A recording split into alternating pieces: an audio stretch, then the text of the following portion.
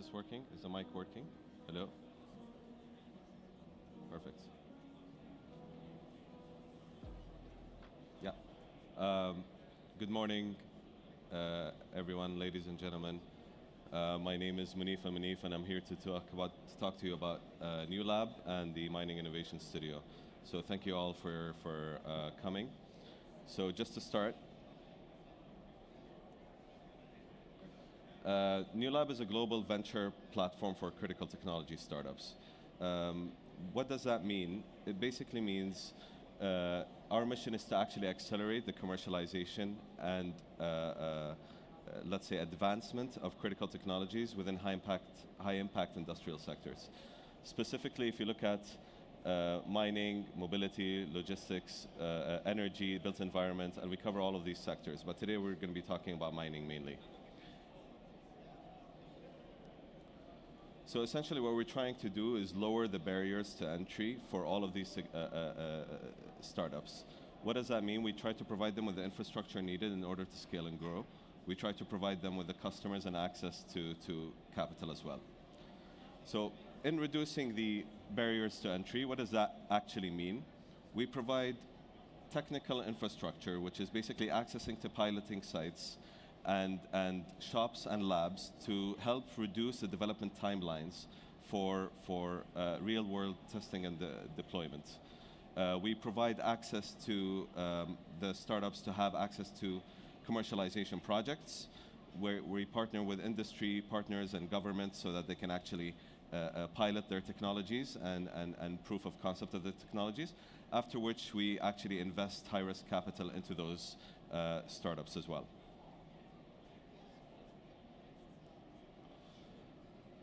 Our model tries to align public and private resources to catalyze that startup ecosystem in strategic geographies.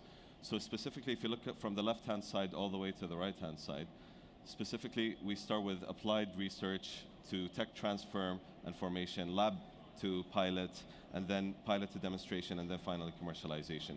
Across all of them, we try to provide several levers for the startups that can actually capitalize on, whether it's blended capital, starting from the bottom to the top, blended capital, access to incentives, policies and regulations, whether that's sandboxes and whatnot, offtake and commercialization agreements, providing the shared infrastructure that I was talking about earlier, and then finally establishing that manufacturing and supply chain for the companies.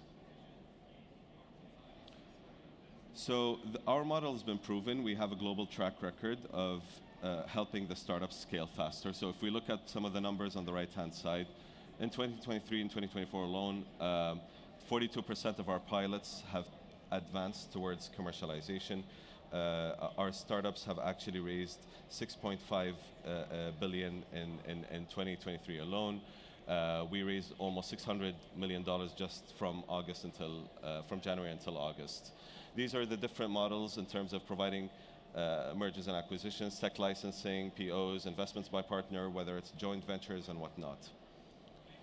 Since 2017, we've launched almost 110 pilots, and our companies have achieved around 32 exits.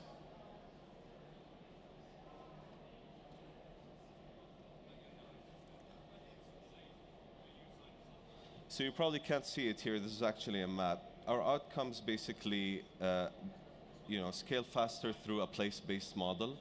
In all of these geographies, whether it's Detroit, we started in Brooklyn, now we have in Detroit, and then currently in Riyadh, we also have in Uruguay. We try to translate everything we do into economic impact, whether that's job creation, establishment, and commercialization. These are some of the technology startups that we've actually invested in. Safe AI, actually, the first one on the left, they're here today. They're actually in our booth. They're at the beginning of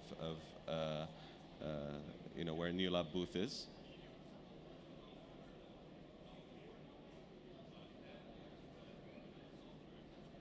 So again, talking about the place-based model, we try to provide access to infrastructure, and that includes labs, shops, machine shops, where the startups can actually work on prototypes, can actually build those prototypes. they can actually go ahead and work on them so that they can come up with that minimum viable product. We have offices, as I said, in Brooklyn and Detroit, Montevideo, and currently we're expanding to Riyadh as well. So in terms of the projects that we actually launched, we've partnered with 60+ industry and government partners across different geographic locations. As I said earlier, we launched over 100+ pilots, where more than 30% have advanced towards commercialization. This is an example of a company called Mythos AI that does port mapping in different ports, and they were doing it in the Port of Michigan at the Port of Monroe. That piloting actually yielded in an $8 million sales pipeline. So in terms of infrastructure, the piloting sites that I was giving an example on the left-hand side, you can see the company Mythos AI doing that port mapping. We try to provide that piloting sites for all startups so that they can actually test all of these things. Partnering with government is also a crucial part in terms of providing that regulatory framework and zone. For instance, in Detroit, we were provided with a transportation innovation zone where we can do pilots across that entire zone on the right-hand side.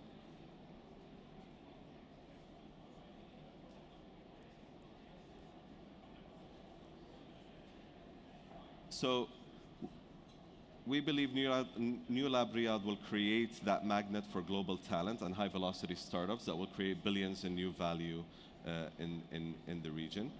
We're planning to focus on several sectors, even though currently, we're at the Future Minerals Forum, we're focusing on mining, but we're definitely going to be looking at all of these sectors moving forward.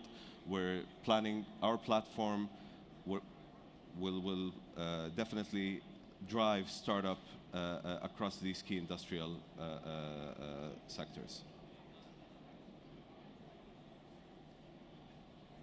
As you all know, as part of the energy transition, there's this unprecedented demand on critical minerals, and that demand is actually driving that imperative for innovation in the mining sector. And we believe that the kingdom has structural advantages that can be leveraged to meet such demand. These are some of the areas that we're going to be focusing on as part of the KSA Mining Innovation Studio. The first part is actually discover and prospect more, which is basically accelerate the exploration identification of mineral resources. Develop and mine better, which is basically increasing the efficiency and productivity of mineral recovery. Operating sustainably across the entire value chain in terms of reducing emissions and whatnot. And then finally, recover, process, and refine minerals. The entire, let's say, processing part of minerals. Stay tuned. There's going to be some announcements in the coming days on the specific part in terms of public-private partnerships that we've developed. Finally, we have these 25+ startups that are being represented here at the Future Minerals Forum. They are where the New Lab booth is, where the red carpet is. Look for the red carpet and you'll definitely find us. So we'd be more than happy for you to come and see and meet those startups so you can actually see the different technologies that they're actually working on. Because I'm a bit short on time, I have to conclude. Thank you all for your attendance and kind attention. I'll be more than happy to answer any few questions you might have on what New Lab does.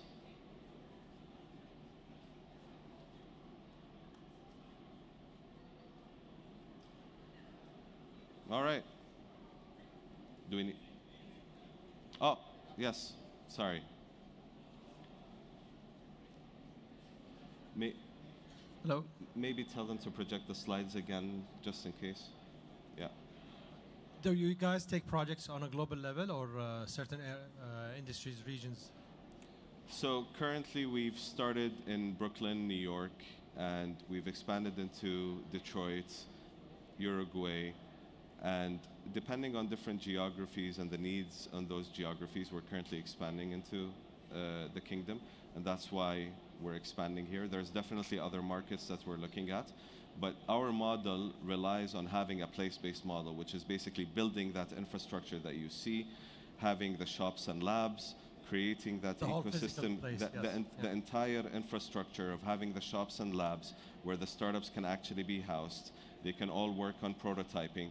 They can all work on piloting and helping those startups accelerate and commercialize. When are you starting in Saudi? Any operation? We've already been here for the past, 6 or 8 months. We're hoping to launch our beta space in this upcoming year in 2025. You started taking projects in Saudi? We're already in partnership with and in talks and conversations with a lot of industrial partners. Yes, we do have a lot of upcoming projects coming up. Thank you. No problem.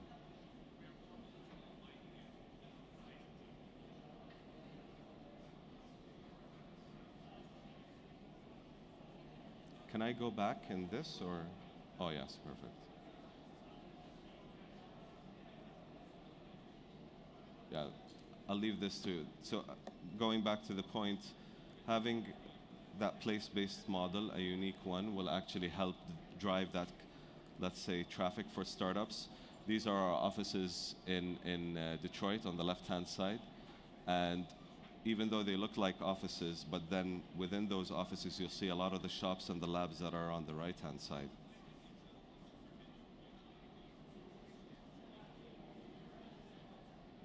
Yeah, hi, this is Sultan from KAICC. Yeah, I would like to ask you about the startup companies. Do you have companies here, startup in Saudi Arabia, or still working? For some reason, I can't hear your question. Look, Yeah, I have a question about startup companies. Do you have startup companies here in Saudi Arabia, or still like in the process of initiate that kind of startup companies? So, New Lab is a venture platform. We try to bring in startups from all over the world, whether in KSA or globally. Currently, we've seen a lot of interest from startups that are coming in from all over the world to come to the kingdom and operate here.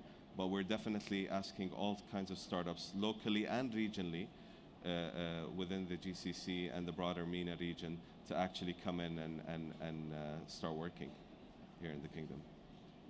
Yeah, no problem.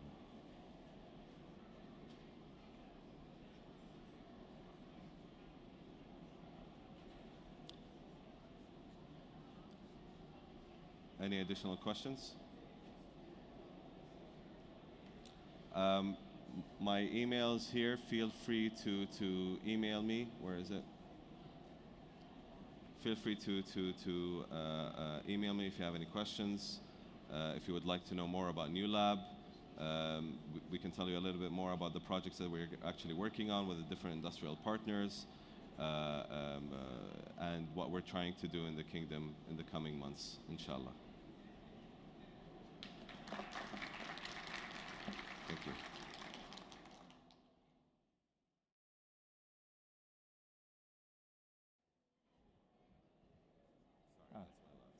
Oh, sorry.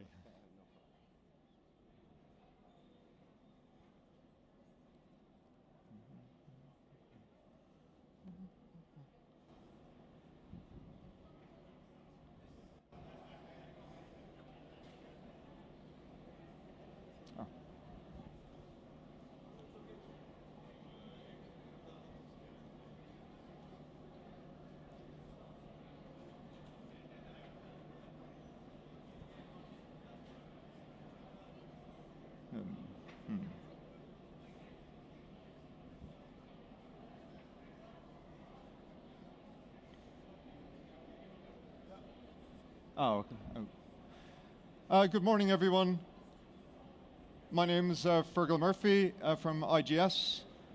I'm going to talk to you about the Saudi Geological Survey Regional Geoscience project, and in particular the airborne geophysics. First of all, I'd like to acknowledge our partners, the Saudi Geological Survey, who are carrying out the work. IGS leads the technical partner consortium And I acknowledge our other partners in that, and also want to acknowledge the airborne geophysical contractors who are acquiring the data, Excalibur and Standard Geophysics. Overview of my talk. I'm going to start with a little bit of background and the context in which this new project started. Talk briefly about the survey methods and the design, and I'm going to show some data examples and show how the data might be used. This is a bit of an overview. I'll go through it briefly. It just sets, it's a summary of the typical exploration process. On the left is where the role of governments come in delivering pre-competitive geoscience data. And on the right is the role of the larger mining companies at pre-feasibility, feasibility stage. SGS is carrying out this project in the context of supplying new pre-competitive data and hence stimulating exploration in Saudi Arabia. So the regional geological survey program has three main components. There's airborne geophysics, geological mapping, and geochemical sampling. My colleague Jordan Gayoso from GTK is going to talk about the geochemistry later. I'm going to focus on the one on the left, the geophysics. Within the overall National Geoscience Initiative, which is part of Saudi Vision 2030, SGS is running this National Geoscience Initiative, and the RGP, Regional Geoscience Program, falls within this. And I spoke about the three components. There's also a National Geoscience Database, which all the data products from the three main data acquisition programs will feed through to. So getting to the geophysics, it's a very large project. It started back in Q4 of 2021.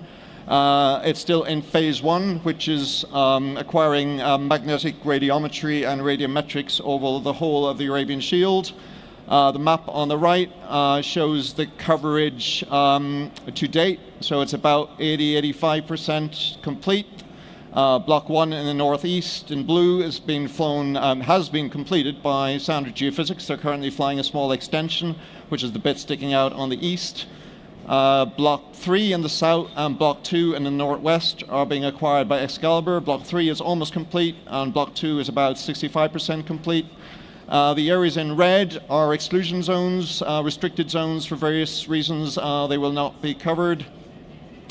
The whole project, phase one, is 2.25 million line kilometers. Its scheduled acquisition and final products are scheduled to be complete by the middle of this year, and it's, to my knowledge, the largest single survey in the world. To date, over 2 million line kilometers have been acquired, 2 contractors, up to 9 aircraft deployed, and almost 12,000 hours of flying, and there's been almost 2,500 production flights. This sets the project in an international context. On the right is a map showing Saudi Arabia, and in particular the Arabian Shield in orange, on the same scale as Australia. Large countries with a strong mining history like Canada and Australia started acquiring airborne geophysical coverage back in the 1950s. Canada, for example, has not yet completed the whole country at 400-meter line spacing.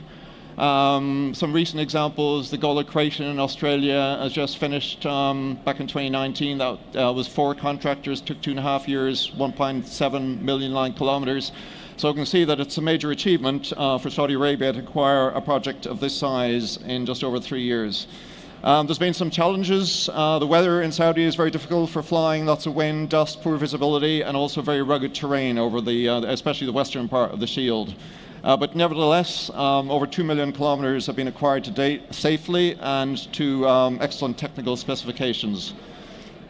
Going back to old data over the Shield, there was legacy airborne geophysics acquired starting in the early 1960s and complete by the early 1980s. This was acquired using the technology of the time. The line spacing was from 500 meters to 2 kilometers. The altitude was 150 to 300 meters, probably higher over areas of rugged terrain. The technology has advanced since this data was acquired, and it's no longer fit for purpose.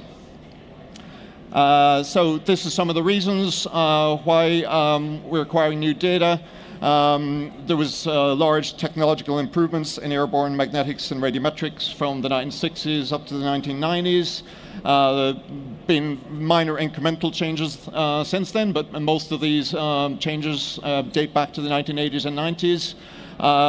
Primarily use of differential GPS for navigation and positioning, greater accuracy, recording rate and sensitivity of the magnetometry instruments, digital compensation for the magnetic effects of the aircraft, measuring horizontal gradients, such as this is an old image, but you can see the sensors on the wingtips and the tail. This helps to apply enhanced gridding and interpolation between lines. Digital data processing, greater emphasis on safety, and of course the final products are now all digital.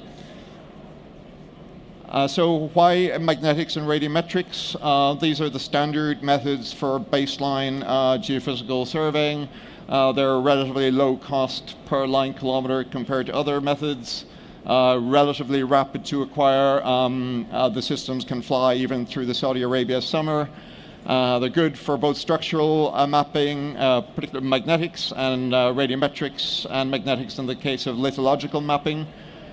They can be flown on the same aircraft, and they meet the key objectives of this project, which is to acquire a set of baseline geophysical data to support the geological mapping project, and importantly to stimulate exploration activity, and of course to foster geoscience research and skills development in the kingdom. So all these advances in technology that we looked at enable much higher resolution magnetic and radiometric data to be acquired nowadays compared to the legacy data. So it's in this context that the project started.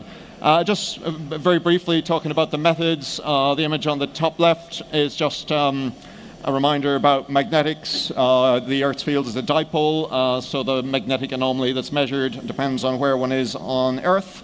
And typically one applies a transformation from the recorded data to a grid and then to what's called a reduced to the pole magnetic map, which makes it easier to interpret and focuses the anomalies over their causative source.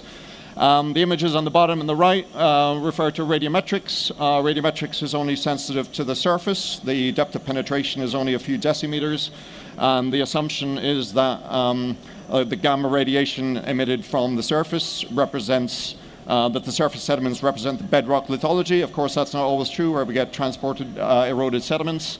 But typically over, especially the plutonic structures in the seal, we get very nice radiometric signatures that reflect the bedrock. A bit about survey design. So we choose a line spacing of 300 meters for the project. With the tie lines, so that the main survey lines are running in the northern two blocks, running northeast, southwest. And in the south, running east-west. This is so the lines are running roughly orthogonal to the geological trends. As I mentioned, the systems are measuring gradient, which allow enhanced imaging and enhanced gridding, and gives better resolution data, especially offline. The data is suitable for interpretation at 1 to 100,000 scale, but it can actually be pushed down to about 1 to 20,000 scale. The survey height is 60 meters nominal, but of course where there's rugged topography, the pilots have to fly much higher than this. And some areas along the western escarpment, the radiometric data is missing because the plane was too far above the ground, and there are some gaps which were always expected. The airports are shown in red. As you can see, there's a limited distribution of airports, so sometimes the survey acquisition becomes quite tricky, and the pilots having to fly a long ways to get data. The line spacing is obviously a trade-off between cost and requirements, so the 300-meter spacing with radiometry measurement allows essentially one to replicate more or less what would be acquired with 200-meter line spacing and a single sensor. A bit about quality assurance, quality control. IGS and through the technical partner, we're hired by SGS to carry out independent quality control on the project. Just a reminder, a difference between quality assurance, which is essentially the written specifications. It's everything that goes into the contract and subsequent memos to provide the clarifications. This is the reference benchmark on which the data will be evaluated, and the quality control is the assessment of all the data produced by the contractors against these tolerances. And all of the data produced on the project has gone through quality control by the technical partner. The data products include grids, geotiff images, line database maps, and GIS packages. So far, some of the magnetic data grids have been loaded up to the National Geoscience portal. One can download these. The image on the bottom left is a screen capture of how the NGD portal looks. And you can get data for quite a few areas already. The image on the right shows what you will find on the portal by the end of this week. There will be a new data launch this week.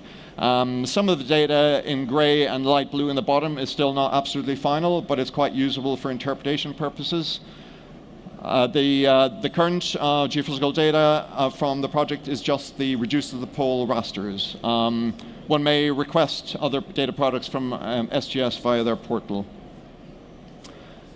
Just a quick note about if you decide to download the data, you should be careful to apply a suitable color scheme, a color stretch, and there's lots of different ways to look at the data, and not all software shows you the most suitable color schemes.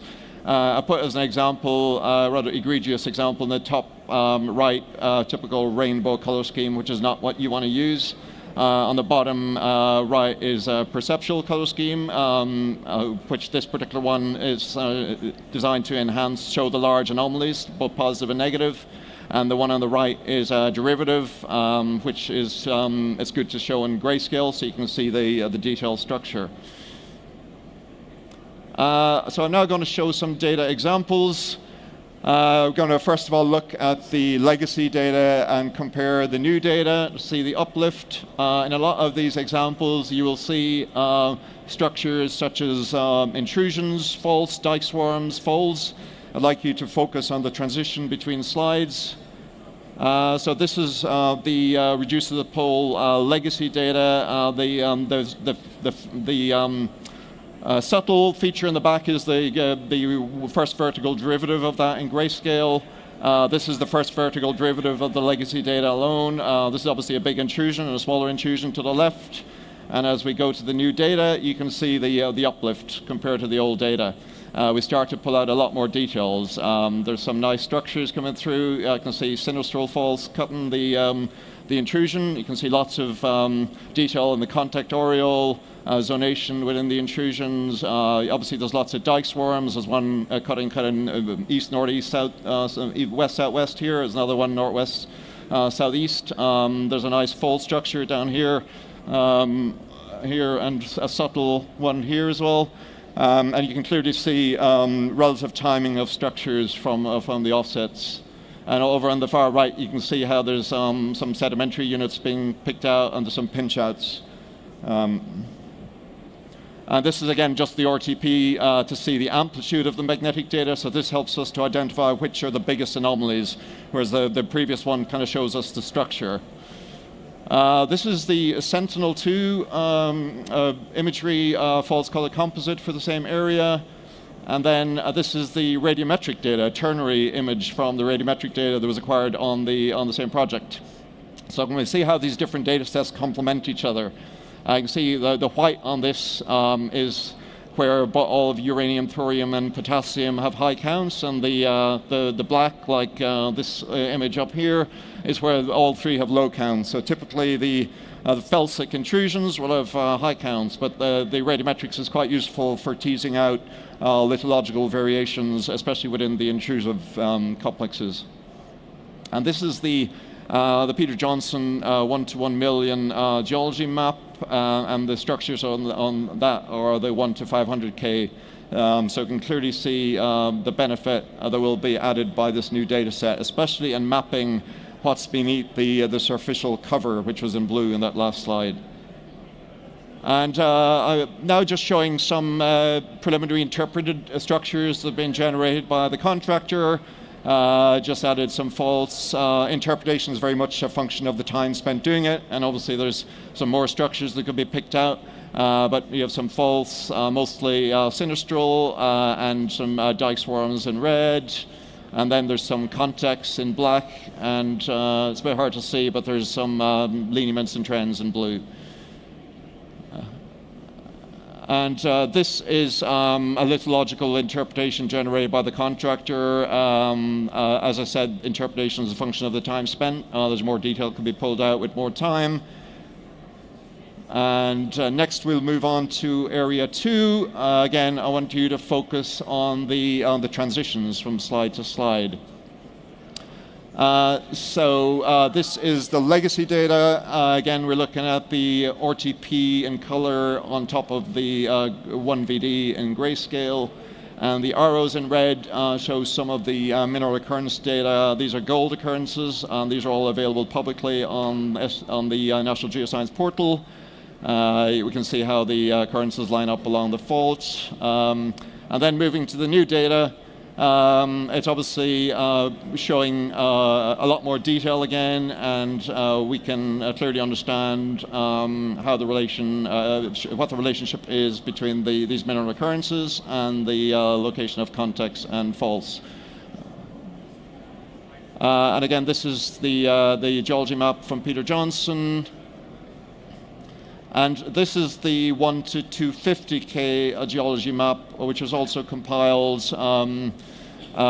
back in the, I think in the USGS BRGM days, and around the time that maybe it's been updated since. But this was mostly focused on the superficial cover. We can clearly see all the Neogene quaternary cover in the middle in yellow. And then we see how the magnetic data is really illuminating the buried structure and giving us new information. And a few slides, I'm going to show the area in red in a bit more detail. Again, I just want to note the difference. This is the contractor interpretation of the lithology and structures. Again, it's always going to be a work in progress. And this is the radiometric data for the same area. The large area in red are transported sediments, red indicating they're very high in potassium. This probably reflects their origin from some of the more felsic units. And the whole area on the left is relatively low counts, a lot of black, reflecting more mafic composition. And we can see how there's some like intrusions that have very high counts in white, and there's also some structures like this one here that look like an intrusion with very low counts. So we can see how the radiometric data is really helping to map the lithology. And again, this is the sentinel data, and again, you know, sometimes it correlates with the radiometric, sometimes it tells us different information, so it's always good to look at all these data sets together and integrate them in carrying out any interpretation. So next, let's zoom into that red box. So I'm showing you this at what would be a 1 to 100,000 scale. And again, the same mineral occurrence data. We're looking here at what we call the first vertical derivative. So I typically use this product a lot for looking at the structure. But one can look at other higher order derivatives which show a little bit more detail. So if you're mapping structures in a lot of detail, you want to use all the different derivatives.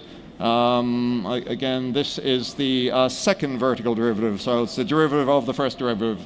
And we see how there's more detail being pulled out. And again, I'm just overlaying the contractor-generated interpretation, but there's obviously a lot more detail that one can pull out of this. And this example here is what's called the tilt. And this is a very useful contact mapper. The areas in white reflect the location of contrast, i.e. magnetic differences in magnetic susceptibility across faults and lithological contexts, etc. So this is quite a useful product for locating edges. So in conclusion, so a new magnetic and radiometric data set has been acquired in just over 3 years. Acquisition is ongoing, but the acquisition will finish in the next few months.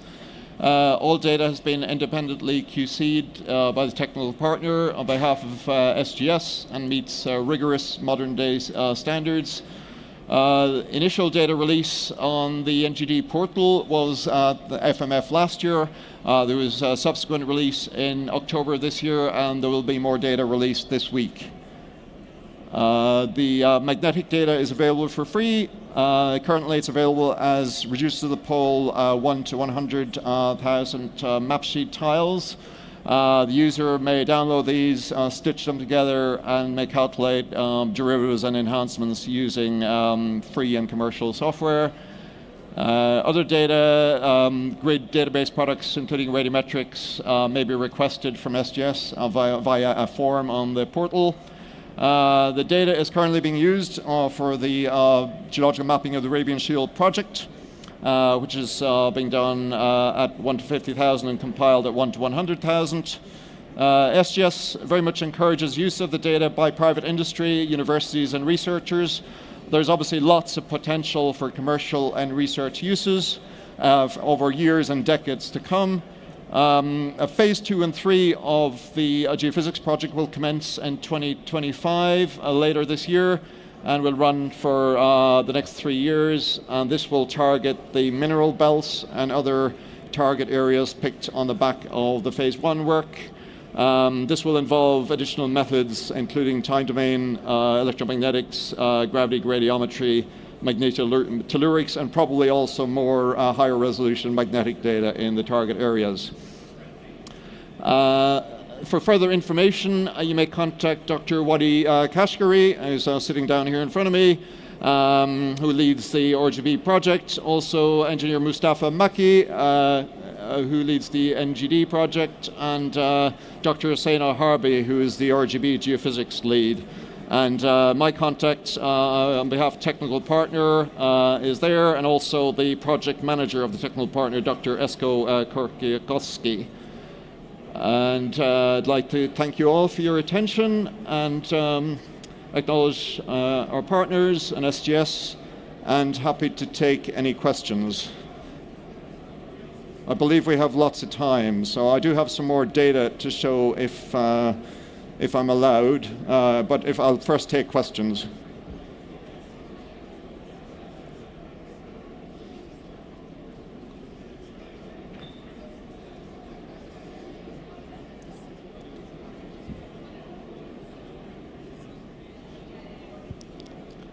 Thank you so much. I'm Ziad Al-Bashir from the Center for Industrial Revolution and KAICC.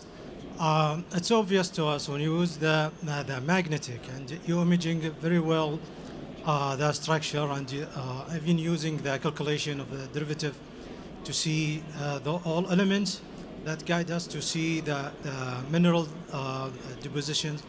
But in terms the big picture that we need to see or increase the level of the confidence to see the minerals, what exists over there. Are you going to use in future, or like pilot studying exist at each block to show the type of minerals that exist over there? This is one thing.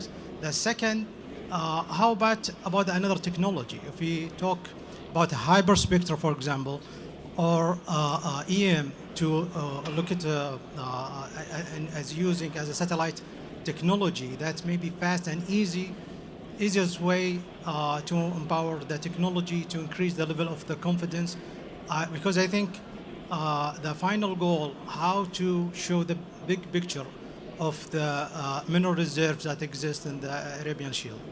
Yeah, for sure. Obviously, this project is just one piece in a larger jigsaw, and our main job is to ensure that this data set is fit for purpose. We're not the end users of the data set, so our core responsibility is to acquire this data on behalf of SGS and ensure that it's fit for purpose, so that other people can use it. And I know that SGS has plans to develop a data analytics center, and all these various data sets will be used in the future. And I didn't mention, but of course one can apply to this data and all sorts of edge detection and machine learning techniques, and one can integrate all the different data sets. You mentioned hyperspectral, for example. Satellite hyperspectral is being used as part of the geological mapping program. So, and along with this geophysics. So the mapping people are using hyperspectral, the geophysics, and the existing geological mapping data, the legacy data, to prepare preliminary field maps before they go out into the field to do the detailed mapping. And of course, this data can be used for target picking. But there's phase 2 and 3, which will require new data at higher resolution and different types of geophysical data. I mentioned EM and magnetotellurics and gravity gradiometry. But of course, if a private company wants to do exploration in a particular area, they may decide to do their own survey work at a tighter line spacing on the back of this data set. For example, gold exploration people may want to do survey at 50-meter line spacing. Those faults I showed, obviously this data is really good, it's a big improvement, but it's probably not quite sufficient in itself if you're looking for structural gold. And obviously there's the geochemistry data as well. My colleague Jordan is going to speak later about that. There's 90,000 geochemical samples which have been taken over the whole of the Arabian Shield, so that provides a baseline data set for acquiring new geochemistry data. So it's very much about the integration of all the data sets.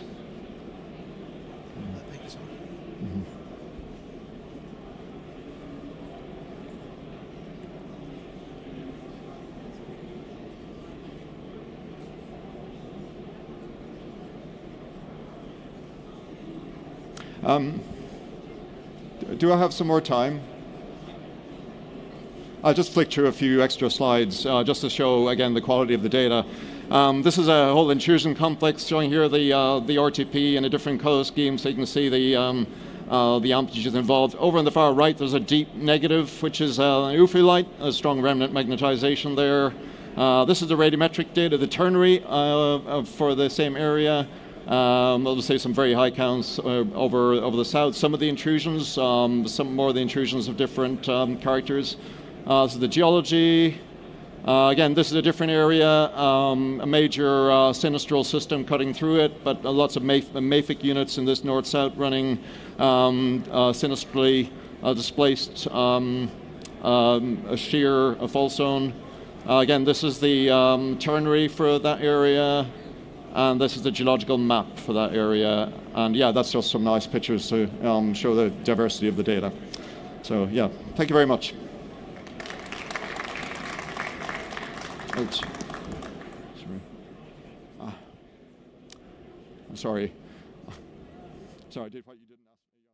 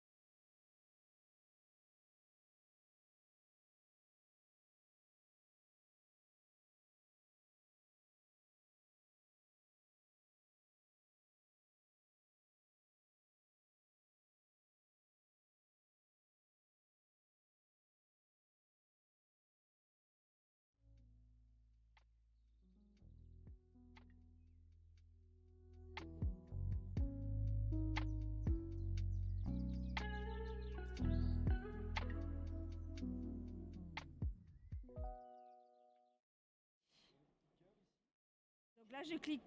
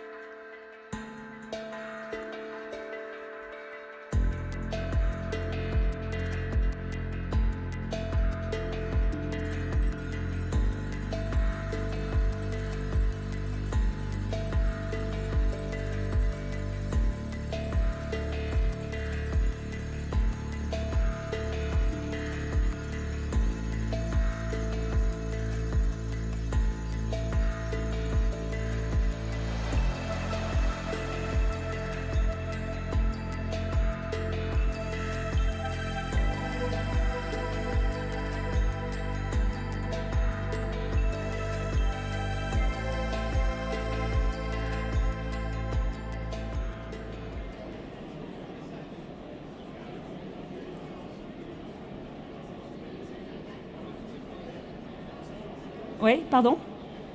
Ça, c'est pas ma présentation.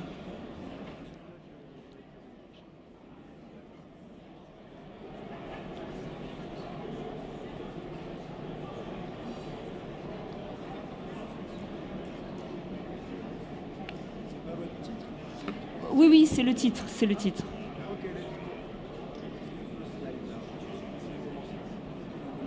Et donc quand je... Okay, great, excellent. Good morning, ladies and gentlemen. It's my pleasure to be here today. I am Sophie Zurkia, and I'm the CEO of a company called Viridian. To make it confusing, we changed our name last year to Viridian. We used to be CGG, Compagnie Générale de Géophysique, and so we're a geoscience company, and we've been actuating in the oil and gas sector for more than 90 years, actually 94 years to be exact. So we've got a great deal of expertise in geoscience, and I'm here today to show you about how we can translate or we can reuse that expertise from the oil and gas and applying to the mining sector. Okay, so I've mentioned that Viridian is an advanced technology company.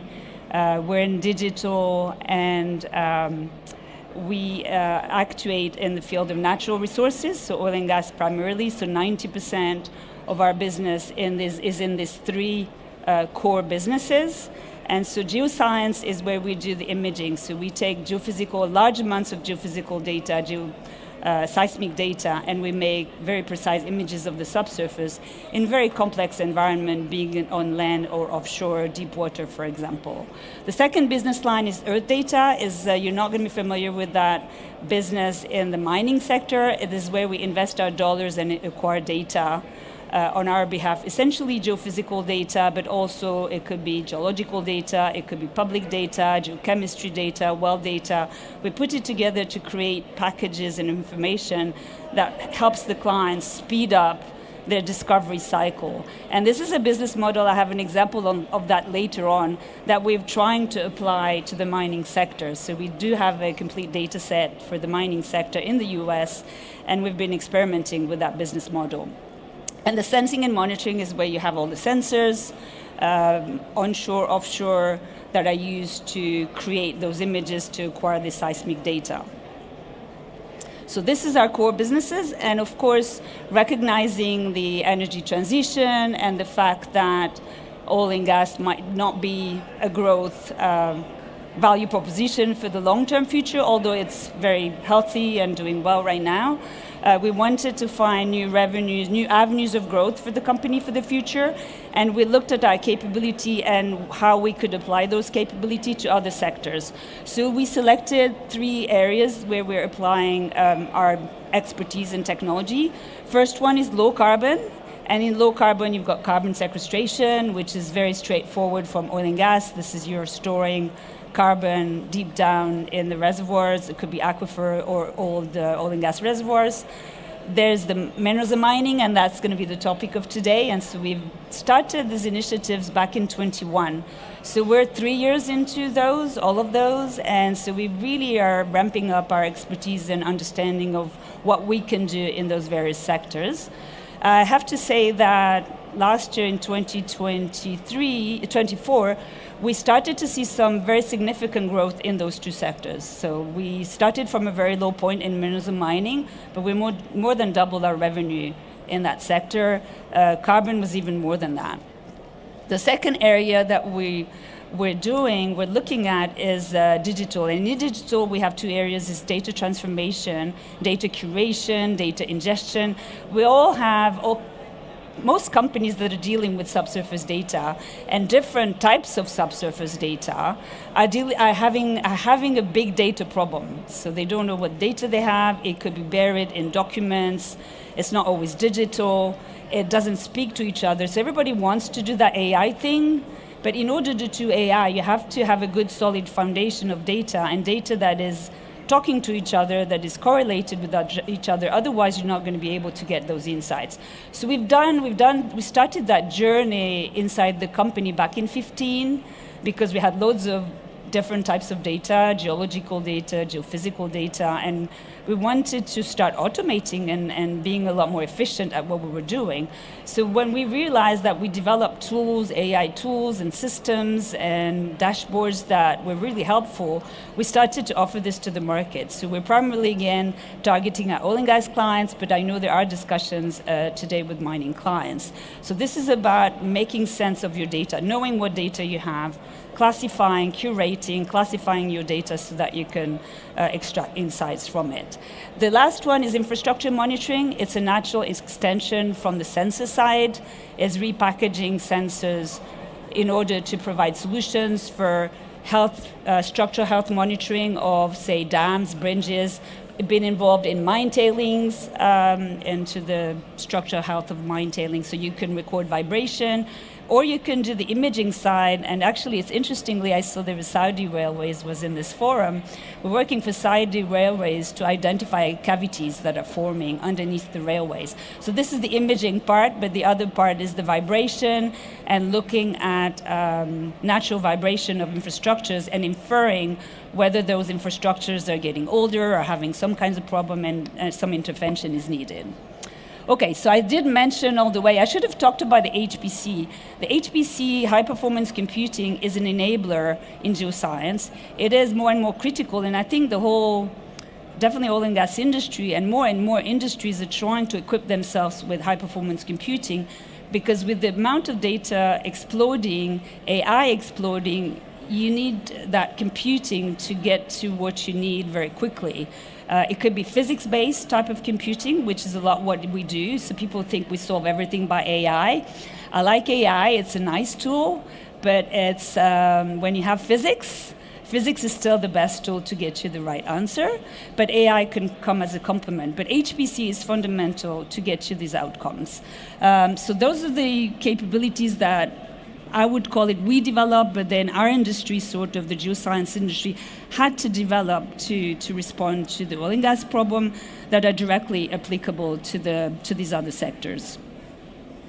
That's the data. We have all kinds of data that we own, or technically that we have the right to market.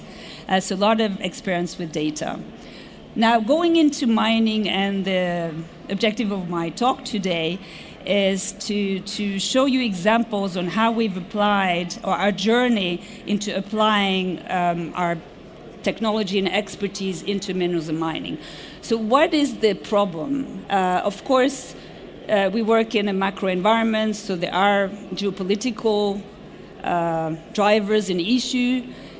If you look at the industry itself is faced with the oil quality declining. Very similar story, I always refer to the oil and gas, but for the old timers in the oil and gas, some of them are here. Same story, that the easy oil was over decades ago, and more technology was required to be able to get to the next step. And similar story in minerals and mining, so oil quality is degrading, so better characterizations needs to happen. Exploration success is declining, and cycle time is increasing, which seems to be counterintuitive, that now with all the efficiency tools that companies have, that actually when you look at the numbers, the cycle time is increasing. Okay, said differently, geoscience and new technology is required to address these challenges. I should have mentioned here on that slide, there are different ways that the industry is responding to those challenges, including recycling, etc., buying companies. But really what we're talking about here is that bottom one, new technology and business models.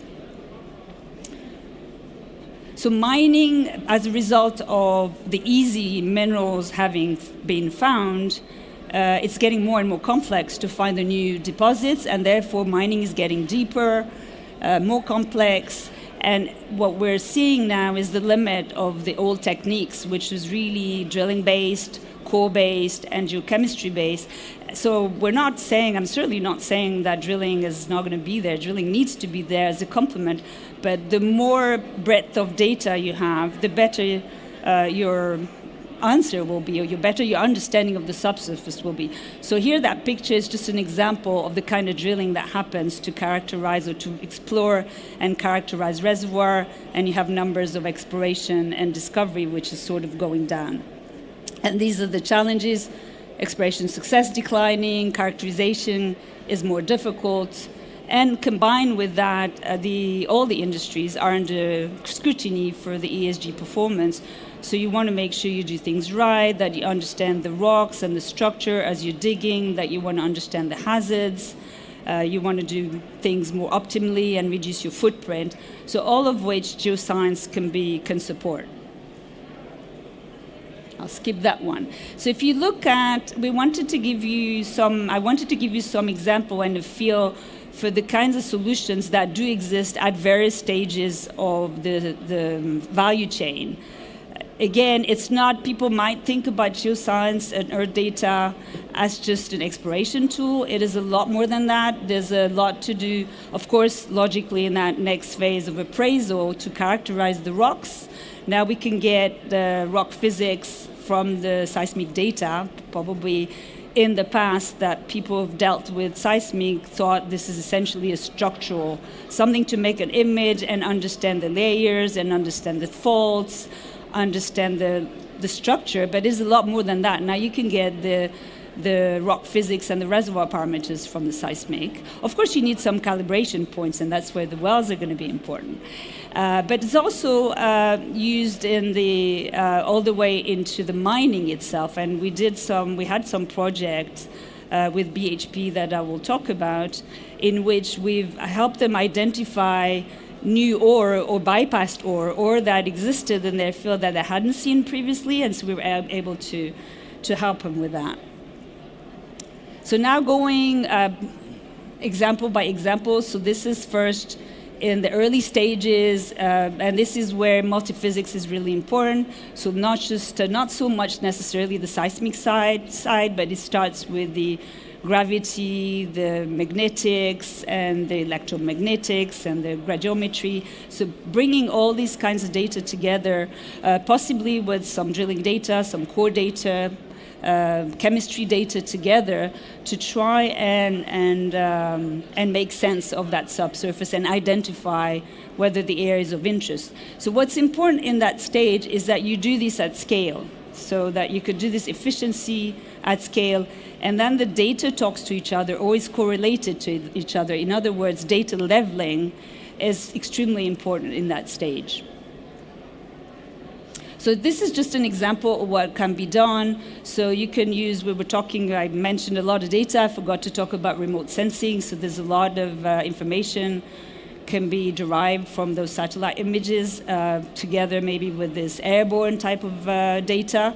And you bring it together, you could do spectral geology and start to get a view or first view of the surface layers, and do quite a lot of interpretation from that. We have an example where mineral mapping was done over the entire Arabian Shield with that kind of technology. The other example I mentioned earlier was our Earth data example. This is our data library. So we invested our dollars in North America to create what we would consider a best-in-class geoscience data sets, so that the mining company could go running and really shorten that cycle. Because if every company does it, so this works really well and is a very well-established model in the oil and gas industry. But in the mining sector, it was sort of new, and we said, why not try it and see how it works? US is very conducive because there's a lot of different players, so it's a multi-client model, so we invest and we sell the same data sets to different clients. And that's what we did. So we did it in large scale. We had the GravMag, gradiometry, airborne. We combined it with well data. We combined it with all data that was available together, and then made it in a consistent manner. So if you see something on one of the data sets, we could start looking at what it looks like in the other data sets and see whether that makes sense. So you get these levels of confirmation from the various data sets that are correlated with each other. Now, going into that sort of appraisal, planning and development, that discovery to mine operation can be over 15 years. In the oil and gas, in our core sector, in the oil and gas industry, typically you'd have 20 plus years, 20 to 30 years between discovery and first oil. Now, this has been the name of the game in the oil and gas industry. How do you get it shorter? And now some of the clients, ExxonMobil in Guyana, for example, got it down to 7 years. So that 15 to 20 years that used to be now is gone down to 5. How do they do that?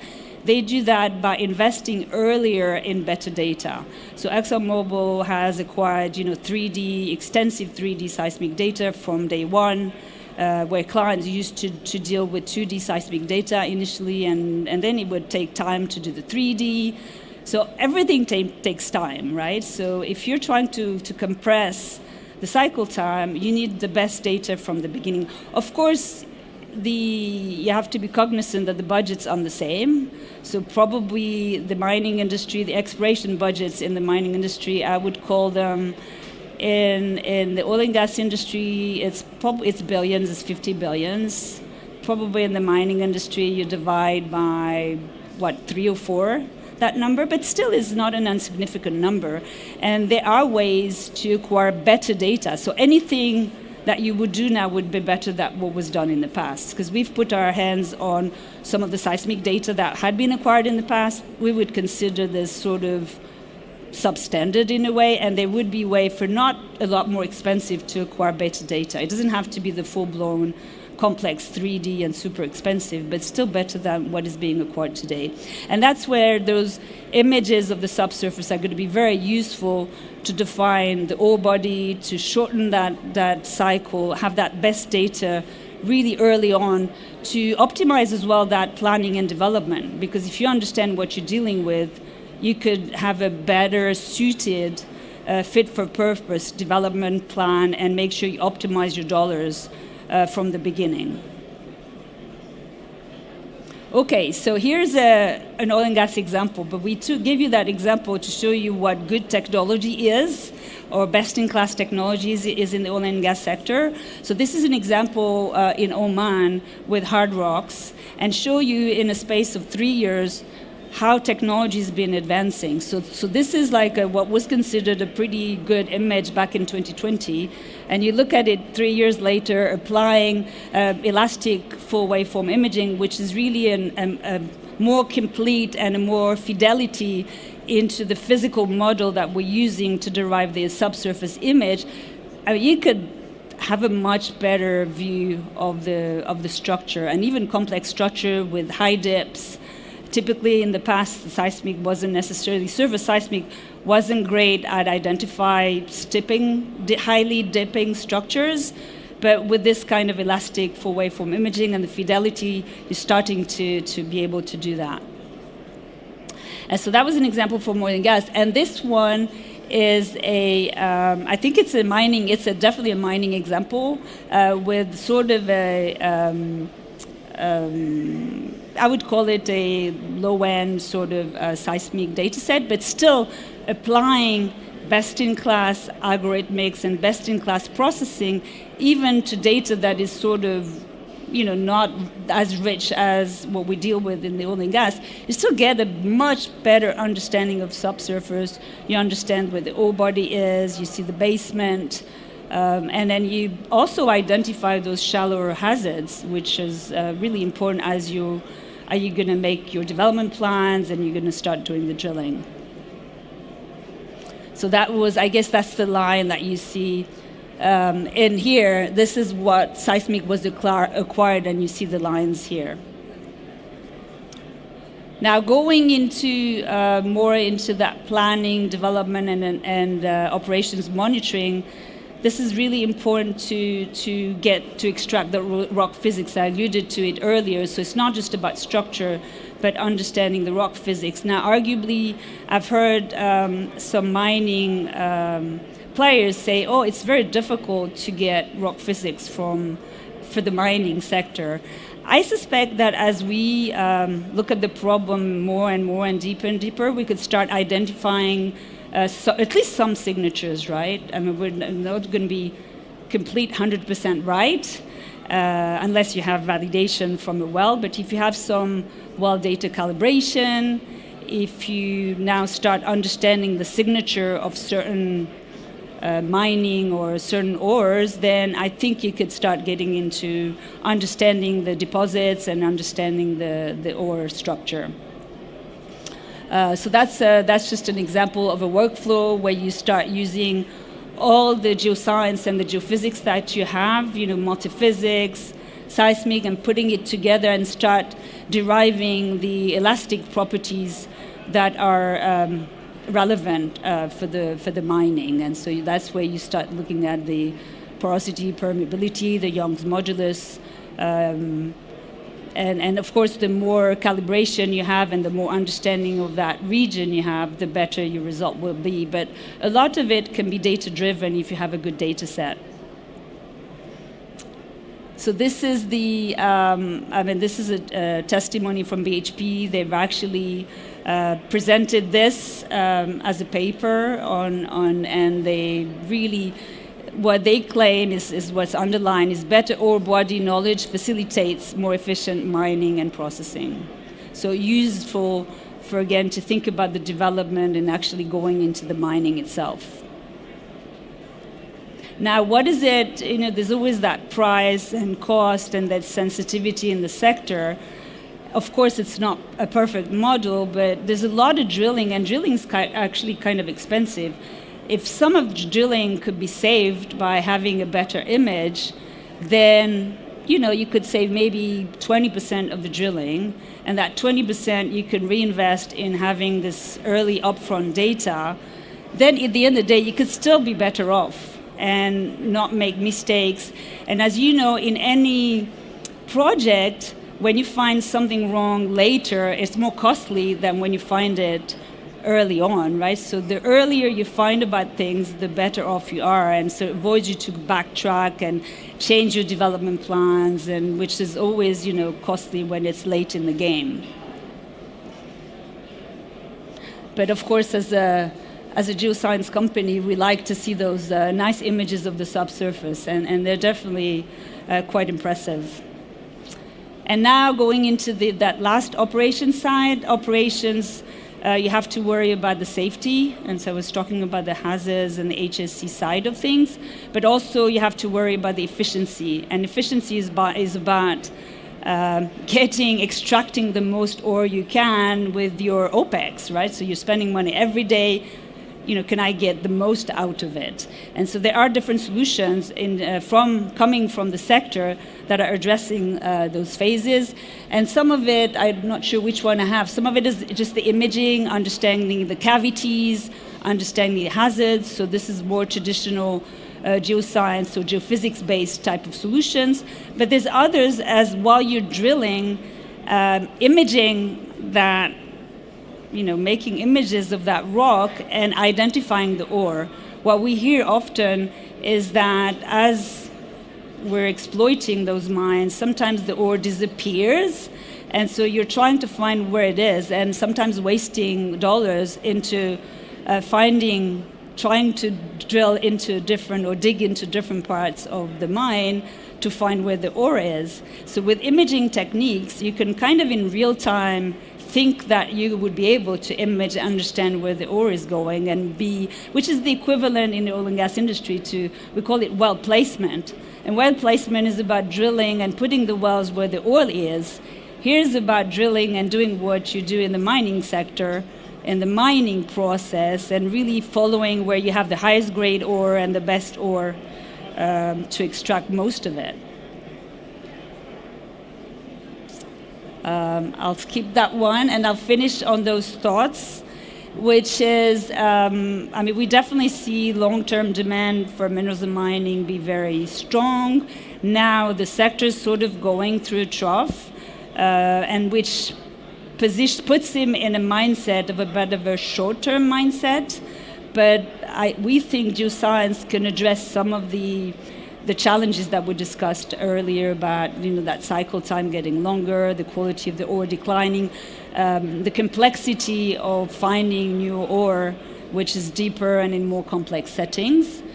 Didn't elaborate too much on the data transformation, but that industry is dealing with a lot of data, the same as the oil and gas industry, and therefore having that data ready, talking to each other, de-siloed. Typically data is quite siloed, so connecting the data to each other, applying AI techniques to validate your thoughts, your geological thoughts, with different data sets is quite critical, and so data techniques and data transformation, AI can really help with that. And I think we do think, and that's why we're focusing on the minerals and mining, that definitely this is going to continue to develop over the years. And as we work with clients, that we'll be able to develop better suited solutions for the sector. But in general, I think our sort of geoscience industry has a big role to play for minerals and mining. So we'll look forward to it.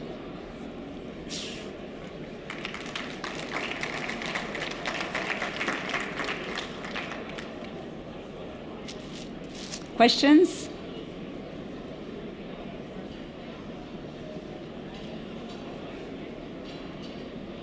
Clear? All right, I'll just, there was one. It was an excellent presentation. Thank you. Very insight about various aspects of data. My question to you is, as you have been saying that you acquire these data, you have been acquiring these data for American companies. Is there any plan to do something similar in Saudi, or is it going to be need-based, client-based data acquisition? So it's so in general, when we do this in this model, this multi-client model, we put a project together where we feel multiple clients are interested. So you do need an environment in which multiple clients can play, can acquire land and access resources. So I'm not as familiar with the environment here, but for sure the environment in the U.S. is exactly that way. It's very easy to access the land, and there's a lot of clients, and because of the security, right, national security, there's a vibrant mining ecosystem over there. So that was a sort of a natural place to test a new business model. I have to admit and say we're looking for those clients. So right now, we're probably crossed the 50% funding for the project. So we invested X. So far, we sold to multiple clients, probably 3 or 4 clients, and we're about recovered half, which if I compare to the oil and gas industry, at the same stage, I would be probably 70 to 80% recovered. So it's the economics for us, of course, it's a much lower investment compared to the oil and gas industry. But we're testing the model, so we're pretty open to doing it in other parts of the world, provided that you have that ecosystem of clients. Or we could do it, sometimes this happens in a different way. We work with one client and they take the lead, so that client will invest. We don't invest, they invest, so they create that data set, and then they sell it to their partners.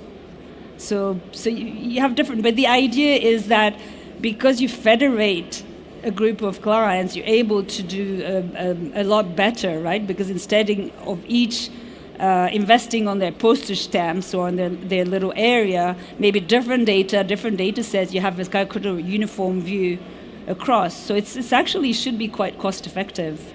But what we find is that, our clients were not super comfortable with the model, very secretive. There's like, do you mean like my competitor can have access to the same data? They can, if they pay.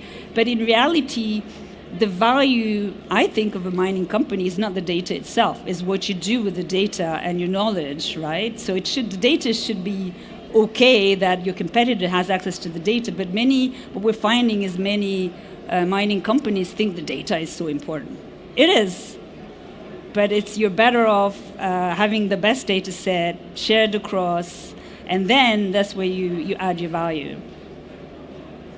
Just to add to this, since it's more local, so in the kingdom, do you gonna put a team of experts who have local knowledge of geology? Yeah. Or local? Absolutely, because yeah. Reinterpreting data with respect to local knowledge is critical in this? Absolutely. No, we do recognize the importance of local knowledge. So we have a team on the ground, and we have a partner that in the kingdom that we'll be working with. So no, we do recognize, and so this is something we're familiar with because we need to work locally, and we need to work as a team with our clients as well, because clients have been doing this forever in their country and they know it better than us. But we bring the technology, they bring the local knowledge, and you put it together, it's very powerful. Thank you.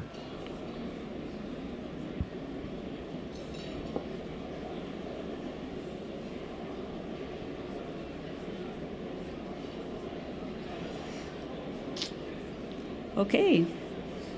I'll keep in mind that I was so clear that I had no questions, or one question only. So good. Thank you very much. I appreciate it.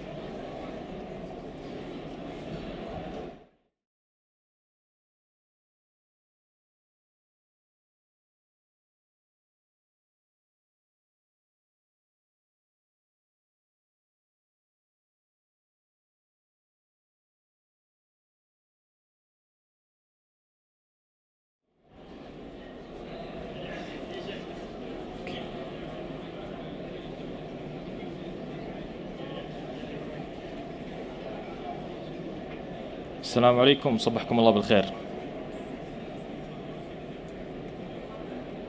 My name is Ahmed Rida. I am an assistant professor at King Abdulaziz University. I spent the last 5 years at Adelaide University in Australia working in developing in-situ rubidium strontium dating method in the triple quadruple inductively coupled plasma mass spectrometer. A lot of terms. You're probably wondering about all of them.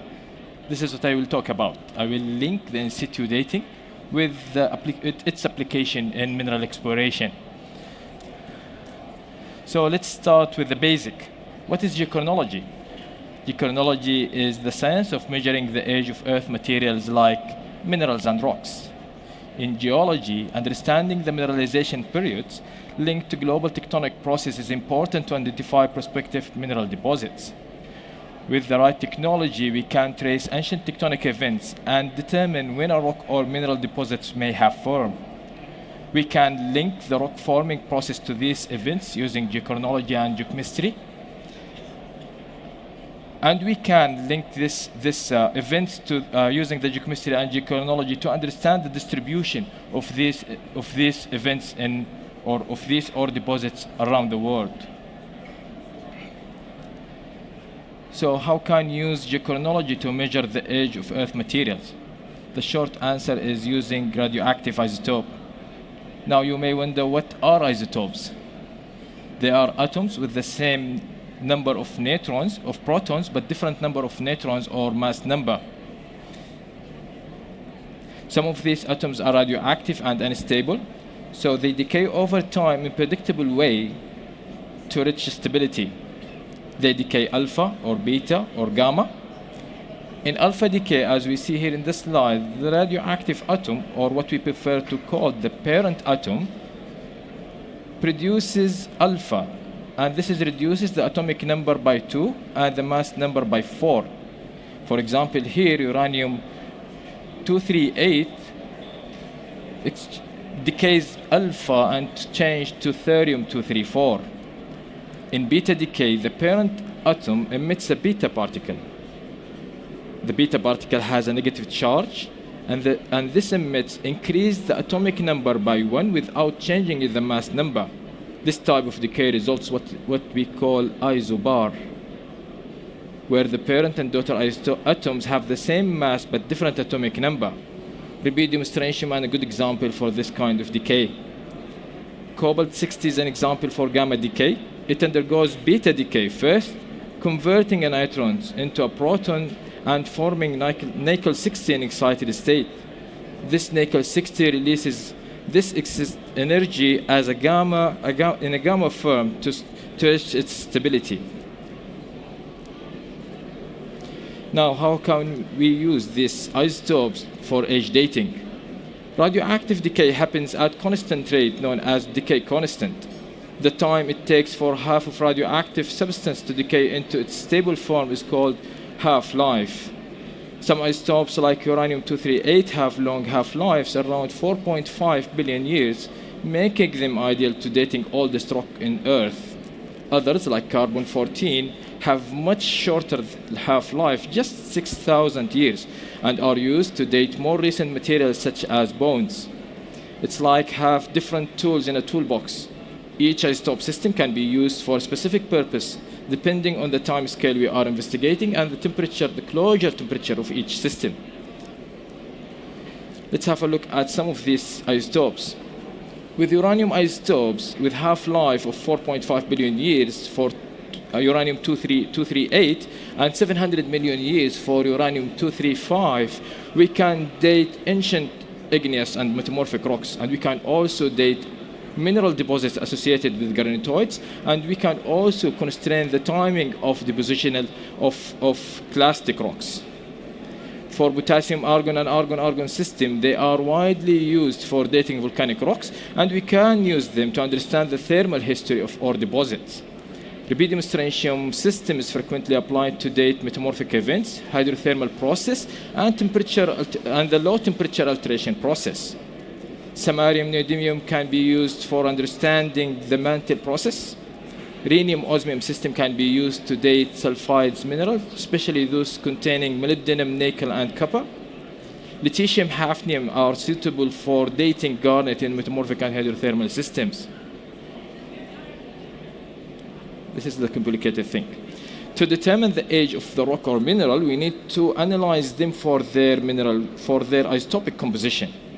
And we can use this composition in these equations to calculate the age. I will skip this complicated math. Just remember this. To get the age of the sample, we need to analyze their isotopic composition. So we need precise measurements of these isotopes, and we can do that using the mass spectrometer, or what we call mass spec. The mass spectrometer works by identifying or measuring atoms or isotopes based on their mass.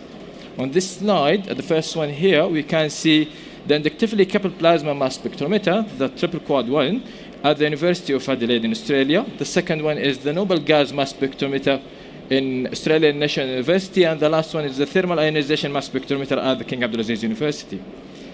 The ICBMS shows here is the advanced version of the single quadruple inductively coupled plasma mass spectrometer, and this is a cutting-edge instrument equipped with a reaction cell. We will talk about this one shortly. Probably in the industry, the most popular one is the ICBMS, the single quadruple ICBMS, because it's used commonly for geochemical analysis for major and trace elements, and also for in-situ uranium-lead dating. Remember this, the mass spec relies on the atomic mass number to distinguish between isotopes. So if we have two isotopes with the same number, the mass spec cannot distinguish between them. This issue is known as isobaric interference. When we are working with beta decay system like rubidium strontium, rhenium osmium, lutetium hafnium, we will face this issue. For this reason, the ICBMS is not ideal choice to analyze these isotopes.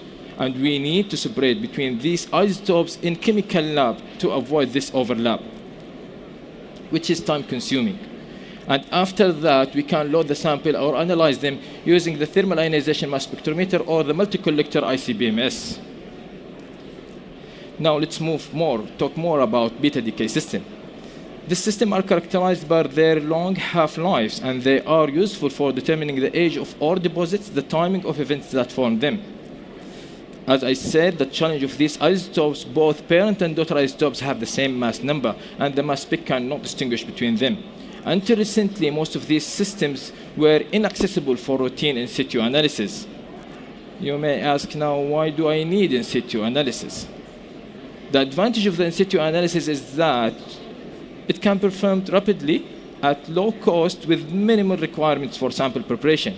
Sample can be introduced to the machine in solid state rather than the liquid state, and also we can constrain the age zonation within the single grain. We can understand the textural relationship between the mineral phases, and we can also target larger grains with minimal risk from isotope disturbances, and we can avoid inclusions, and other source of contamination can exist in the sample.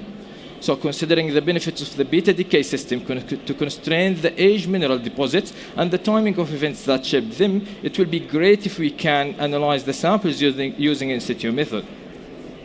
The answer for that, or the solution for that, is the triple quadruple inductively coupled plasma mass spectrometer. This advanced version of the single quadruple inductively coupled plasma mass spectrometer, ICBMS I would say from now, is equipped with a reaction cell placed between two quadruple. This is the first quadruple, this is the second quadruple, and the reaction gas is placed between them. What is the function of this reaction gas? We can fill this reaction gas with different kind of gas, and we can perform the chemical separation of beta systems isotopes online within the machine with no need for chemical lab. To do that, we need to link the machine into a laser ablation system. And the laser ablation system can be used to target the phase of interest with a laser beam, and the diameter of that laser beam can go down until 70 micron for rubidium strontium method and until 30 micrometer for uranium lead method. The laser beam will hit the sample surface and generate aerosol, which will be carried out into the instrument. And in the instrument, the aerosol will pass the first quadruple, and we can set the first quadruple to eliminate certain masses like 103 or 102 and allow the rest of them to go inside the instrument. When for example, here we have rubidium and strontium passing through the first quadruple. In the second phase, which is the reaction cell, strontium will react with the nitrous oxide, which we fill it in the reaction cell, while the rubidium will not react. So we can detect rubidium on mass and strontium on mass shifted as strontium oxide, and the mass of strontium oxide is 103. For this reason, we exclude 103 mass from the beginning, so it wouldn't interfere at the end of the system before the detector.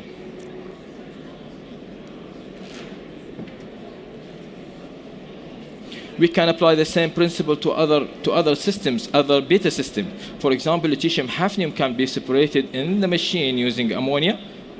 Rhenium osmium can be separated using methane. And potassium calcium can be separated using SF6. And we need to mix it with helium and hydrogen to avoid the interference with argon, which is the source of the plasma in the instrument. Now let's take you to a real case study to see how we can use in-situ dating, in-situ rubidium strontium dating, to determine the age of the key events that shape Jabal al-Abla. So Jabal al-Abla is a known ancient gold mine site located in the southeastern part of the Arabian Shield, and specifically in Shwas Belt. And the Shwas Belt is intruded by a diuretic unit, and the entire region has been affected by a major structure called Farwa Shear Zone. The diuretic complex showed here, it's called Abla Shwas Ploton. It's intruded by several granitoids, shown here in red, and Abla pegmatite is shown here in blue. Closer look at Jabal Abla. It's composed mainly of pegmatite, and this pegmatite is composed of feldspar, muscovite, and quartz. The mineralization is associated with the alteration zone within the pegmatite, and these alteration zones are closely linked to the quartz veins. In the left side in the photo, on the left side, we can see the horizon zone at the top of the pegmatite and the quartz veins. We collected sample from this exposure for rubidium strontium dating for two reasons. We wanted to constrain the timing of the crystallization of the pegmatite and the timing of the alteration event. The analysis were conducted using the Agilent 8900 ICP-MS at the University of Adelaide, linked to this laser system. Here you can see the sample holder of the sample systems. At the top is our samples prepared as thin polished section. And this is the advantage of the in-situ dating. We can analyze the samples directly in solid state with no need to dissolve them as a traditional way. At the bottom here, we can see the standards or the reference materials we used for calibration and quality control. We investigated these sections under the microscope, and we noticed that there is two distinct phases of muscovite. The primary muscovite is shown here in figures A and B. The secondary muscovite is shown here in figures C and D. For the primary muscovite, it found in pegmatite and the horizon away from the alteration zone. These crystals are typically large, eohedral to subhedral, while in the secondary muscovite were found in the alteration zone appeared as the small subhedral to anhedral crystals. We also generated chemical maps for these muscovites using the scanning electron microscope equipped with the XRF to investigate the chemical differences between these phases. The elemental map showed that here at the bottom, the primary muscovite has higher iron content compared to the secondary muscovite. Here is the result of the age dating. We dated the two phases, and the primary muscovite yielded age ranged between 336 and 636 and 611 million years. The secondary muscovite yielded younger age ranged between 608 and 598. To get it clearer, I calculated the single بسم الله الرحمن age for الرحيم each 1 2 analysis 3 from the previous isochrons and بسم الله الرحمن put them here الرحيم in 1 this 2 box block. 3 As we can see at the bottom here, this group is representing the primary muscovite, and it's older than the secondary muscovite presenting in the above group. بسم الله الرحمن الرحيم From this case study, we can see how in-situ dating is a powerful tool for determining the age of at the microscale. So from that slide, we saw that the primary muscovite likely preserved the crystallization time of the pegmatite. Meanwhile, the secondary muscovite preserved the timing of the alteration. بسم الله الرحمن الرحيم وبه نستعين. So this is one of the advantages of the in-situ dating. We have measured these ages at microscale, and this allows us to determine the age of mineral deposits and the geological events that shape them using diverse set of isotopic system. Unfortunately, despite its potential, there is currently no geochronological lab in the region can offer this advanced dating method.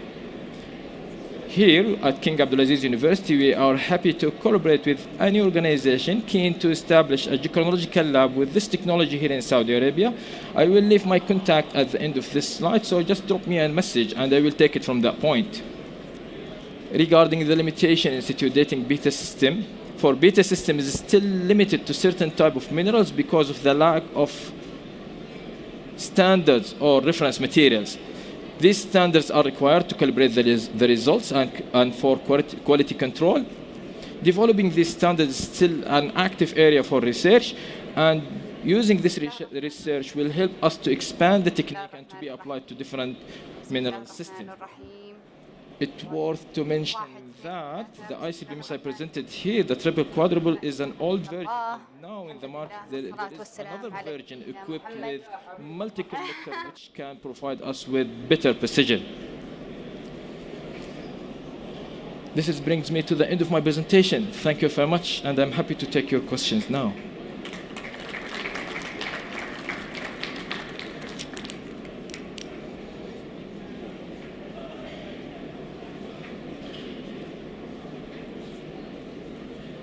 Okay, no questions? Yes, go ahead.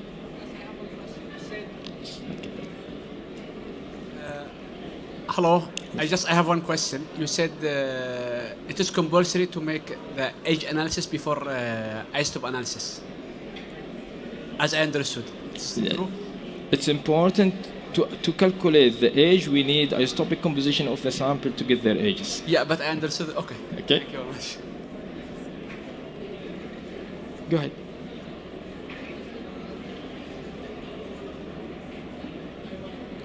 Great. I just wanted to mention at KFUPM we have a laser ablation high resolution ICP-MS where we can do Single quadruple or triple single quadruple? quad. Yeah, this one is commonly used like for uranium lead zircon, but we cannot use it for beta decay systems. Yeah, sure. Yes. It's true. And happy to hear that you have it in KFUPM. Yeah. Thank you. All right, thank you very much. And feel free to contact me if you have any other questions. Thank you. ترددوا بطرح الأسئلة إذا كان لديكم أي سؤال.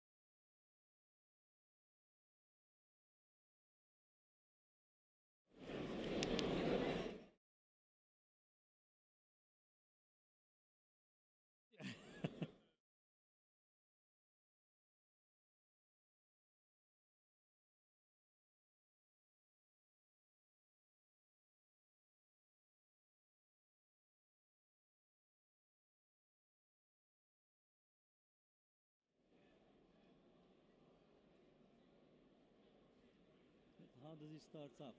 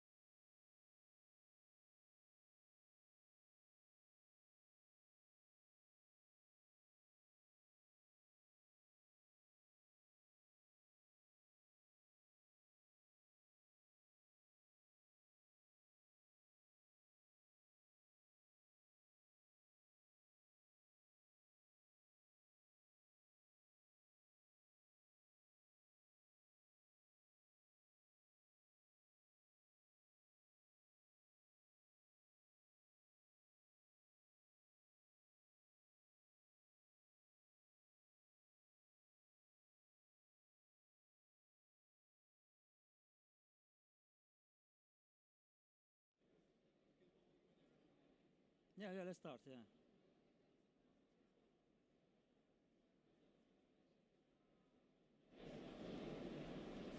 Sure.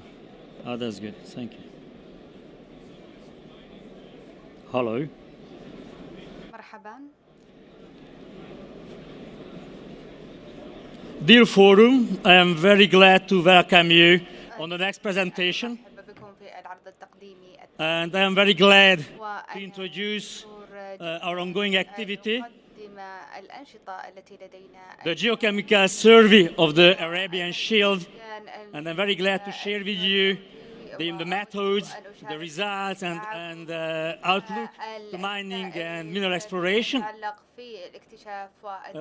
This is the Geochemical survey of the Arabian Shield, GSA project. Myself, I'm Jordan, the technical partner team leader of the project. I'm a geologist and geochemist working as a senior scientist for the Finland Geological Survey. في sure, فنلندا.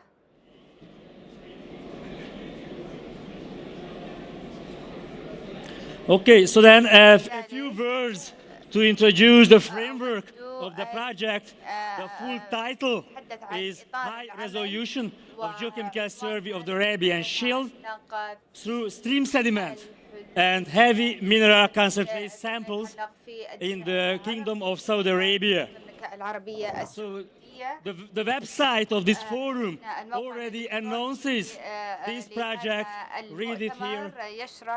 Saudi Arabia launched one of the world's largest geochemical and geochemistry surveys. And this is what I would like to share with you on the results and the project. Indeed, this project is big.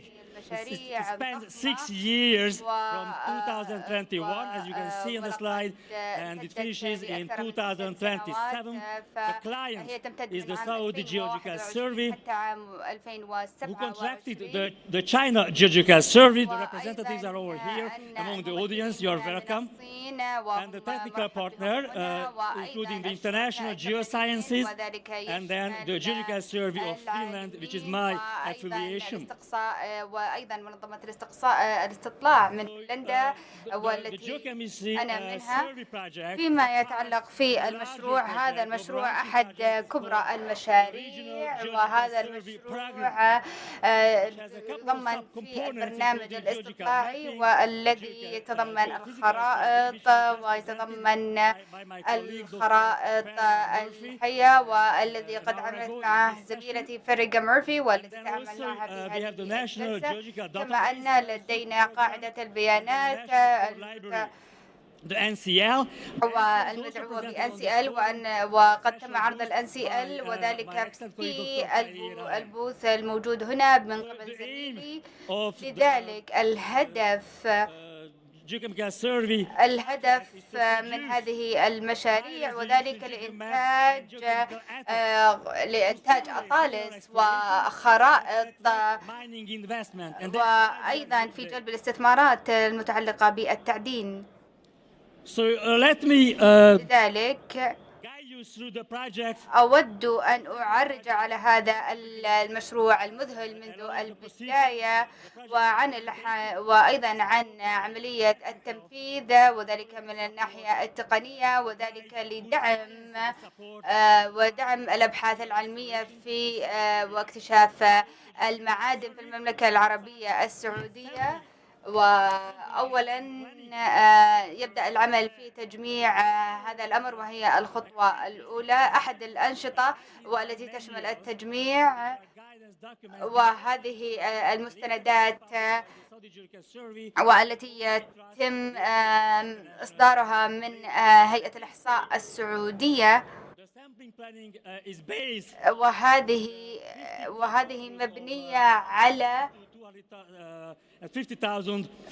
على 50,000 من الخرائط، وتشكل أساسات مهمة، وأيضا تقسم في النهاية إلى 50,000 من الخرائط، والتي تغطي 25 كيلو، وفي كل خريطة يوجد أكثر من 100. هذا المشروع هو عالي الدقة، لأن 50,000 من هذه الخرائط هي مقسمة، وكل من هذه الخلايا في هذه الخرائط تمثل عناصر الكيميائيات الموجودة في الأحجار. وأيضا ما هو مهم في هذا المجال، في هذه قاعدة البيانات، في قاعدة البيانات الجيولوجية، وذلك والتي تشكل ما نسبة 2% من هذه العينات.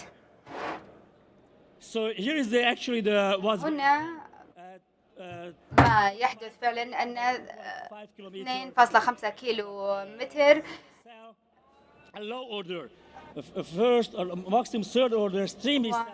وهذا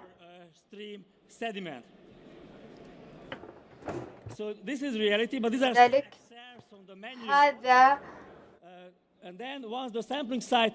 فيما يتعلق في العينات، أن هذه العينات يتم جمعها على مدى 100 كيلو متر أو على حيثما هو مناسب، وأن هذا المشروع يدرك أن النطاق للمملكة العربية السعودية، والنفود والتضاريس والأمور البيئية، والتي مصممة بالنسبة للدرع العربي. هذه الصور توضح المناطق البركانية فيما يتعلق في تجميع هذه الأمور الطبيعية. هذه أحد ورقات الخريطة التي تم تجميعها، وإذا نظرتم عن كثب هذا ما يبدو عليه الأمر فيما يتعلق في تصميم العينات. هذا يغطي أكثر من 86,000 من المواقع. فيما يتعلق في مواقع العينات وتحديدها، الخطوة التالية يجب أن تقوم بالعمل وتذهب إلى الميدان، ومن وجهة نظر جيولوجي وكيميائي هذا أن هناك بالنسبة للنظر إلى الأسهم الموجودة على الصورة، وهذا توضح لك الخطوات والقيام في التعدين، وأيضا في مواقع العينات، وبعد ذلك تلقي المواد التي تم تجميعها أقل من 56,000، وهذا هو المعيار الدولي. ولقد قلت مسبقا وعرجت على هذا الأمر أن التحقق من الجودة أمر مهم، ويتم وثم بعد ذلك تقسيم العينات إلى صندوقين، وبعد ذلك يأتي التوثيق. و86 ألف عبر منطقة الدرع العربي، وأن الاستبيان الصيني قد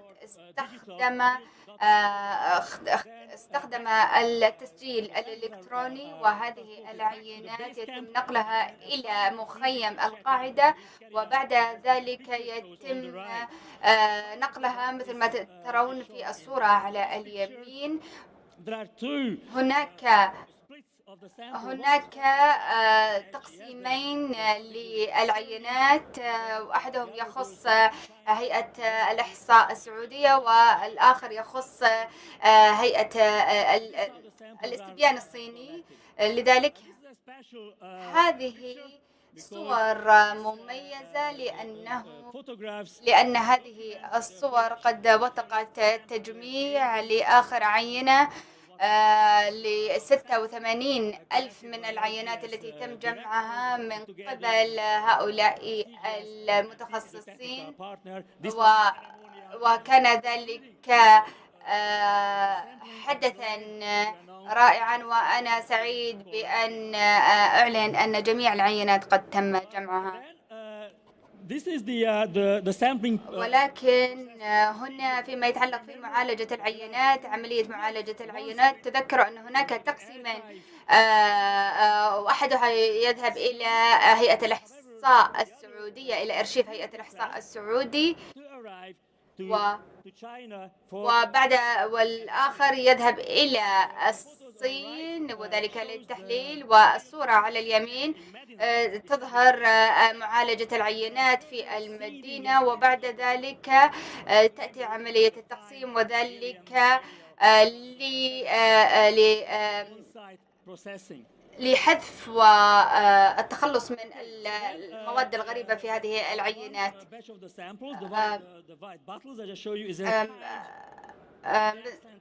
هذه العبوات التي قد أريتكم إياها قبل قليل أنها موجودة في هيئة الإحصاء السعودية، ولكن يتم هناك تحقق من الجودة. وفي هذه الصناديق الصفراء جميع العينات التي تم تغليفها بشكل محكم وبها ماسح ضوئي باركود، وذلك لعملية الاستعادة وأيضا للتحقق الاستقصائي الكامل. والأمر الآخر فيما يتعلق في العينات وهو أمر محمس، وهذا يدخل إلى المعامل، وهذا بالنسبة للاستبيان،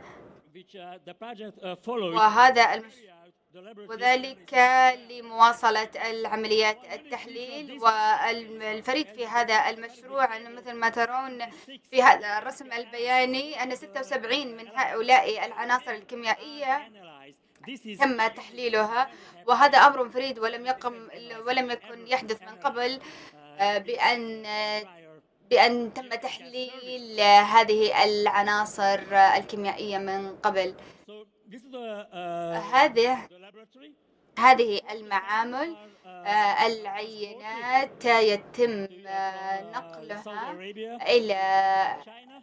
نقلها من المملكة العربية السعودية إلى الصين، وتوصل إلى بوهان، معامل بوهان للاستطلاعية، وهي مصادقة 100% بناء على معايير الآيزو، وأيضا يتم التحقق من العناصر الكيميائية من الأحجار، وأيضا وذلك في عملية تحليل هذه العناصر.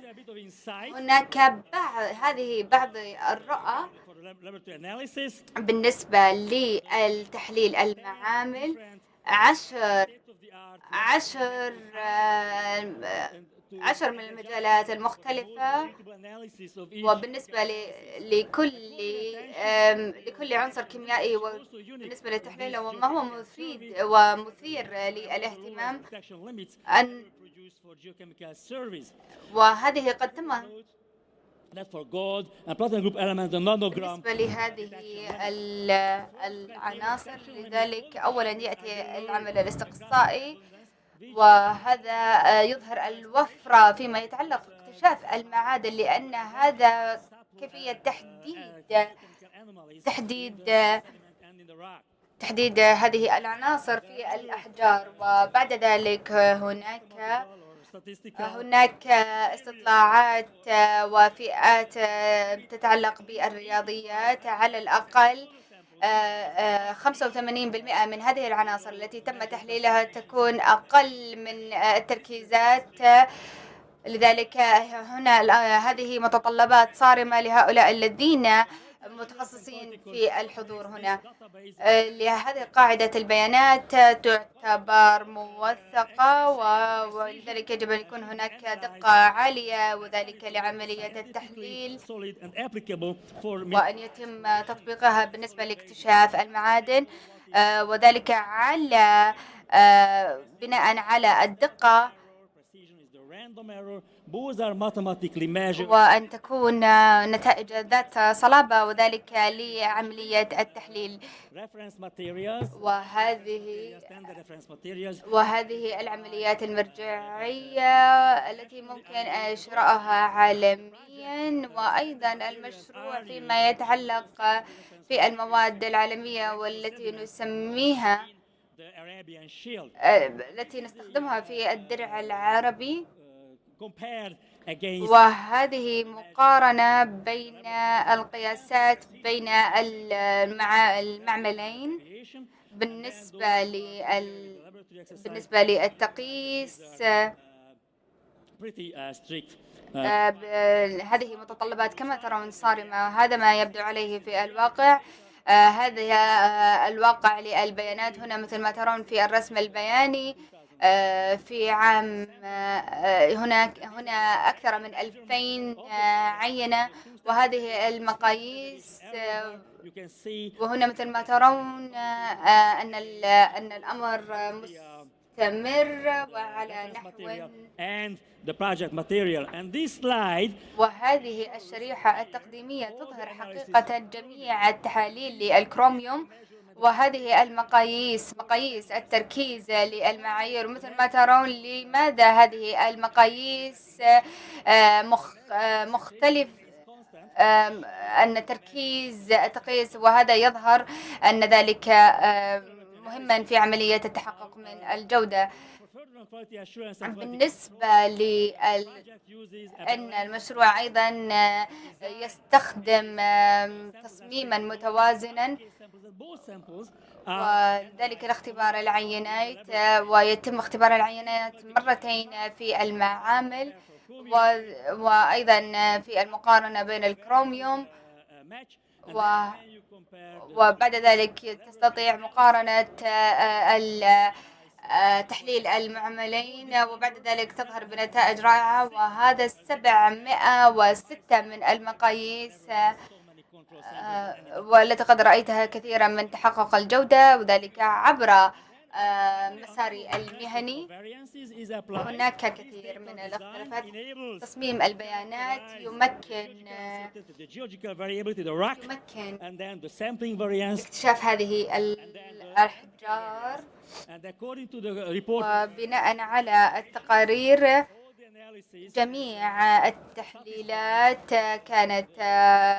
كانت مرضية، والتي ظهرت هنا باللون الأحمر. لذلك هذا أيضا فحوى التحقق من الجودة.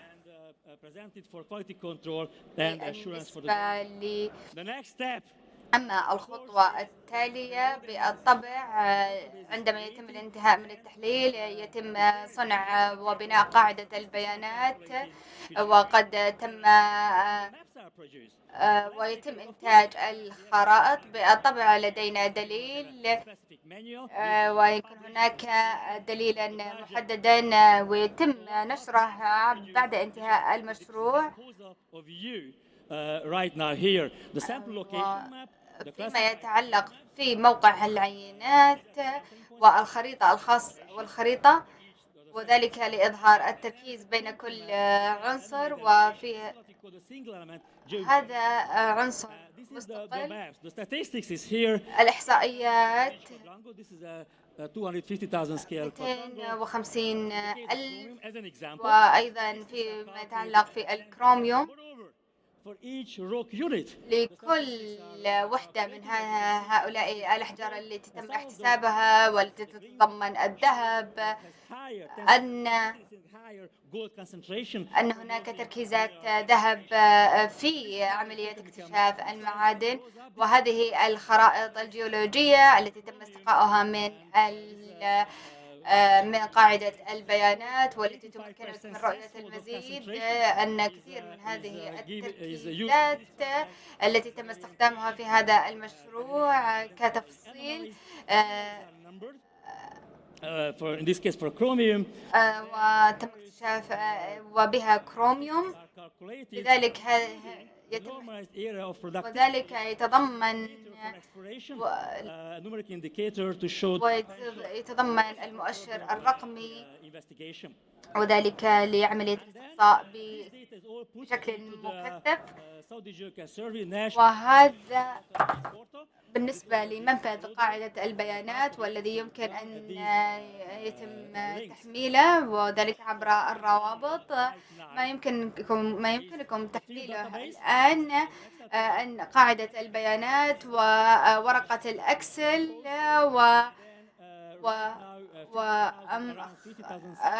نحو 52,000 من العينات تم نشرها وهي موجودة لديكم ومتاحة، و1500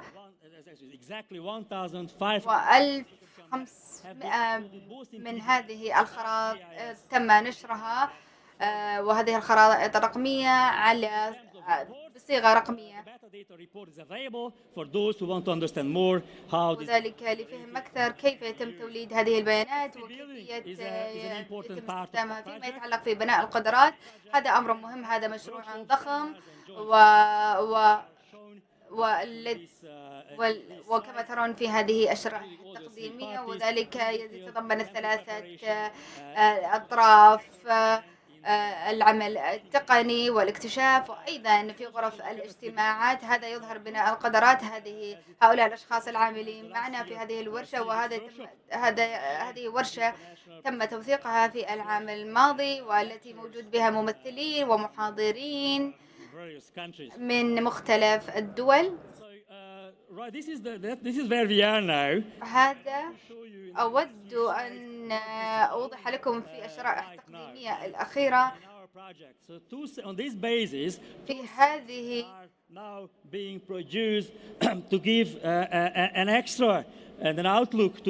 وذلك يعطيك نظرة عامة عن التعدين عن التعدين وعن عن التقارير وعن الخرائط. هذه ما تبدو عليه الخرائط، والتي تمثل مجموعة من مختلف الإيداعات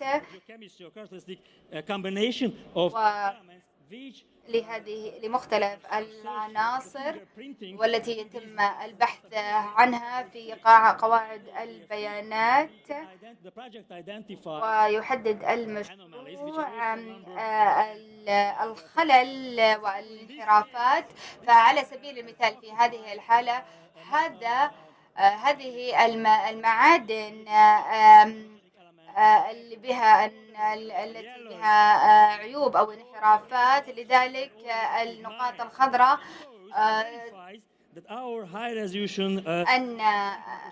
أن عملية جمع العينات عالية الدقة أن كان بها اكتشافا للذهب، وأيضا إلا أن هناك بعض حالات الانحرافات والتي لم يتم تحديدها، وهذا الأمر يجعل الأمر محمسا، وذلك لمزيد من الاكتشافات ومزيد من الاستثمارات. فهنا ممكن أن نتحدث لاحقا عن التفاصيل التقنية بناء على اعتبارات رياضية. لذلك فيما أن المعادن الثقيلة، الآن سأركز على المعادن الثقيلة التي تم استقائها من هذه الصخور في هذه على المشاريع للمعادن الثقيلة. هذا دليل منشور.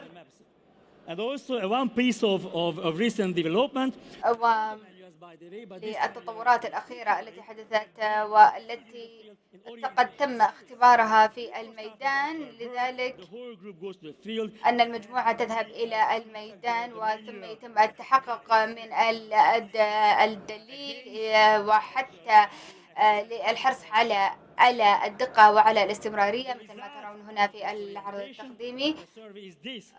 كما أن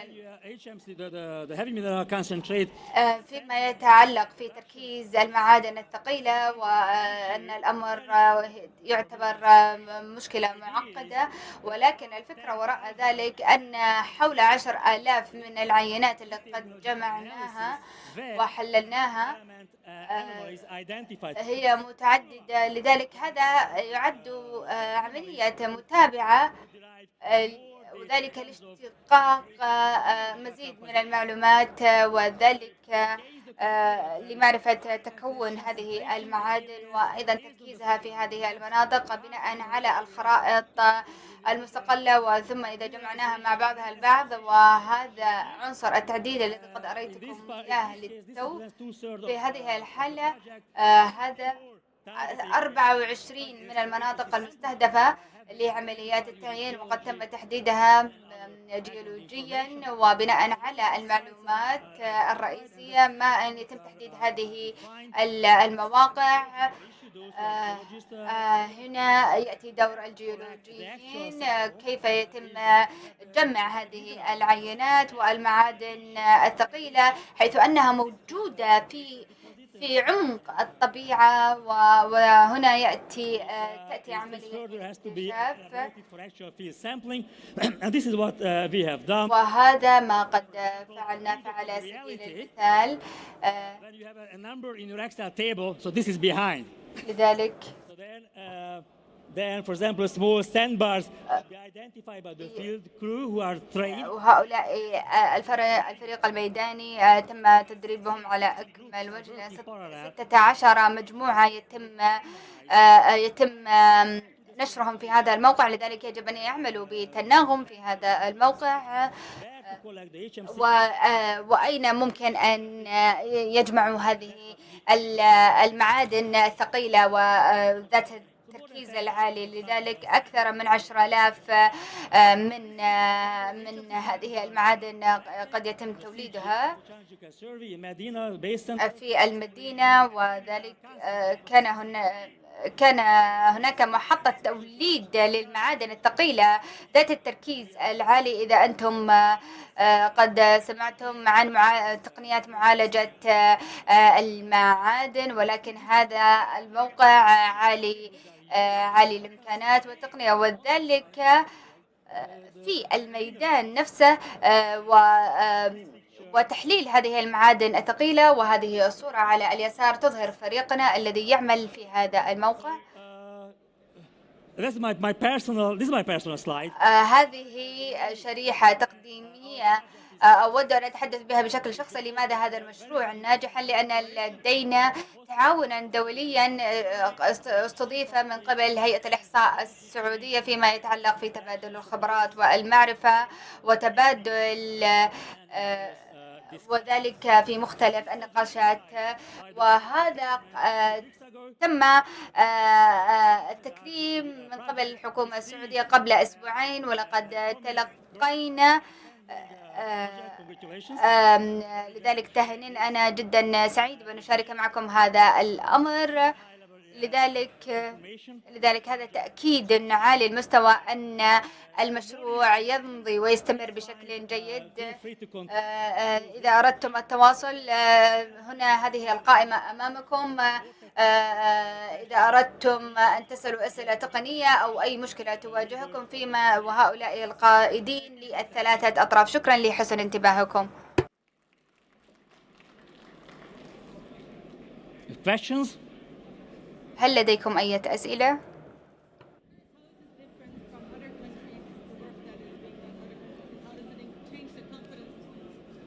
How is this work different from other countries in the world? Are they surveying things at the same level, and how does it change the confidence levels in the prospects of the minerals?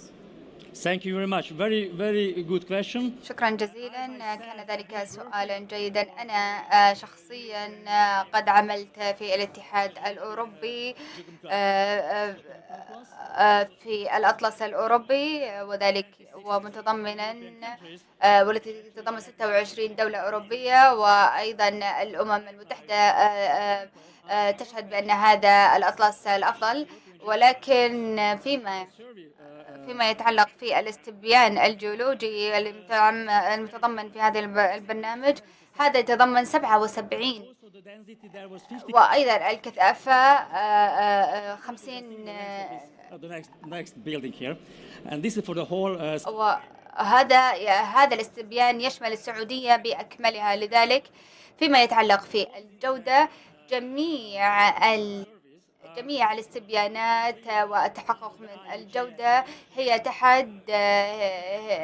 تحت الاتحاد الجيولوجي العالمي، وأيضا كما أننا نستخدم الدليل، وذلك لجميع الخطوات.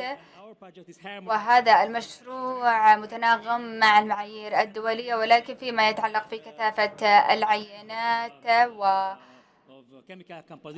وتكوين العناصر وتكوينتها، عادة هذه الأدلة لا تشمل تكوينات العناصر، ولكن في دليلنا يوجد هذا الأمر. شكرا.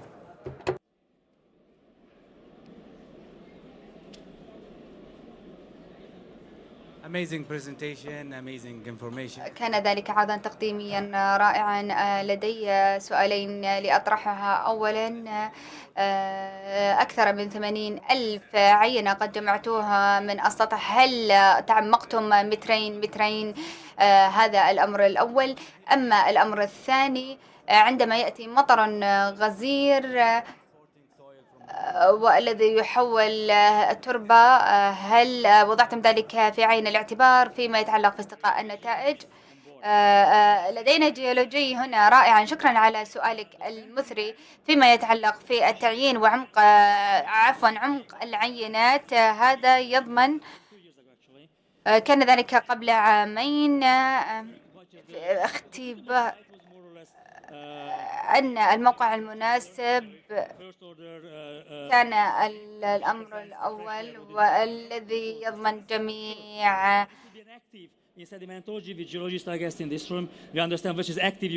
ما هو ممكن أن ترون ما الذي تم. لأن under this climate, these are bodies essentially exposed to torrential heavy rain, and that's pretty heterogeneous material. لذلك عندما for example, we collect several sub-samples to be representative. نجمع كثير من العينات، لأن ممكن عينة واحدة ممكن أن So that's why we collect, actually we collect more than 3, 5, yeah, exactly. So we call 5 exactly recognizing this heterogeneity of the sediment to represent the whole sediment. Okay, so this is the location, but then the depth has been tested on the orientation surveys, and this is how we arrived at the different landscapes, such as the Sepka and Harat and other areas require different depths. تتطلب عمق مختلف ومنهجيات مختلفة. هناك بالنسبة للأمور التقنية الأخرى أنا متاح، وأيضا زملائي متاحين موجودين على القائمة في هذه الشاشة، ولكن العمق، أن الأمر الوحيد في جانب العمق أن هناك أن الأمور الخارجية cross contamination. So that's the I think the main challenge in this environment. How the alien, the wind-blown sediment deposited over the stream sediment can be eliminated. In a flowing river, you don't have this problem. In Europe, for example, because the However, in this environment, so that was a في هذه البيئة كان ذلك تحديا كبيرا. لذلك ما نفعله هو أن أنت تزيل السطح، لأن التغطية هي نفسها، وهنا تأتي عملية المعالجة في الموقع نفسه، وذلك لإزالة الأجزاء الغريبة. Are there further over there? There is a question over there. هناك سؤال شخص يريد أن يسأل في الخلف.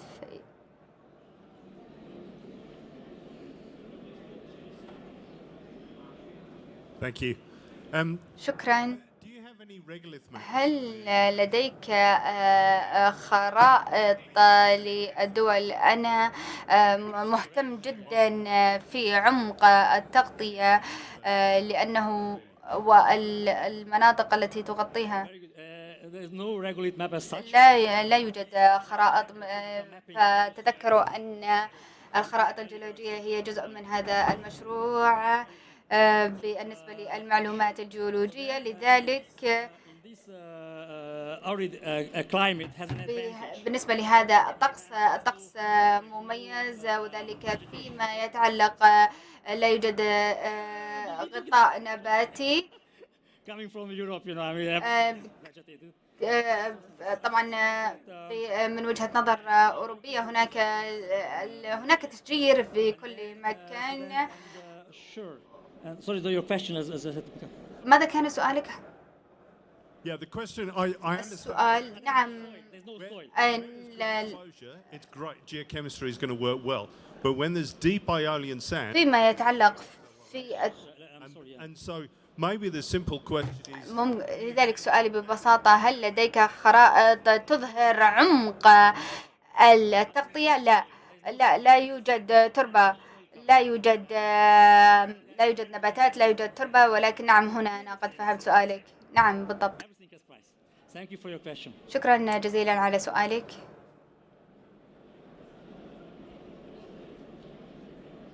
Okay. Hello, amazing job. ما قمت به عمل مذهل. سؤالي هو كيف حددت خلفية هذه العناصر، وأيضا تحديد العناصر الشاذة الغير الأمر فيما يتعلق في التعديل يوجد به تركيزات عالية. هذا الأمر الأول. وهناك بما أن هذا المشروع به كثير من العينات، وهذه تعتبر منطقة رائعة فيما يتعلق في العناصر الشاذة. هناك كروميوم، وهناك كما أن وهناك أيضا تركيزات منخفضة. لذلك هناك مناطق شائعة، وذلك لوجود كثير من العينات. ولكن بالعزو إلى الإحصائيات 25% نعم بالطبع هذا الأمر عائد لك. النتائج موجودة هنا، لذلك أنت تقول لأن من وجهة نظر جيولوجية وكيميائية في منطقة الدرع العربي في السعودية. لذلك بالنسبة لما أثرت بالنظر إلى الإحصائيات فيما يتعلق في العناصر وأيضا العناصر الشاذة. لذلك هذا استبيان جيولوجي وكيميائي. لذلك يجب أن يكون هناك توازنا. وهذا يمكن أن يكون مشروعنا التالي.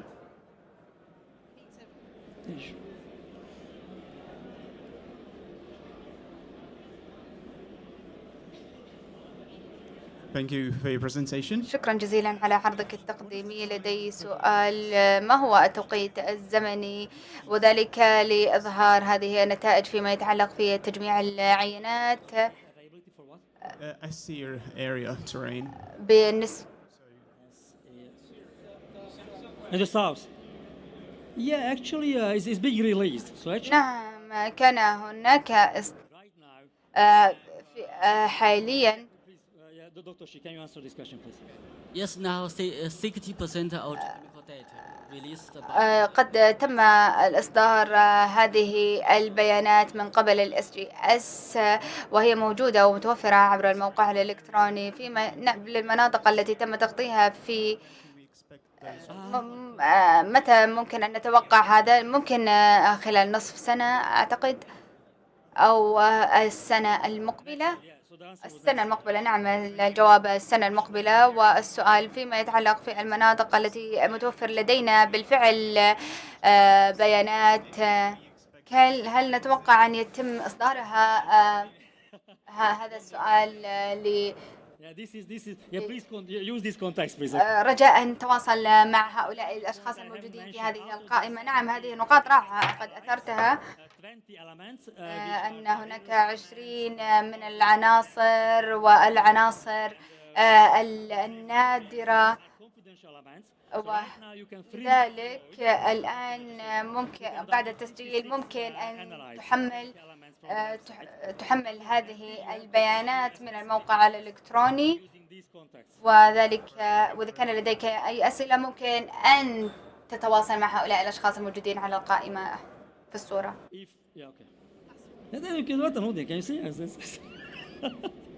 Yeah, just I have a question about لدي سؤال. أعلم أنك قد عملت في بيئة ذات تحدي، ولكن سؤالي كيف تجمع البيانات في المناطق الجبلية؟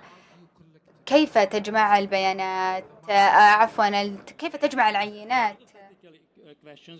نعم، هذا سؤال تقني، ولأننا الوقت يداهمنا، لذلك رجاء أن تواصل مع هؤلاء الموجودين على القائمة.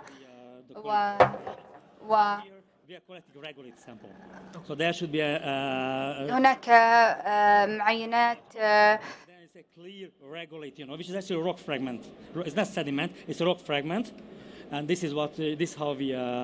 وهذا كيف نقوم بتجميع العينات؟ هل هذا إذا كنت مهتما في هذه التفاصيل سأكون جدا مسرور بأن أجاوب على سؤالك عبر البريد الإلكتروني. إذا لم يكن هناك أي أسئلة، شكرا على حسن إصغائكم، وأنتظركم في استراحة القهوة لمزيد من الأسئلة.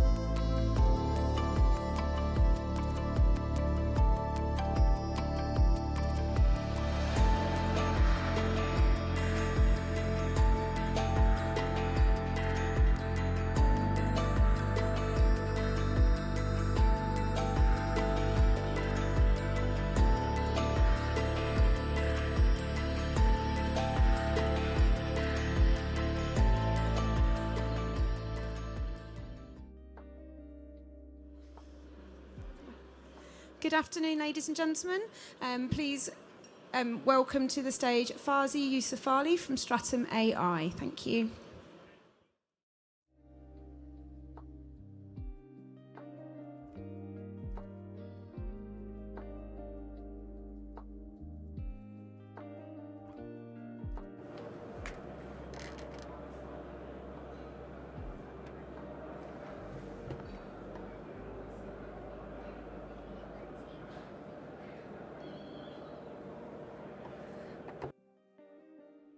How about now?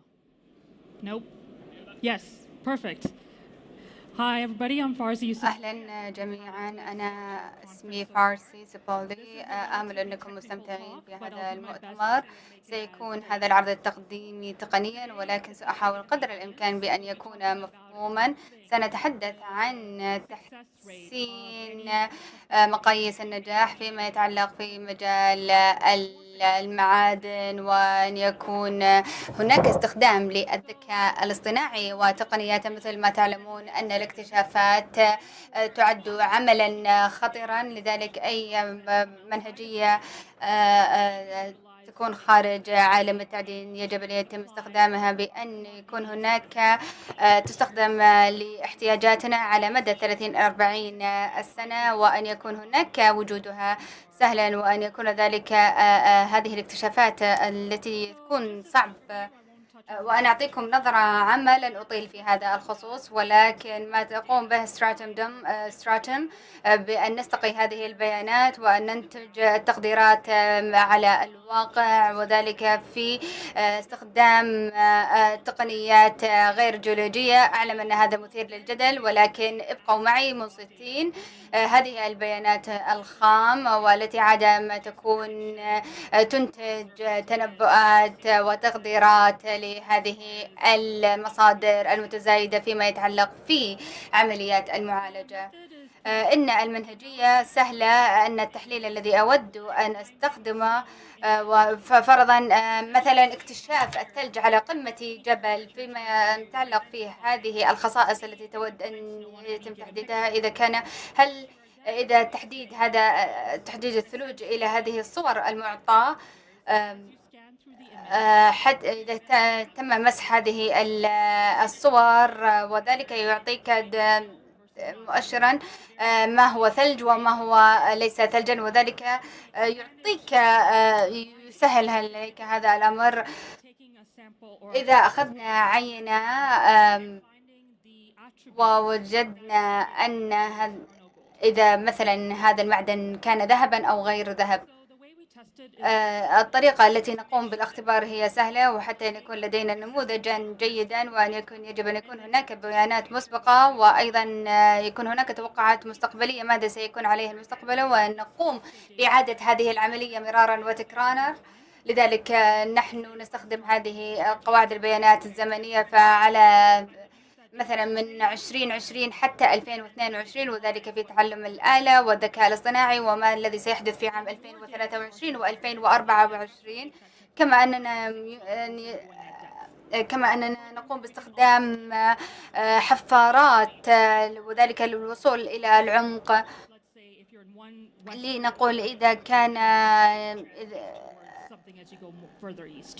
إذا كنت مثلا تقوم باكتشاف جهة في الغرب وتريد أن تكتشف جهة في الشرق، أنا هنا سأستخدم دراسة حالة وأستقي جميع هذه الأفكار إلى مشروع. لذلك هذا البروفايل، هذا الملف، هذا أمر، هذا منجم مشهور في أستراليا، مما يعني أن 40% أن ما يتم تقييمه بأنه عالي الدقة هو يعني أنه عالي الدقة. لذلك وهذا الأمر يعتبر ذا تحدي.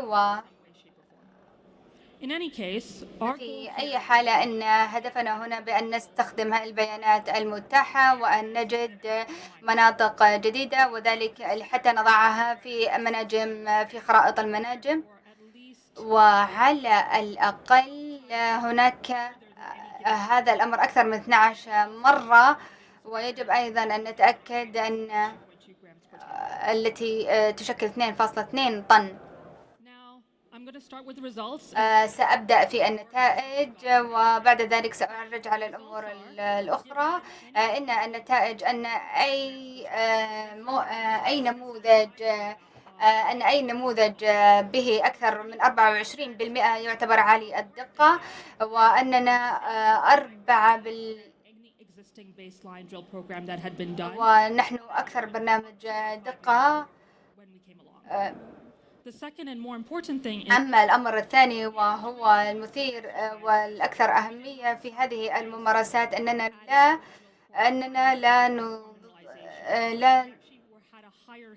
أن لدينا دقة عالية، مما يعني أن هذه النماذج بها دقة عالية وتولد نتائج وبيانات عالية الدقة، وممكن أن تطبق هذه النتائج على مشاريعك وأن تكون مشابهة، ليست مثالية ولكن نتائج رائعة. الأول وذلك في استخدام البيانات بشكل كامل. ما هو الذي وذلك في وجود هذه المعادن، فعلى سبيل المثال الذهب في هذه الحالة. أما الأمر الآخر، ما الذي ممكن أن يستخدم في عملية التشخيص فيما يتعلق لأن كثير منكم يعلم أن وصل هذه في قاعدة البيانات التي يتم قياسها أمر ذا قيمة. وأخيرا، كيف نقيس جودة الموارد؟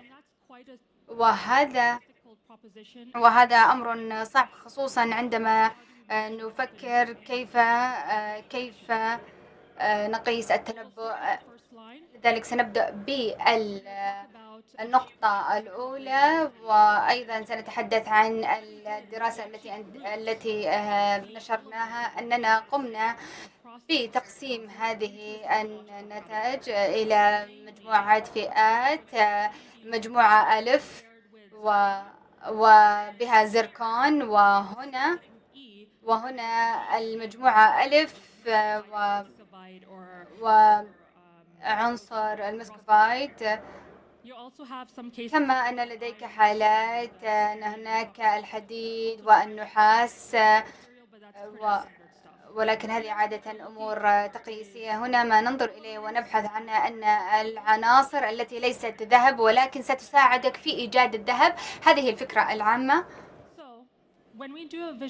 عندما نقوم بعملية التفتيش والترابط، نحن لا نبحث عن تسارع خطي، لأن التسارع الخطي لا يضيف معلومات جديدة إلى أي تنبؤ أنت تقوم به. ما تحاول أن تجد هنا أنه الترابط غير الخطي، وهذه الترابطات إذا أود أن ألخصها بناء على الإحصائيات، أحدها يسمى بيرسون والآخر سيرمن والثالث كندل. هذه الإحصائيات تصنع هذه الخرائط الترابطية والتي بها المناطق والتي تعد مفيدة في هذا الأمر. لذلك مثل ما تلاحظون أن الترابط، لذلك هناك مناطق بها ذهب عالي، ولكن أن ننظر إلى هذه القيم. إذا نظرنا إلى القيم المحددة وأين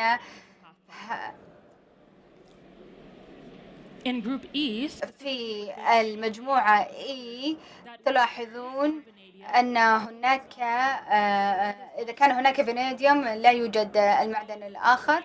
لذلك إذا ليس بالضرورة أن تجد ذهبا، ولكن هذه المعادن ستساعدك بأن ترى أن تجد الذهب. نفس الأمر هنا في وسيناريو مشابه. عندما قمنا بهذه الدراسة أخذنا هذه العناصر ولقد اتخذنا مختلف المقاييس والتي ممكن أن تكون وأن تسهل إذا وددت أن تتنبأ بتنبؤا عالي الدقة. في هذه الحالة المحددة بالنظر إلى هذه العناصر وأيضا في وجود هذه الإيجابيات وإيجاد هذه العناصر التي قد تم ذكرها للتو. Now, in the opposite case, الآن الأمر أسهل لفهمه في عالي الدقة، وهو يسمى التعدين. نود أن نرى هذه العناصر والتي as a result, we get نتيجة لذلك نرى هذه العناصر وضع أن هذه خريطة كان هناك قاعدة جيولوجية لمثل هذا التحليل. وفي الواقع عندما نفكر كيف في صنع عملية تعلم الآلة والنموذج لتعلم الآلة هذه، وذلك للتحقق من الذهب وغيره. الآن سنتحدث قليلا عن العينات، وهذا الموضوع الثالث والذي يعرج على نجاح برنامجك. وهذا يحدوني إلى الفكرة الأخرى بالنظر إلى النماذج الأخرى.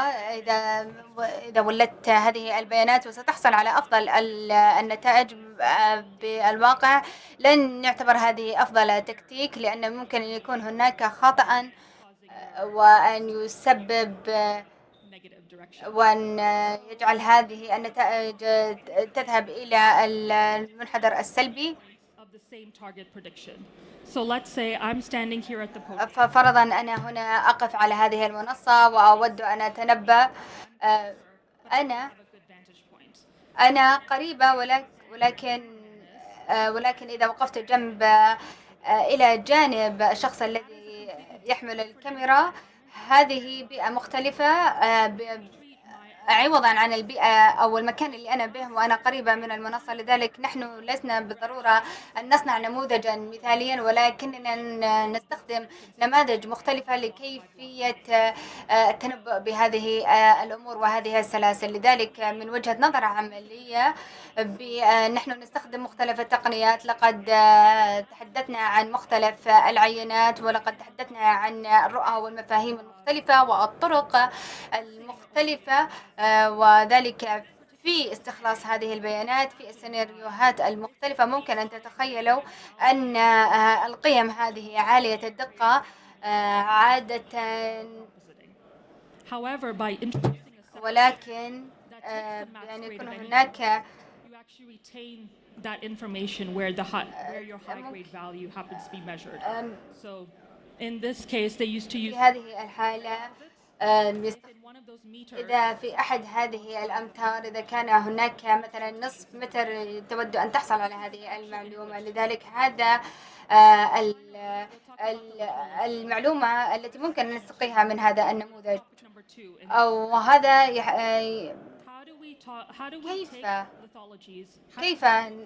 كيف نأخذ وأن نختبر هذه المعلومات وأن تكون مفيدة، وذلك في إيجاد الذهب أو لا. في هذه الحالة لقد وجدنا ولقد اكتشفنا هذا عملية التقسيم، ولقد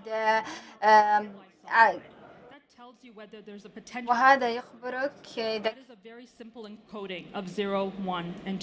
where you have 0 being country rock, وهو صفر إذا كانت هذه الدولة بها أحجار، ومثلا MZ إذا كان هناك سلفر. We have a separate litho channel here which كما to take this mafic, felsic and sedimentary rock into account. Now the interesting thing here to note الأمر المثير للاهتمام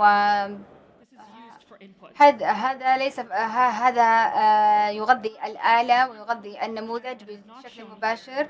والأمر الآخر الذي ليس معروضا هنا فيما to use as pathfinder. وذلك في استخدام المستكشفين وذلك لإيجاد الذهب، ولكن سنعرج على هذا الأمر خلال ثواني. والآن بالعودة إلى الموضوع رقم 3، ستلاحظون هنا على الرغم من أن يكون وجود هذه البيانات وهذه التكوينات وهذه الليثوز، ليس كل عنصر من هذه البيانات موجود في هذه النموذج، وممكن أن يكون مختلفا عن بعضها البعض وما نوع التنبؤ. لذلك هي تعتبر ميزة إذا من هذه النماذج قد اتفقت على تنبؤ معين مثلا في المجموعة X، هذا يعد نموذجا عالي دقة، وسنعرج على هذا الأمر خلال ثوان. فيما يتعلق في عمليات الحفر التي كانت في عام 2023، مثل ما ترون عبر الحدود أيا كان نوع المعادن وأيا كان نوع النماذج المستخدمة في هذه البرامج، هناك 3 أسباب مختلفة.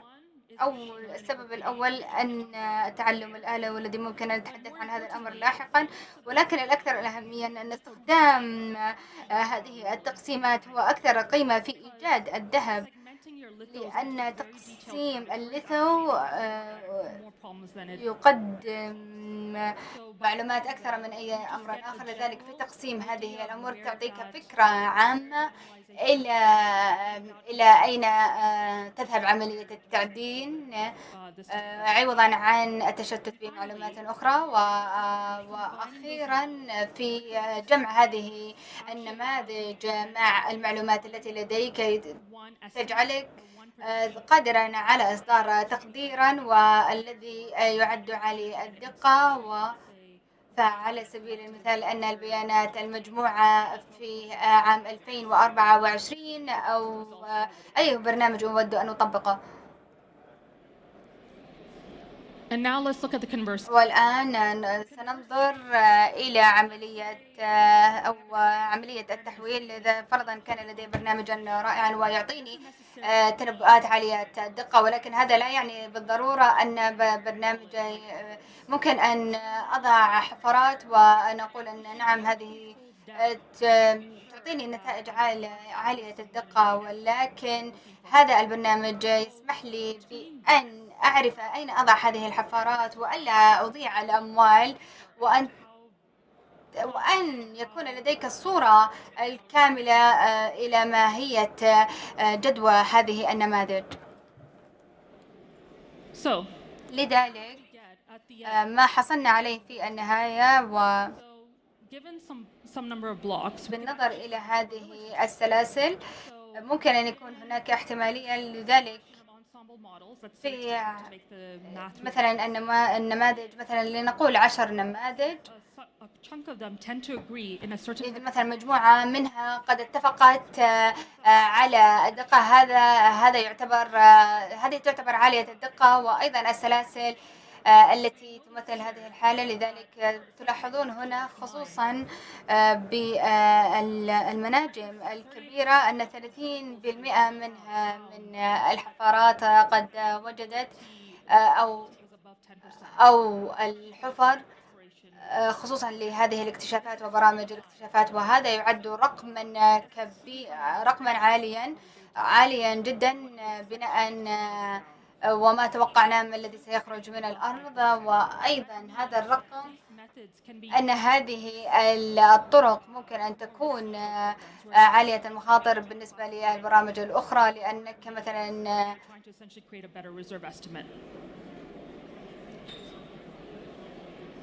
So this is probably the best picture and gives a very good idea of هذا يعطيك فكرة رائعة ما الذي قد صممناه. and low ampere weight. What you'll notice here ما ستلاحظون هنا بالنسبة للعينات التي قد صممناها أن هناك سحابة أو خرائط أينما ستكون عليه هذه الأهداف، مثل ما ترون في الخريطة الثانية والثالثة أنهم مشابهين لبعضهم البعض، وكما أننا ممكن أن ننتج مقارنة بما قد تم توليده وقد تم إنتاجه مثل في الخريطة الثالثة.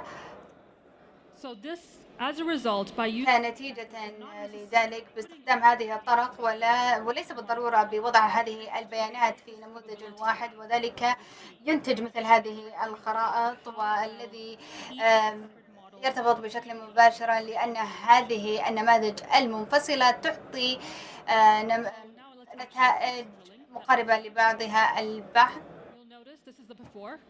مثل ما ترون هذا قبل، وهذه بعض الحفر السابقة التي قد وضعناها.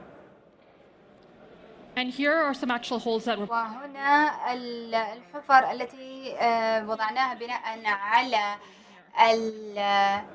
and what we then plotted was a lamp of بناء على التعليمات. مثل ما ترون ما لاحظناه هنا just by using this qualitative information استخدام هذه المعلومات الكمية وما نتنبأه. Now here's another case. هنا دراسة أو حالة أخرى وتظهر كيف استخدمنا الحفر وبطريقة ذات كفاءة من طريقة عالية المخاطر إلى لذلك تلاحظون أنه من قبل إلى بعد أننا كنا قادرين على الانتقال من 78% أعتقد من 1 إلى 2 3 حفر. Now this is the blue sky target, which وهذا الهدف هدف بلو سكاي، وهذا للمنطقة ولقد وضعنا حفرتين في الأرض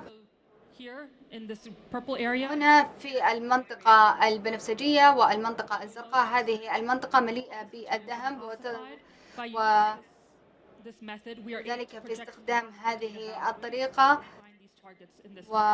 وإيجاد هذه الأهداف في هذه الخريطة.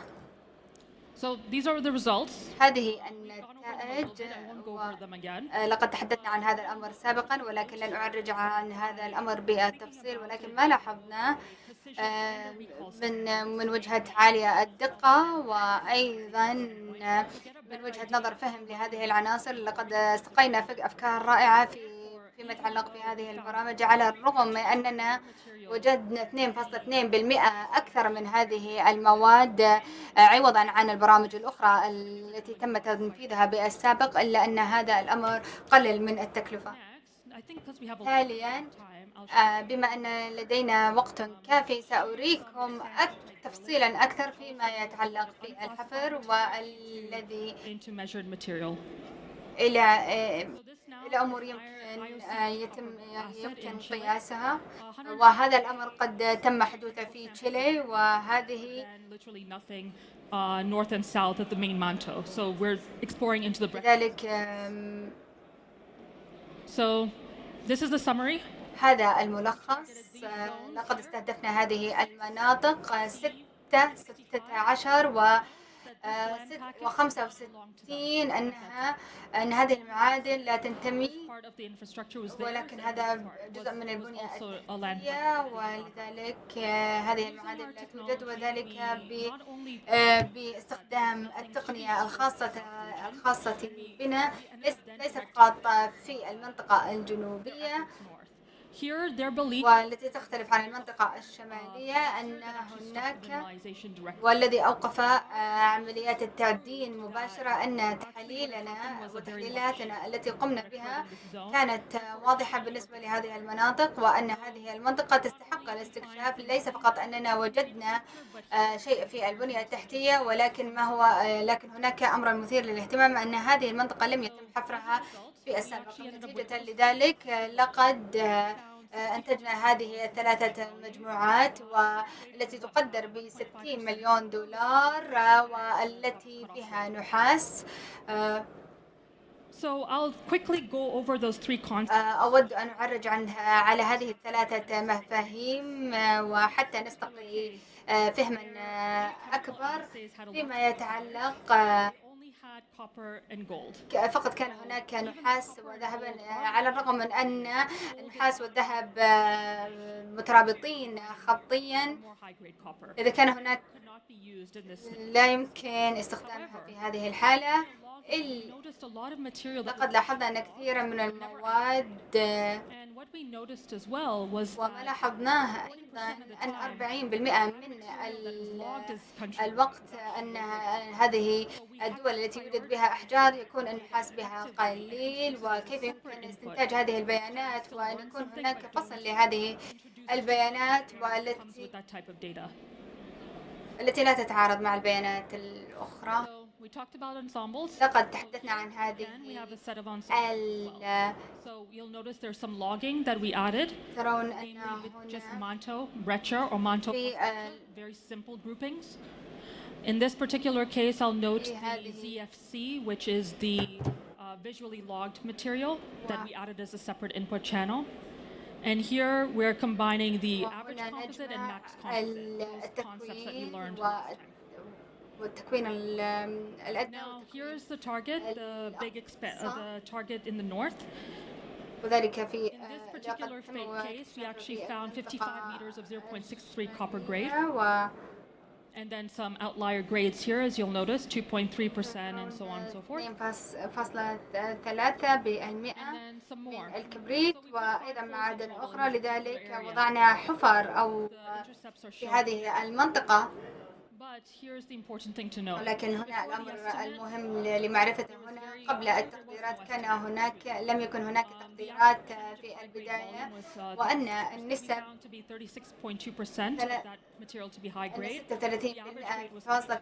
هذه المواد هي عالية الدقة، وأن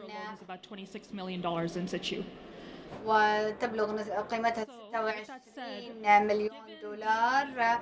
The activity around mineral prospecting. فيما يتعلق في وجهة النظر وأيضا المعادن، be able to leverage your data appropriately. الاستفادة من البيانات بطريقة مناسبة حتى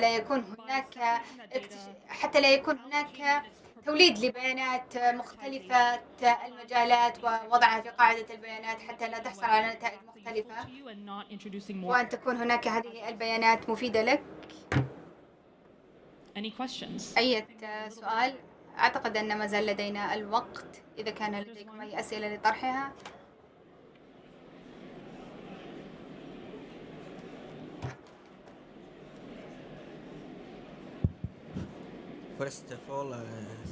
أولا شكرا لك على العرض التقديمي الرائع. أود أن أسأل عن تعلم الآلة، ما نوع الخوارزميات الذي تستخدمونه وما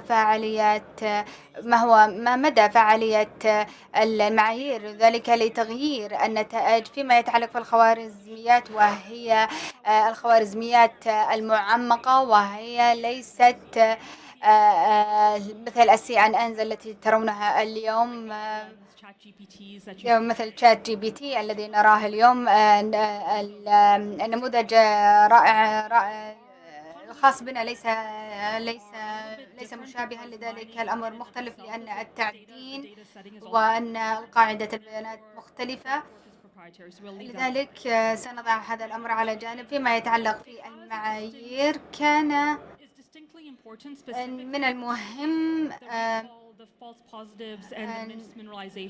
فيما يتعلق في عمليات التعدين على سبيل المثال، مثلا أنا أعمل مع نظام واقعي وأيضا نظام يحفر تحت الأرض. أنا لن أسمح للنموذج بأن يكون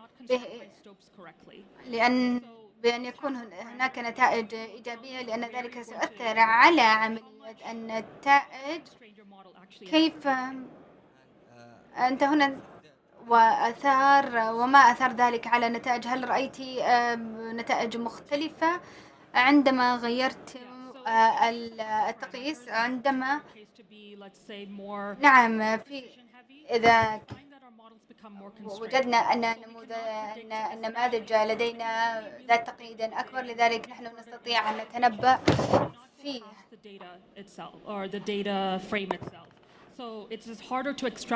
لذلك صعب بالنسبة للمناطق المصنفة بالنسبة لهذه النماذج المنفردة، لأن في هذه الحالة أن وهذا in stope optimization, if I took that p-value, it would be closer to 40-50%. That's why the differences matter. لذلك هنا يهم الفرق. ماذا عن الخوارزميات الأخرى مثل render first و steam gradient؟ Yeah, we tried those algorithms. They were not able. Long story short. بالمختصر لم تلتقط التعقيدات الجيولوجية إلى You get stuck with clustering and you get عادة ما يكون هناك مجموعات ومجموعات خطية، لأنك ما زلت هناك ترابطات خطية ولا يوجد ترابطات غير خطية في عمليات التحليل. لديك مثلا معادلة خطية وهذه العمليات الخطية التي تشير إلى مثلا حدثا معين، مثلا حدث يتعلق في مثلا الحرارة. عندما ننظر إلى هذه المعادلات الخطية، ولكن في نماذج تعلم الآلة هذا يجعل الاعتمادية أكبر. Any other questions? No? Thank you so much for listening. شكرا جزيلا على حسن انتباهكم. إذا لا تجدونني في منطقة ذا لينك.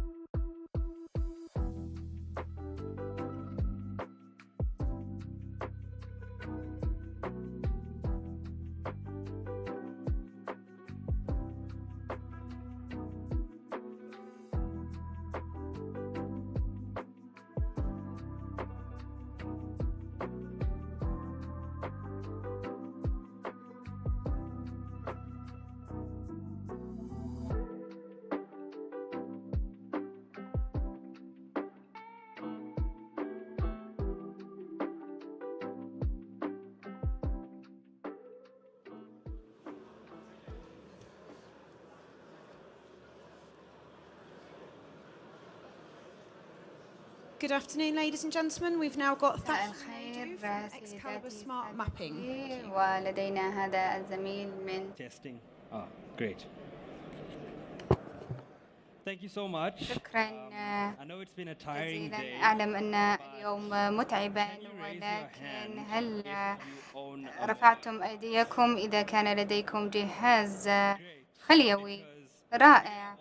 لأننا جميعنا مجموعة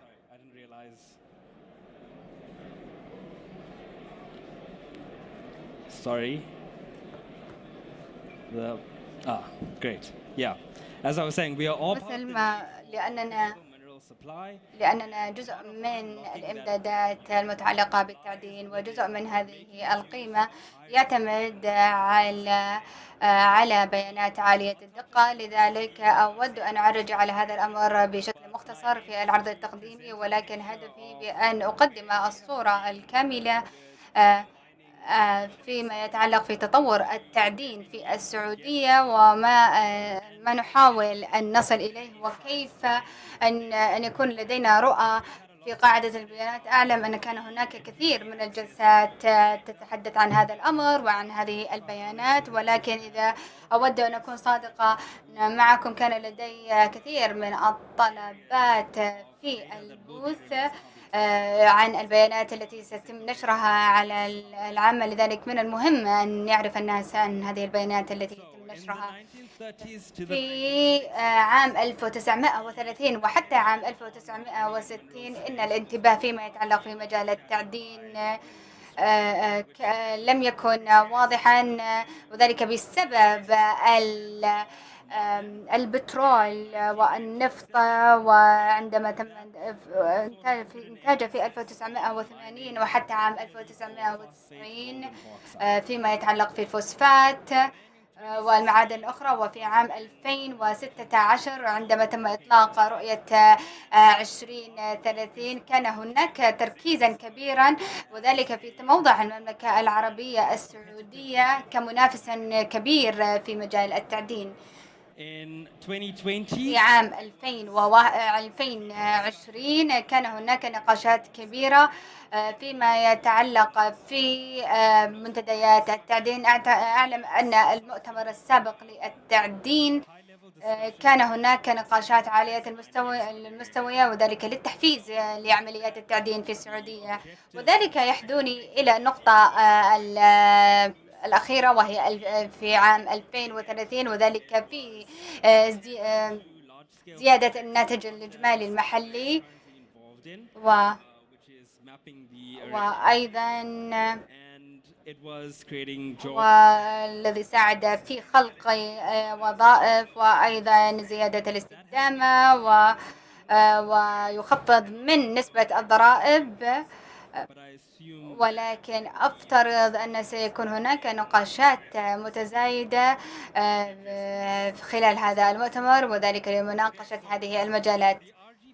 فيما يتعلق في مشروع الRGP والذي يعنى في برمجة الاستبيان الجيولوجي، وتقريبا 600,000 من كيلو المترات، والتي تغطي 400,000 من منطقة الدرع العربي. والأمر المثير للاهتمام وذلك في عملية الخرائط إن المجال المهم في مجال وفرص الاستثمارات من المهم معرفة أن البيانات التنافسية ممكن أن تقدم وصولا أفضل للاكتشافات لهذه الشركات، وذلك للوصول إلى قرارات رائعة، وأن يكون هناك تحاليل معمقة أكثر. لذلك سيكون لديك معلومات أكثر، وأن ستكون على اطلاع إذا كان هناك معلومات إضافية. هذا يجعل العالم مترابطا بشكل أكبر، وأن هناك أن الشركاء العالميين مثل الRGS وGTK وأيضا المتعاقدين المختلفين الذين يقومون في الاستبيانات الأخرى، وسكالوبي هي أحد منها، وأيضا القطاعات الأخرى، وأيضا الاستطلاع الصيني يقومون بعملية الاستبيان في هذا الخصوص. ومجال آخر عادة ما يتم إهماله في المشاريع الأخرى وهي بناء القدرات فيما يتعلق في التدريب والتأهيل والتطوير، تدريب المواطنين في السعودية خصوصا المهارات والمواهب الشابة، لأن ما يحدث في هذا القطاع أن لديك محترفين عالي الخبرة وينقصك الأشخاص ذوي المستوى المتوسط. دائما يكون لديك خبراء مهنيين عالي الخبرة. لذلك من المهم أن هيئة الإحصاء والجيولوجيا السعودية بأن يتم هناك التركيز على بناء القدرات. All right, so this is the NGD. هذه الGND وهي قاعدة البيانات الجيولوجية، وهنا نحاول مناقشة ما يوجد على المنصة وفي السعودية، لأن ذلك يجعل الأمر متاحا بالنسبة التي ممكن أن يتم تنزيلها. لذلك that you can then sample into a database. التي ممكن أن تستخدمها في قاعدة البيانات وأن تصمم عليها نماذج.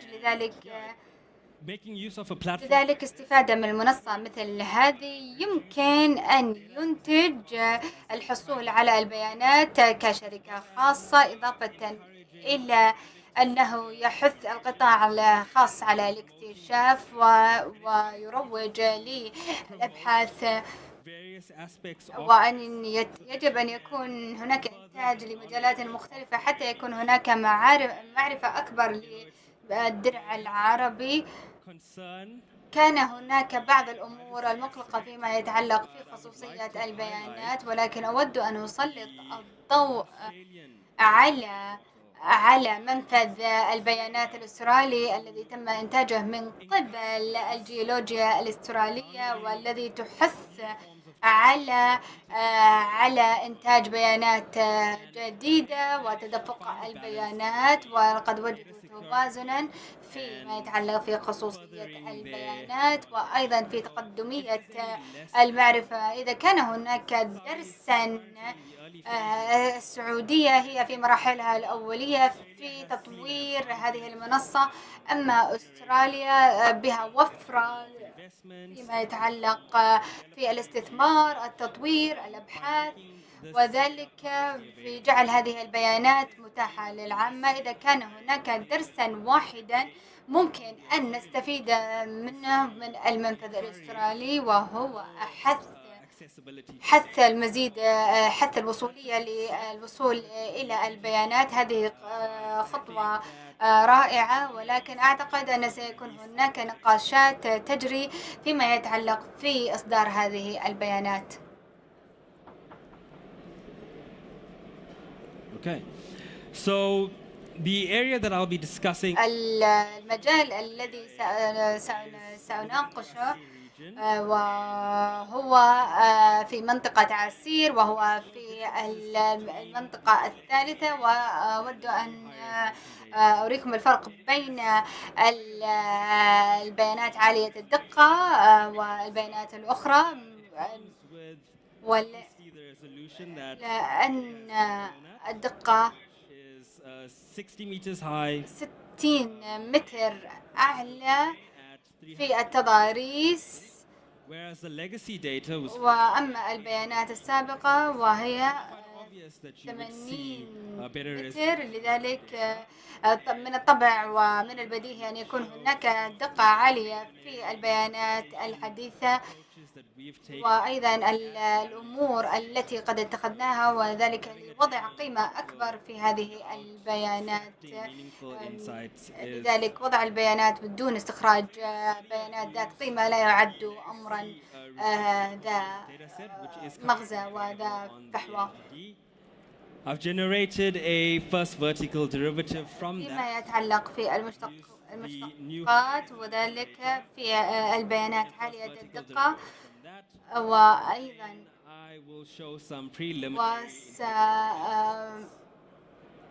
Okay, so I think it's really important. أعتقد أنه من المهم بأن نركز على التحول هنا، ولكن هذه البيانات وهذه البيانات الأخرى عالية الدقة. مثل ما ترون أن القسم أنه محددا أكثر من السابق. And this is وهنا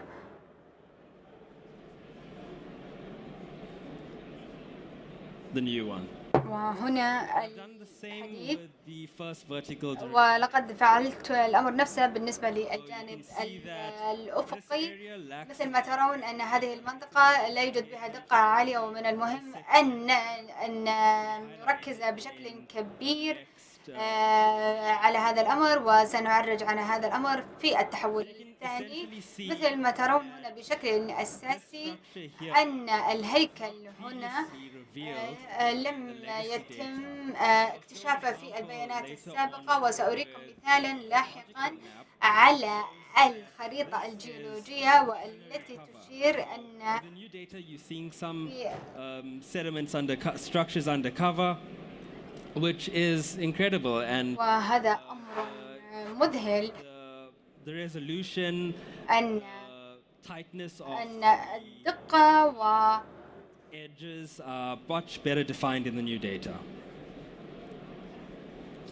الدقة أكبر في البيانات الحديثة، لذلك هذه الهياكل التي استطعنا Right, and I wanted to overlay that on the existing geological map.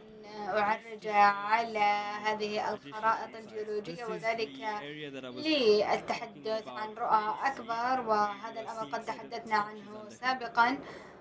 Okay. It's quite obvious that the legacy data من البديهي أن البيانات السابقة محدودة ومحدودة الدقة، وتفقد كثير من الأمور الأخرى. أما البيانات الحديثة وقادرة على استكشاف الهياكل الجيولوجية والتي مهمة في عمليات الاكتشاف. وحقيقة ذلك من البديهي أن ممكن أن يكون لديك رأينا من خلال العروض التقديمية أن هناك كثيرا من التكتيكات، وذلك في استخراج القيمة والأمر المهم من البيانات، وذلك يظهر تباينا بين البيانات السابقة والتي بالكاد أن ترى أمرا هنا، بإضافة إلى مقارنة بالبيانات الحديثة والتي يمكن أن ترى أمور كثيرة بها. So yeah, this was the structures undercover that is now visible with the new data. And remember, this is available on the engineer. هذا متوفرا في موقع الإحصائيات، ونحث على بأن يكون هناك فهما لل So this is one of the aspects that هذه أحد المجالات، وذلك لاستخراج القيمة من البيانات download that, plot it up and create a map. What we've done is ما فعلناه هو أن selected various areas. أننا اخترنا مناطق محددة وصنعنا منها خرائط حتى نكون قادرين على أن يكون هناك استخدام تكنيك، وذلك لتطوير وأيضا في محاولة معرفة وفهم هذه التوجهات وهذه النماذج. The more data you have, ما أن يكون لديك قاعدة بيانات سيكون النموذج لديك منظما، وهذا بمسبقا موجود في المنفذ. You have the new high resolution data. لدينا بيانات عالية الدقة ممكن أن تطورها وممكن أن تستخرج منها هياكل حتى يكون لديك تفسيرات ممتازة، وذلك للتطوير الأكبر. هذا فقط كان بالنظر إلى التحاليل، وكان يظهر أنه على المستوى المحلي أن هناك توجهات مختلفة في الشمال وفي الجنوب. كان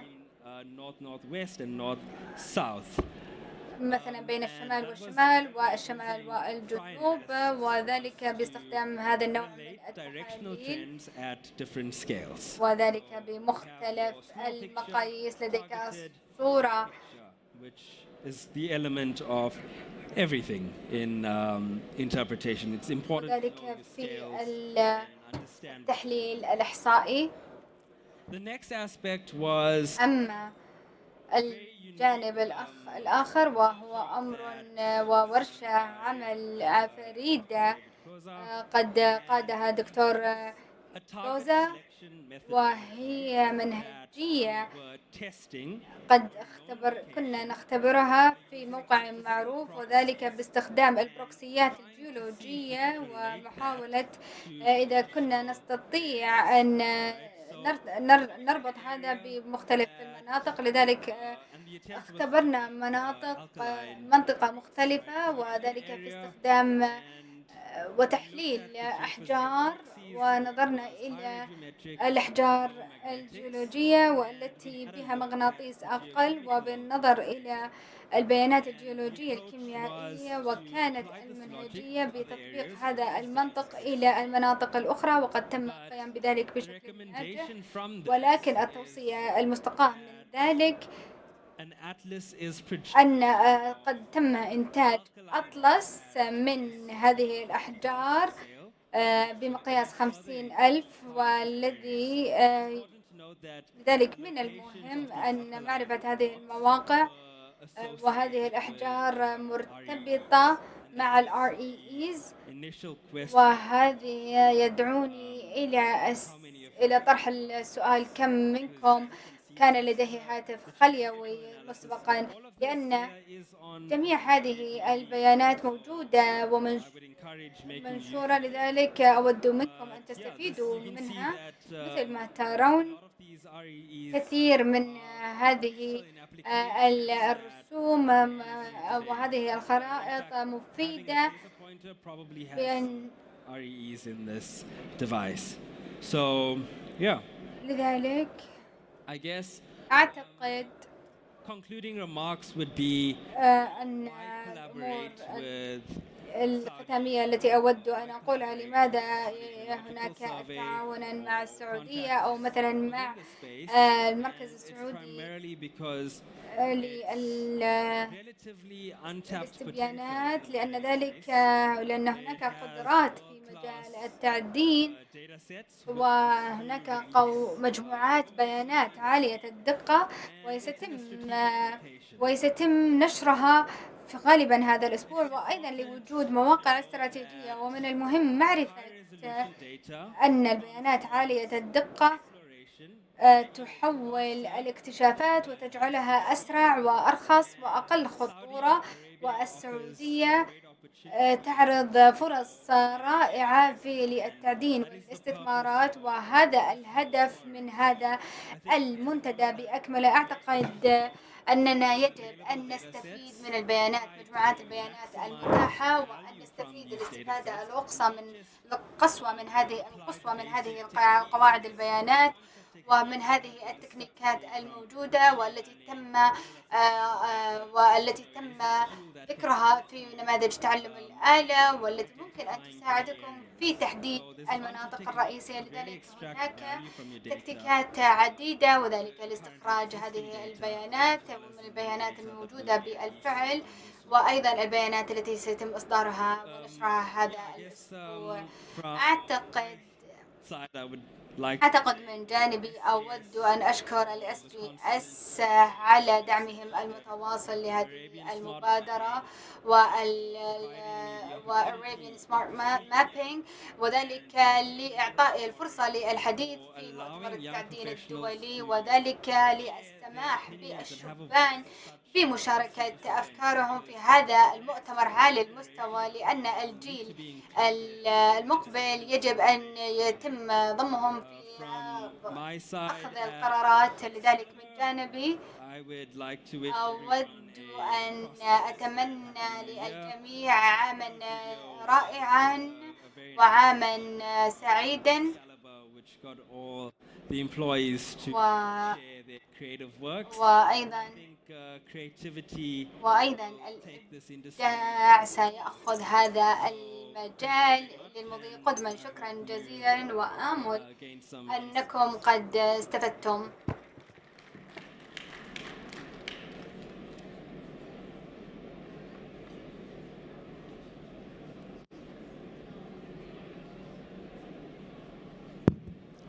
First of all, thank you for the great presentation. أولا أود أن أشكرك على عرضك التقديمي. لقد أحببت فعلا عن المقارنة بين البيانات السابقة والبيانات الحديثة. لدي سؤالا عن الخاصية التي قد علقت عليها فيما يتعلق، هل لديك فيما يتعلق في النموذج الجيولوجي؟ The geological map where you overlaid the عندما عرضت yes, this one. This one? This one.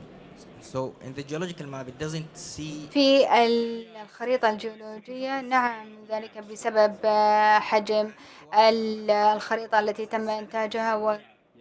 there is no igneous or metamorphic in that. No, there was nothing listed. It was لا، لم يكن هناك، كان هناك 250,000، وهذا سيكون هناك اختلافات في التفاصيل المتواجدة، ولكن والذي يظهر خصائص والتي آمل أن يتم إصدارها السنة المقبلة.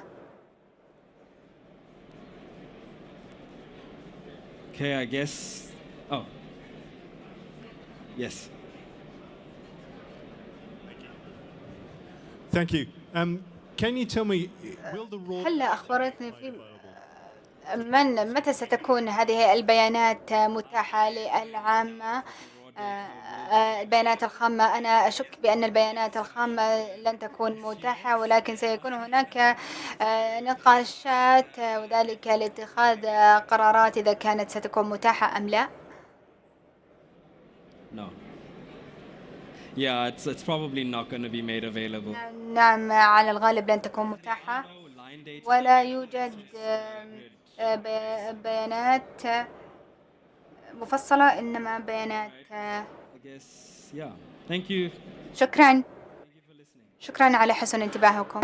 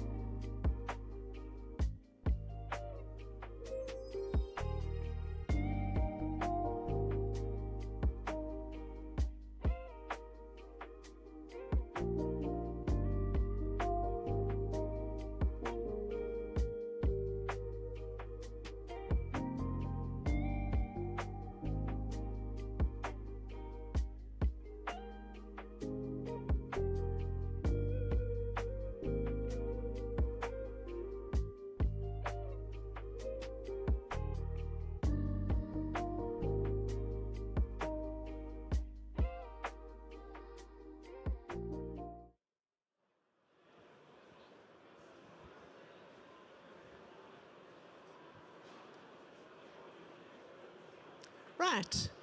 Good afternoon. How wonderful to be back here at the forum in Riyadh.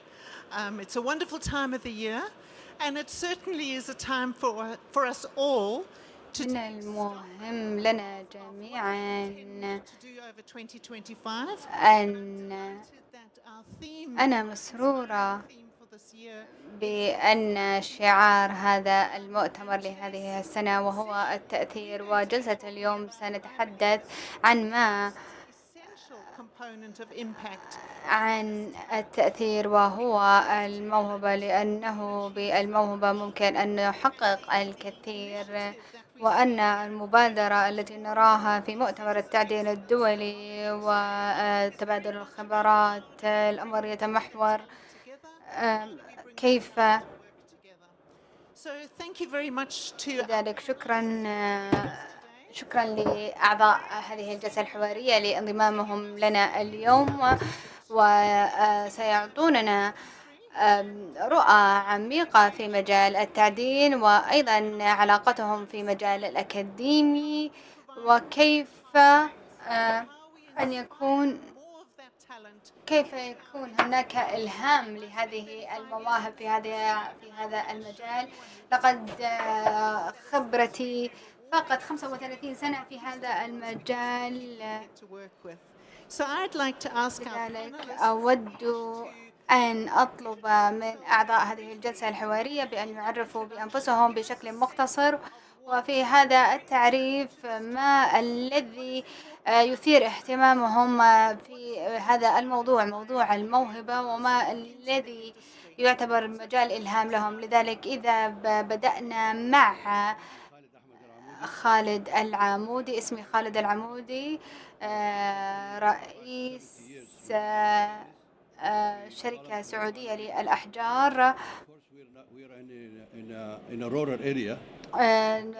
نعمل في المناطق النائية، وهذا جلب لنا ميزة وبنفس الوقت أيضا بعض العقبات. والأمر الذي أود أن أراه في المستقبل بأن يكون هناك الشبان السعوديين بالعمل في هذه المجالات وفي هذه المجالات الثقيلة، لأنها المجالات الثقيلة أن تكون خليطة بين هؤلاء المجالين، مجال التعدين وأيضا في العمل في لذلك وذلك في تطوير الشبان السعوديين، لأن 60% من لدينا 60% من نسبة الشعب وهم شبان، وهؤلاء الخريجين الذين سينضمون إلى سوق العمل والذي يضيف إلى 12% لنسبة ما أنهم لا يعملون أو لم يحصلوا على وظائف بعد. لذلك بالنظر إلى الأماكن الأخرى الذي ممكن أن يتم تدريبهم كنجارين وأيضا في المجالات الهندسية، وذلك للعمل لدعم هؤلاء المهندسين. لا middle class and this class of people are the source and the base of all creation of industry. بالنسبة لأن هذه المجالات تعتمد، لذلك أنا أسست في الشركة بأن يكون هناك مركزا في شركتنا، وذلك لتدريب السعوديين بالتحديد، وذلك للعمل في هذه المجالات وهذه الأمور الوظائف الثقيلة التي تتطلب جهدا عاليا. لذلك حتى يتم تثقيفهم وأن يعملوا مع بعضنا أو حتى أن يعملوا في أماكن مختلفة، وهذه مساهمة شركتنا وذلك للشبان السعوديين، لأن مثل ما ذكرت لأنهم هم المصدر وهم الهرم والمكون واستمرار الأجيال السابقة. لا يجب أن يكونوا مهندسين، لا يجب أن يكونوا أطباء، هذا ما هو عليه العادة في العالم العربي، ولكن بالعمل في هذه المجالات، مثلا في العمل في المناجم أن يكون هناك تثقيف في هذا المجال. شكرا جزيلا. نعم، هذا الأمر قيما في المواهب، ليس فقط بأن تحصل على درجة في الهندسة، نعم بالطبع، وذلك يصنع نطاقا كبيرا لمواهب أخرى. الحكومة أن قد ذكرت أن الحكومة أن التعدين يعد أمرا مهما. أنا أقول أن الشباب هم أيضا مصدرا مهما، وذلك في سوق العمل ليس.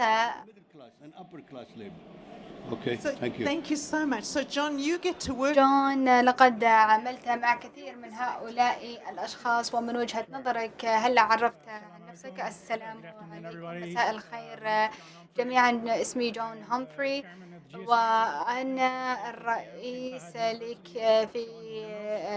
في جامعة الملك فهد، ولقد وقضيت هنا في السعودية 4 سنوات كرئيس. تركيزي مع كامل الاحترام لزميلي أن تركيزي على المهندسين والعالمين في هذا المجال في قطاع التعدين، وأنا لا أعني بأن أقلل من دور الأشخاص الآخرين الذين ليسوا في جوهر هذا العمل، ولكن تركيزنا كجامعة وذلك في تطوير هذه المواهب التي تطلبها الجامعة على المستوى المطلوب. وهذا يعني ليس فقط العلوم الطبيعية، ولكن في الذكاء الاصطناعي وعلوم البيانات، وكيف يمكن تطبيق ذلك في قطاع التعدين وأيضا قطاع البترول. في جامعة الملك فهد للبترول والمعادن. هذه منطقة جديدة بالنسبة لنا. إن اسم الجامعة جامعة الملك فهد للبترول والمعادن. المعادن هي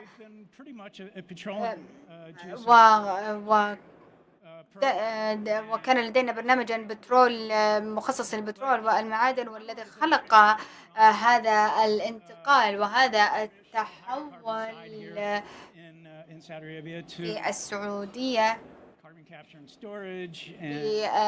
في تخزين الكربون، وأيضا في تحولات الطاقة، وأيضا في تحولات عناصر الطاقة في المملكة، والتي تعد أحد ركائز رؤية الركيزة الثالثة لرؤية المملكة 2030 وذلك من خلال الدورات التدريبية والزيارات الميدانية، وذلك لتحضيرهم للخطوة التالية، وذلك في سوق العمل. شكرا جون. وأعتقد أنها نقطة جيدة قد أثرتها، أن هناك بالفعل هناك برنامج تطوير مواهب، والسعودية رائدة في مجال الغاز والبترول، وأيضا في مجال التعدين. أنه بالفعل الأمر موجود مسبقا، أنه على التعريف في هذا الأمر. لذلك الآن بالانتقال إلى عايض، من وجهة نظرك هل عرفت عن نفسك فضلا؟ السلام عليكم ورحمة الله وبركاته. My name is ماجد الرفاعي. اسمي ماجد الرفاعي. أنا الرئيس التنفيذي في شركة عجلان، في مجموعة عجلان. التركيز لمجموعة العجلان أننا نعمل في بالبدء من الأرض إلى الأسواق. أحد الأمور التي نركز بها أن المهندسين المؤهلين بأن يكونوا مواطنين سعوديين، وهناك برنامجا يدعى ومتواجد في شمال السعودية، ولقد وقعنا معهم بأن يتم ل50 طالبا سعوديا مثل الحفر والتعليمات السلامة والاكتشافات. جميع هذه المجالات كمستثمر في منطقة جديدة إلى الأسواق إلى السعودية تعد أمورا ذات تحدي، ولكن في دعم وزارة التعليم ووزارة الصناعة وأنه تعاون، وأيضا الجامعات يدعموننا كثيرا، خصوصا في البرامج الجيوفيزيائية، خصوصا في المناطق النائية في السعودية. من الصعب أن يتم إيجاد هذه المعادن المحتاجة، إما أنها جزء من البيانات، ذلك بالتعاون مع أصحاب المصلحة والجهات المعنية في الحكومة. لدينا تموضعا جيدا، وذلك في معرفة الفهم هذا الأمر. اليوم أن السعودة أكثر من 50%. أنه ليس أمرا عشوائيا، ولكن الأمر تفصيليا، كيف أن يكون هناك سلاسل القيمة وهذه الوزارات وإدماجها. وشكرا جزيلا. I can see you sitting there contemplating. أراك هناك جالسا وتفكر بما ستقوله. هل عرفت عن نفسك، وبعد ذلك أن نعرف منظورك فيما يتعلق في تطوير. شكرا على استضافتي هنا. اسمي معاذ راوي، وأنا الرئيس التنفيذي It's a 60 years old institute here. وهذه المؤسسة تبلغ عمرها 60 عاما، لذلك احنا لقد قدمنا خدمات جيولوجية، لذلك في عملية الحصول على البيانات، وذلك لدعم النفط والغاز، وأيضا خدمات التعدين والأمور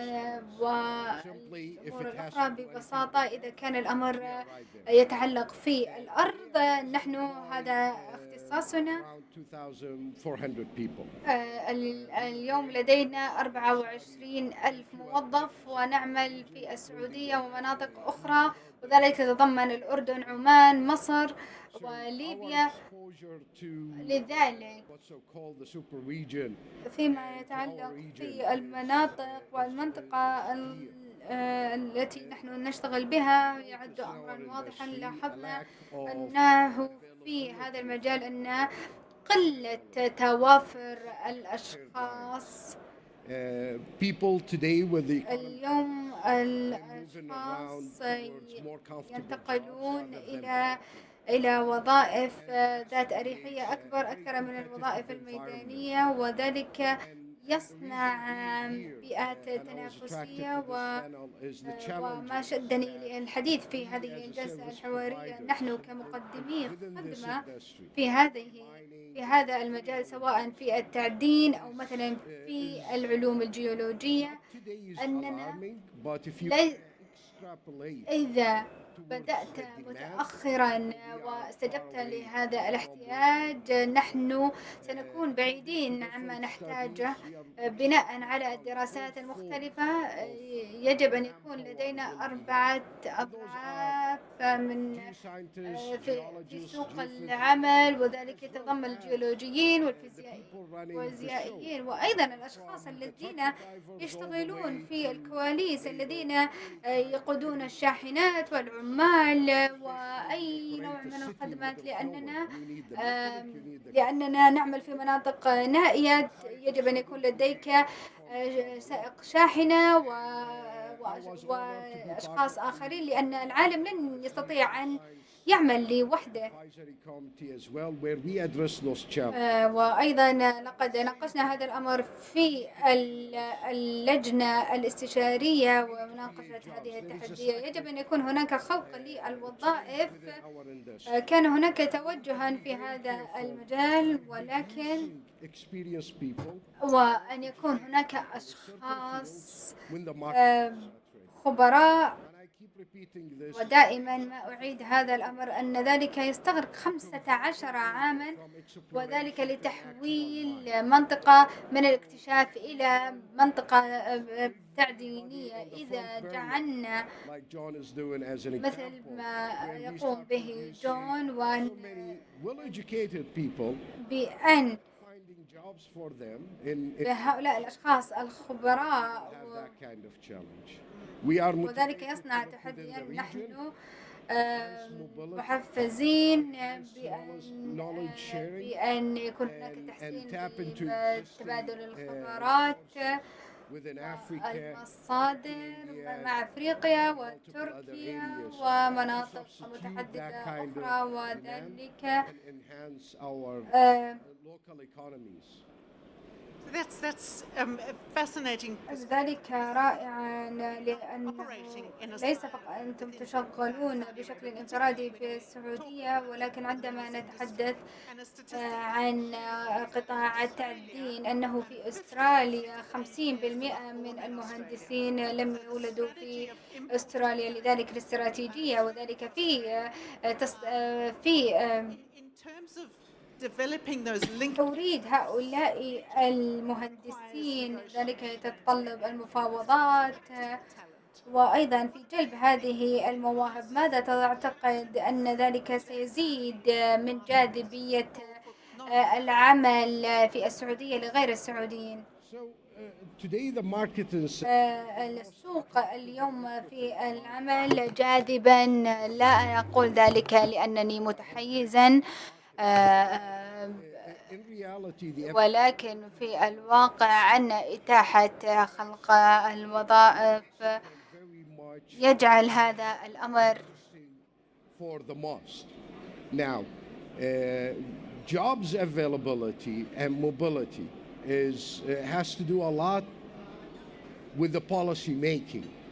How comfortable to create residencies, have those importation, as you have said, to accommodate a long-term investment within our community and society, something that being addressed today, I believe, as a witness of that, within the different programs of nationality and different residency programs within the kingdom.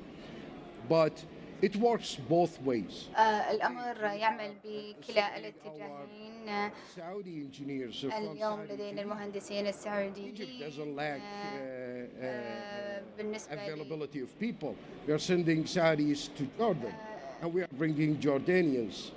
That kind of diverse النوع من التنوع يعد مهما في هذه المنطقة، وذلك لصنع ذلك على المدى القصير، وذلك لسد احتياجات المدى الطويل. لذلك من الصعب وجود هذه الخبرات في مجتمع واحد. لذلك مجال الصيرفة يتوسع، وأيضا مجال العقارات يتوسع، ولنواجه الأمر صعب. هذه بيئة صعبة، أن تمضي يوم أو يومين في الميدان مع الفريق. ما نحتاج فعله وذلك في التفكير في هذا الأمر، وأن نناقش هذا التناغم، كما أننا وقعنا اتفاقية مع جامعة الملك فهد للبترول والمعادن، وأيضا مع جامعة الملك عبد العزيز، وأيضا مع جامعة جنوب كاليفورنيا، وذلك لاستقاء هذه الخبرات. وغدا سنعلن استراتيجية ومهمة، وذلك مع جامعة النورث أتلانتيك في كندا. لذلك نحن نحاول بناء هذه الشبكة، وذلك في تحسين القدرات المحلية هنا في السعودية، وأن يكون هناك تبادل لهذا النوع من المعرفة، وأيضا الاستفادة القصوى، وأيضا جلب القيمة لمجتمعاتنا في المقام الأول، لأن الأعمال تخدم المجتمعات وفي نهاية المطاف أصحاب المصلحة. نعم، فيما يتعلق في بناء نظام حيوي، وذلك يسهل الوصول إلى هذه المواهب. يمكن أن نتخيل فائدة ذلك للسعودية وأيضا في المنطقة بأكملها. جون، فيما يتعلق في الجامعات شكرا معاذ. So we're taking a several-pronged approach. لدينا مختلف المنهجيات فيما يتعلق في جانب المواهب في مجال التعدين وقطاعه. أنا أبتسم لأن لدينا فتيات قد انضموا حديثا إلى برامج التعدين قبل عامين، ونرحب بهن في هذا الأمر، وكان هناك اهتماما كبيرا في هذا الخصوص من قبل الفتيات، وأعتقد جزء منه وهو وسائل التواصل الاجتماعي، وأيضا بناء على رؤية 2030 لدينا أيضا برامج بكالوريوس في قطاع التعدين والهندسة. ومجددا مثل ما ذكرت أنه قد أصدرت قبل عامين، وأن معظم هؤلاء الذين يدرسون بكالوريوس من السعودية وأيضا فيما يتعلق في مجال الطاقة وهم طلاب دوليين. لذلك لدينا طلاب دوليين مثل ذكرت. هؤلاء الطلاب الدوليين في العلوم الجيولوجية يأتون من مناطق أنهم يعني يعملون في مناطق جيولوجية، وأيضا هناك أيضا نرى فرصا في قطاع التعدين. لذلك الأمر واسعا، حتى أننا بما أننا للتو قد بدأنا هذا البرنامج لكن كان هناك كثير من الاهتمام والأمر يتزايد بالنمو، ولقد رأينا الإحصائيات 250 ألف يجب أن يتم خلقها في هذا القطاع، ويجب أن نكون قادرين وأن نكون قياديين على تحقيق ذلك. لذلك القيادي أحد الأمور الرئيسية وهي المسؤولية، وأيضا في الاعتراف أن التعدين جزء من المجتمع بأكمله. وبالعودة إليك خالد، كيف تستقطب المواهب إلى برنامجك؟ ما نفعله هو أننا نأخذ الأمر عبر إجراءات وعمليات. أولا نقوم باستقطابهم وبعد I'm looking for the average person, the one that are not privileged for all that. They have to live and they have to work. And there is a good percentage of this that's available. And we have to look at those people as well. They don't have to be heavy talented, but they have to work and give العمل وإعطاء الوقت والدعم، وأيضا المساهمة اللي في بلدنا هو تعزيز الناتج المحلي. هذا ما نبحث عنه. أي بلد لا يمكن أن تعمله فقط على أعلى مستوى، ولكن أن يكون هناك تكاتف لجميع القطاعات ولتوفير فرص العمل، خاصة في المناطق الريفية، هو لكي يتم جذب واستقطاب الشباب بدلا من الانخراط في أنشطة غير مقبولة، يعني يكونوا مبدعين ومبتكرين في هذا الجانب. ولذلك هذا الأمر يحتاج إلى دعم الحكومة من خلال دعم وتعزيز العملية التعليمية وتقديم برامج للطلاب وأيضا تثقيفهم وتعليمهم. نعم، يمكن أن يعملوا وينتجوا، يمكن أن تقوم بأي وظيفة، وبعد ذلك تسعى إلى ما تسعى إليه. عليك أن تبدأ تعمل بيدك، هو الشيء المطلوب وهي الطريقة المناسبة. وننظر إلى الطرق التي قامت بها البلاد الأخرى مثل ألمانيا أو اليابان أو أي بلد أخرى أو الولايات المتحدة الأمريكية. عليهم أن يعملوا ويكونوا فخورين بالعمل الذي يقومون به في إنجلترا أو في أستراليا. مهنة البناء هي مهنة يتم وراثتها وتوارثها من جيل إلى جيل آخر. هذا الأمر مناسب للشباب. لابد هنا عليهم يتعلموا لكي يعيشوا وكي يوفروا دخلا يوفروا. لذلك هناك الكثير من المسارات للمساهمة في هذا الأمر الذي أسمعه الآن في هذا الصدد.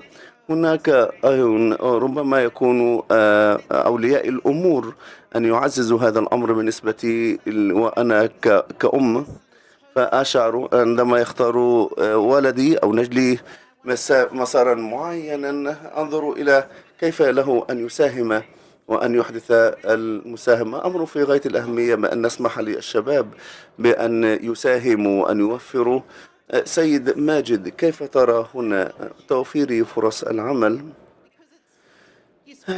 تحدثت عن كيف يعمل السوق. مسؤولية القادة هنا بأن يوفروا الفرص وأن يكونوا مصدر للإلهام بالنسبة للشباب، ولكن على المدى البعيد أيضا طبيعة العمل لقطاع التعدين هي عبارة عن إثمار طويلة الأمد وأيضا على فترة زمنية طويلة. من أجل أن يكون لدينا جمال هذا الأمر علينا أن نصنفه إلى مجموعات مختلفة، كل مجتمع وكل منها تعطينا مزايا. على سبيل المثال أن نكون لدينا إطارا مرجعيا ومقارنة داخل شركتنا من هم القادة في كل قسم أو إدارة، سواء كان الاستكشاف أو بالنسبة للصهر وبالنسبة للمصفى أو التكرير، ونقسمهم إلى أقسام. أولا شركاء التعليم. نعم، شركاء التعليم. لقد خصصنا أن أحد المؤسسات في شمال المملكة حاليا لدينا هنا مجموعة من الاتفاقات التي تتعاون مع الجامعة في أجزاء معينة، خاصة فيما يتعلق بالجزء الجيولوجي أو بالنسبة للجزء الاستكشافي والتنقيب أو بالنسبة للصهر أو التكرير لمعادن معينة. لماذا نستهدف هذا النهج؟ نستهدف هذا النهج من أجل نتأكد بأن هناك خطط متتابعة بالنسبة لخطط إحلال يحل فيها السعوديين محل غير السعوديين، حيث أن في ظل رؤية المملكة يكون هناك تدعيم للعاملين في السوق في مجالات مختلفة، منها مجال التعدين. الموضوع هنا يتعلق بإيجاد منظومة وخلق منظومة. أعتقد هذا الأمر يعتبر من أهم نقاط القوة لنهج المملكة العربية السعودية ورؤية المملكة 2030. الجميع يمكن أن يعمل في تحقيقها، وأعتقد هذه هي الأهداف. يمكن أن أؤكد لكم أن معظم الشركات العاملة في المملكة تبني استراتيجيتها وخططها بناء على رؤية المملكة 2030. هذا الأمر يسمح لنا بأن نستثمر في هذه المنظومة بالاعتراف بأن جميع المؤسسات والمنظمات الأخرى تقوم بأشياء مشابهة. هذا العام هو في هذا المنتدى أعلن تماما هو عام الأثر. عام الأثر، وهي عبارة عن خطوة وركيزة انطلاق. إذا فكرنا في هذا الموضوع، موضوع إيجاد التنقل، ما هو أعظم الأثر لكل منظمة، لكل مؤسسة من مؤسساتكم يمكن أن تقدمها ل2025 نحو تحقيق هذه الرؤية؟ ما هو الشيء الذي يمكن أن نقوم بإنفاذه هذا العام وإنجازه هذا العام؟ أولا، أن جزء التنقل هنا إذا ذهبنا إلى رؤية المملكة 2030 هناك جزء برامج داعمة من الحكومة لكل موضوع أساسي، منها التنقل لديه برنامج، الطاقة المتجددة لديه برنامج. لكل برنامج ينتهي به الأمر بأن يستخدم سلاسل المعادن لكي تكون جزءا من سلاسل الإمداد للمعادن داخل المملكة العربية السعودية، ونضمن بأن جزء التعليم يتم توطينه. هذه أحد المستهدفات. هذا المستهدف يتطلب 5 أو 6 سنوات، ولكن لكن نبدأ من الأساس، وهو من 2025. أشعر تماما لديكم هذا مصدر إلهام بالنسبة لهذا الأمر. الإلهام بصفة عامة معناه أن هناك تحديات لابد من التغلب عليها. نعم، أي عمل، أي نشاط، حتى في مجال التعليم هناك تحدي، ولكن لابد أن نقرر إما أن تعيش مع هذا التحدي أو تتغلب على هذا التحدي. عندما لو تقرر بأن تتغلب على هذا التحدي ستحقق الهدف الذي تسعى إليه. شكرا جزيلا جون من وجهة نظركم. ما الذي أريد أن أقوم به في 2025؟ الإلهام هو جزء من رؤيتنا هنا، وهذا الإلهام هو أن نحافظ على إلهام الطلاب في هذا القطاع. هناك الكثير من المكاسب لهذا القطاع، والذي نراه هنا كما رأناه هنا هو بالنسبة للمكاسب البيئية، وهناك الكثير والكثير من الضغوطات، ولكن أعتقد لابد أن نطور برامج اقتصادية التي تحافظ على إلهام الطلاب وتأخذهم خارج الميدان، وأن نرى هذا القطاع قيد التنفيذ، وأن نحافظ على هذا التفاعل ما بين الجانب الأكاديمي والقطاع. وKBFM هي جيدة في هذا الصدد. هذا الأمر سيساعد على إشراك الطلاب والكلمة أيضا، وانتشار الكلمة الطيبة أيضا أمر في غاية الأهمية. بالنسبة لكم سيد خالد، بالنسبة ل2025، 2025 هو يقترب الآن من 2030، وهذا هو رغبة الحكومة لدينا تحقيق هذه الرؤية، ونكون قادرين على المساهمة في هذه الرؤية من خلال المساعدة بالنسبة في الحد من البطالة ما بين المواطنين، والتي تصل إلى 14 إلى 15. أتمنى أن تصل إلى 0. وهنا لكي نصل إلى هذا الأمر لا يجب أن نعتمد على الحكومة، ولكن نعتمد على أنفسنا كمصنعين، كأعمال وكأنشطة وقادة في هذا البلد.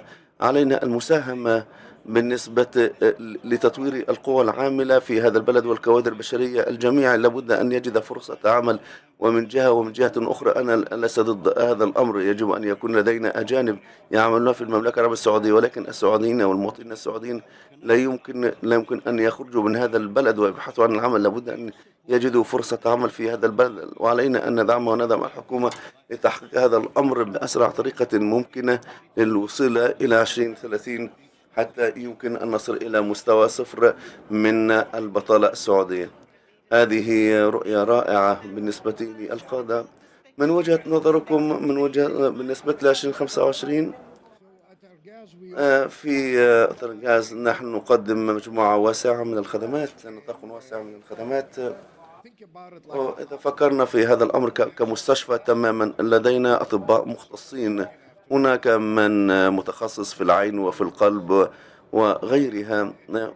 الأمر يعمل تماما بنفس الطريقة في علوم الجيولوجي، لدينا جيولوجيين ولدينا الفيزيائيين، ولكن بسبب خبراتهم وتعرضهم للتدريب نجدهم أكثر في مجال النفط والغاز أو في المخاطر الجيولوجية أو في استكشاف المياه الجوفية وغيرها من هذه الجوانب. الذي نرغبه أو نحلم به لتحقيقه بأن يكون لدينا نوعا من التنقل عبر هذه التخصصات. نحن نحتاج أن يكون هناك فهم عميق لهذه المعرفة المختصة، سواء كان مختصين في المجال المائي أو الجيولوجي أو الطاقات الحرارية، أو ربما لا يعملون في النفط والغاز، أو في النفط والغاز لا يعملوا في التعدين وغيرها من هذه الجوانب. ولكن كيف لنا أن نجسر هذه الفجوة ما بين التخصصات؟ لابد أن نكون قادرين على أن ندعم بعضنا البعض ونكمل وهذه الفجوات، وأن نتغلب على هذه الفجوة والتغلب على الطلب لتعزيز المعرفة، لتمكين عملية التنقل ما بين القطاعات المختلفة. هذا ما نسعى إليه ونسعى إلى تحقيقه، وهذا يعتبر مكون أساسي للتعاون مع جامعة الملك فهد وجامعة الملك عبد العزيز أو ساوث كاليفورنيا أو كوليدج أوف نورث أتلانتيك. كيف لنا نحقق هذا الأمر من خلال برامج نأخذ النفط والغاز والمختصين في الجيولوجيا أو الفيزياء، نحاول إعدادهم وتجهيزهم للتنقل في الإدارات المختلفة في هذا القطاع. هذا الأمر يحتاج إلى التنقل، بأن يكون هناك تطور في هذه المهن داخل التخصص، نكون قادرين على أن يحل المشكلة، بدلا من أن يكون هناك توقف على مستوى معين. نحن لدينا خريطة جيولوجية، وأفضل إدار هو شخص مختص في النفط والغاز. لذلك هذا النوع من التنقل بين القطاعات المختلفة، ينقل المعارف وأفضل الممارسات. ونقول أن النفط والغاز هو عبارة عن سابق بخطوة مقارنة بالتعدين مع احترام التعدين، أن الاستفادة من كل قطاع وأخذ أفضل قطاع لكي نبني عمليات أفضل فيما يتعلق بالتميز، فيما يتعلق بالوعي بالسلامة، فيما يتعلق بالأثر البيئي، بالإضافة إلى المعرفة الفنية. هذا ما نرغب في تحقيقه. رائع. أنا استمتعت بهذا الأمر، استمتعت بهذه الفرصة بأن يكون لدينا قادة وقامات معنا، وسعيدة بهذه الفرصة بأن يكون لدينا قيادة. أني أفهم تماما ليس فقط مجال الأعمال والجانب الأكاديمي، ولكن إدراك المسؤولية الخاصة بالقادة تجاه المجتمع، تجاه الوطن وتجاه المنطقة. وأريد أن أبرز لهذا القطاع، ربما أكون أنا متحيزا لقطاع التعدين، وهو قطاع رائع بالنسبة لي، هو الذي أعطانا الفرصة بأن رائع بأن أرى هذه القادة تنضم إلي بتوجيه الشكر للقادة. شكرا على وقتكم وشكرا على أفكاركم وأقدر وأثمن هذا الأمر. شكرا جزيلا، وأتمنى بأن تجدوا هذا الحكمة وتأكدوا أننا نعيش إلى 25 ونحقق رؤية 2025. شكرا جزيلا.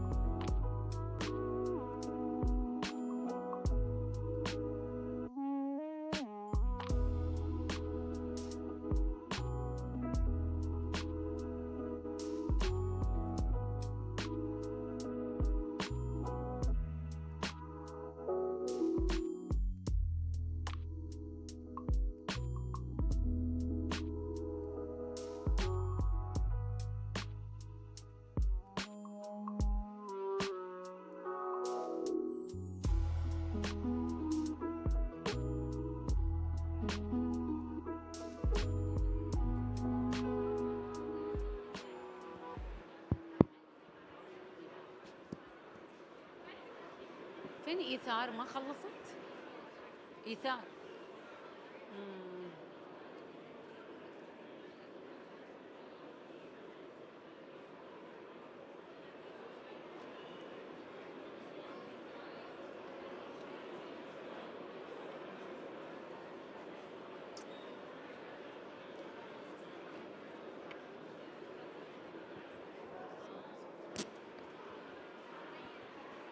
وجدان كم صارت الساعة؟ 10 قالوا لي 10 أبدأ إيه.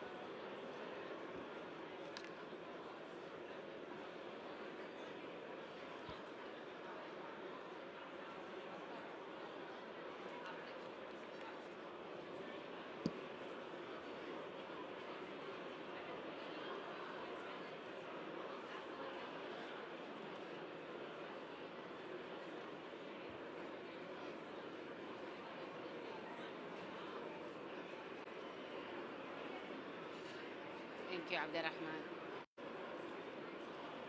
خلاص نبدأ.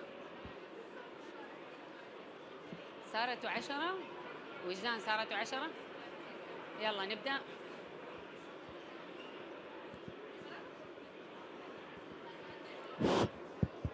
السلام عليكم ورحمة الله وبركاته. Ladies and gentlemen and سادتي ومجددا سيداتي.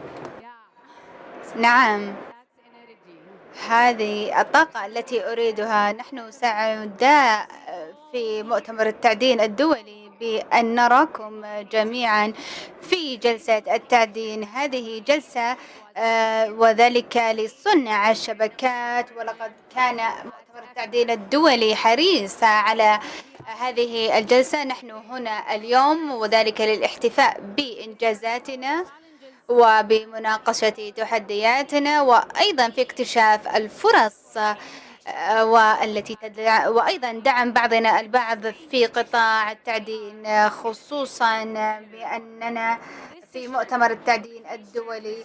هذه الجلسة ستحتوي على متحدثات من مختلف أنحاء العالم، ويشرفني وجود زميلات لي من جميع أنحاء العالم، وسيكون هناك نقاشا مثريا وأيضا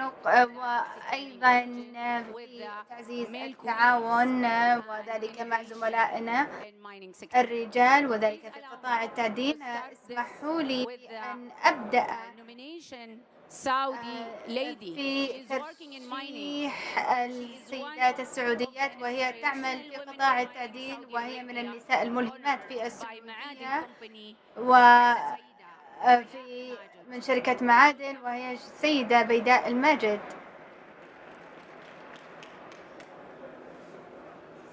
Thank you. السلام عليكم. Good afternoon everyone. مساء الخير جميعا. يشرفني كثيرا بأن أقف هنا اليوم وأن أحوز على هذه الجائزة. اليوم وقوفي هنا على هذه المنصة وذلك بسبب القيادة الرائعة التي لدينا، الحكومة الرشيدة، وأيضا وجود شركة مثل معادن. أنا أقف على هذا المسرح ويطيب لي هذا الشرف بصنع التغيير. أن أحلامكم يمكن تحقيقها، معا نشكل المستقبل، وشكرا جزيلا على هذا الشرف. Thank you بيداء. Actually شكرا بيداء. عندما رأينا منشور بيداء وجميع النساء الذين يعملون في المساهمة في قطاع التعدين، نحن فخورين لنقول نحن فخورين بالعالم العربي، وأما زملائنا من جميع أنحاء العالم. لذلك تهانينا لك بيداء وتهانينا بوجودك معنا. الآن سنسمع أصوات مختلفة في عالم مبتكر وذلك من أنحاء العالم. لذلك لن نبدأ بالقادة فقط، ولكن سنبدأ في الطالبات من جامعة الملك عبد العزيز من كلية العلوم الجيولوجية. لدينا طالبة تود أن تشارككم ما يجول في خاطرها. Hi, I am Lama. مرحبا، أنا لمارس هيل وأنا طالبة في جامعة الملك عبد العزيز. And I'm here وأنا هنا اليوم أمثل زميلاتي الطالبات من كلية العلوم الجيولوجية من جامعة الملك عبد العزيز. نحن فخورين وممتنين بأن نكون جزءا من هذا القطاع الواعد، ونتطلع إلى ازدهار المملكة العربية السعودية في قطاع التعدين. نحن على علم كاف على الدور المحوري لقطاع التعدين في المملكة العربية السعودية ومساهمته في النمو، كما أننا شكلنا فريق من النساء السعوديات في هذا التخصص. هذا يعزز من طموحاتنا حتى نكون مساهمات في هذا القطاع الحيوي بينما نمضي في المستقبل المليء بالفرص. إن قرارنا في دراسة هذا التخصص، حيث أن هناك كثير من الفرص التي موجودة في هذا القطاع لوطننا الحبيب، وذلك أيضا يساهم على تحقيق رؤيتنا الطموحة 2030. أنا وزميلاتي ملتزمات بالكامل بتحقيق أهدافنا والذي وضعناها لأنفسنا، وأيضا التعاون مع الهيئات المختلفة، وذلك يشمل التعليمية والحكومية. والأمر الأكثر أهمية وهو وزارة الصناعة والتعدين. أخيرا بالنيابة عن زميلاتي في الكلية نثمن جهودكم ودعمكم المتواصل. هذه أنا لمارس هيل، وشكرا لحسن انتباهكم.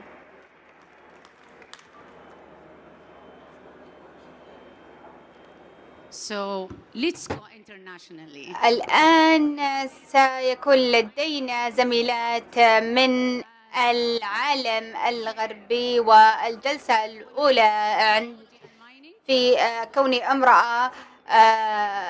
لدينا الآن فلورنس من أستراليا. Surprise. Thank you, Rana. شكرا رنا. من الجيد دائما وجودي هنا، وأيضا في حتى النساء الموجودات لدينا في هذه القاعة. ولقد أتيت اليوم من أستراليا، والنساء الأستراليات التي هنا من الجيد رؤيتكم، وأيضا لدينا مجموعة كبيرة وأنا فخورة بهن. وأنا بدأت كمشغلة والآن أعمل في دولة رائدة في هذا المجال، وأتطلع للتعلم من رحلاتكم، وشكرا لإلهامكم.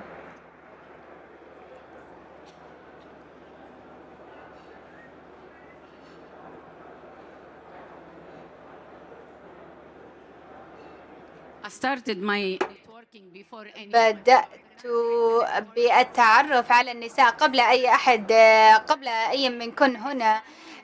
المتحدثة التالية هي زميلتي العزيزة من قطاع التعدين في جنوب أفريقيا، السيدة راكشا. رنا دائما تفاجئنا وفاجأتنا اليوم. كان لدي الشرف الكبير وذلك في مشاركة قصة مع رنا، حيث أن شخصياتنا تتواءم، وأيضا في قطاع التعدين. وأنا جدا متحمسة، وذلك في مجال الابتكار في الهندسة والرياضة. ومن الجيد رؤية كثير من الناس في هذا المؤتمر. لذلك إن الاستمرار في إلهام الآخرين هذا أكبر شيء ممكن أن نشاركه مع بعضنا البعض، وأيضا مشاركة النساء في هذا الأمر، وأيضا الاستمرار في صنع أمور مذهلة، وأن يكون لدينا تأثير كبير في هذه النقاشات. ولذلك آمل ما سنكون على هذا النحو في السنة المقبلة. شكرا راكشا. الآن سأطرح سؤالا. أن اجتماعنا اليوم هنا فقط للتعارف؟ لا، نحن هنا اجتمعنا اليوم حتى أن قطاع التعدين ونساء في الوزارة أننا نبحث وأن نفتح الأبواب والنوافذ وجميع الأشياء للسماع منكم، وأن هؤلاء المدعوين والحضور والذين سجلوا وسجلوا في هذه الجلسة أننا سنشارك البريد الإلكتروني الرسمي، وأننا سنتلقى جميع العضويات والأفكار المنبثقة من هذه الجلسة. ممكن أن ترون في الأجندة التي أعلناها. نعم، لدينا إعلان. نحن نعمل بأن يكون لدينا رابطة نساء في قطاع التعدين، لذلك سنكون منظمة مستقلة تحت وزارة التعدين والمعادن، وأيضا وزارة الموارد البشرية. سنكون منظمة غير ربحية ومستقلة، وندعوكم ونرحب بكم أن تكونوا أعضاء بها، وسنحتفل بها في اليوم العالمي للمرأة هذا العام. شكرا جزيلا. لذلك سننتقل إلى صورة جماعية، سنلتقط صورة جماعية، لذلك رجاء انضموا إلي على المسرح جميع النساء هنا، فضلا منكن انضممنا إلى المسرح.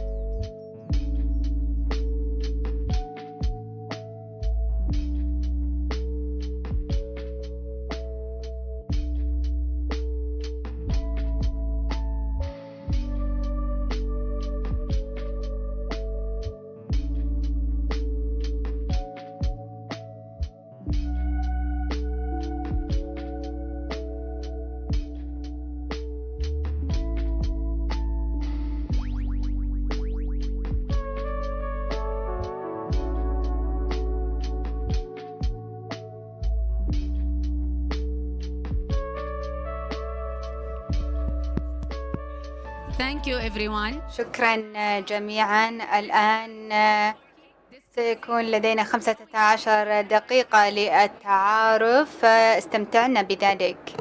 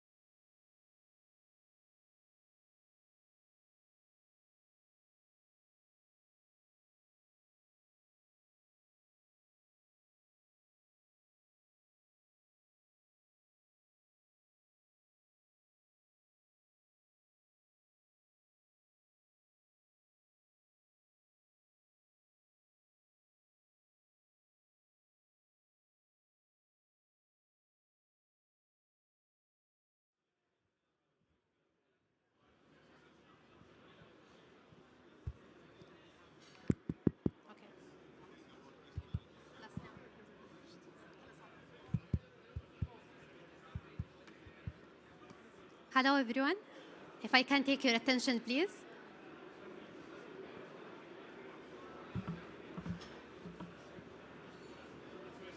Yes. Hi. Hello. We're going to start shortly.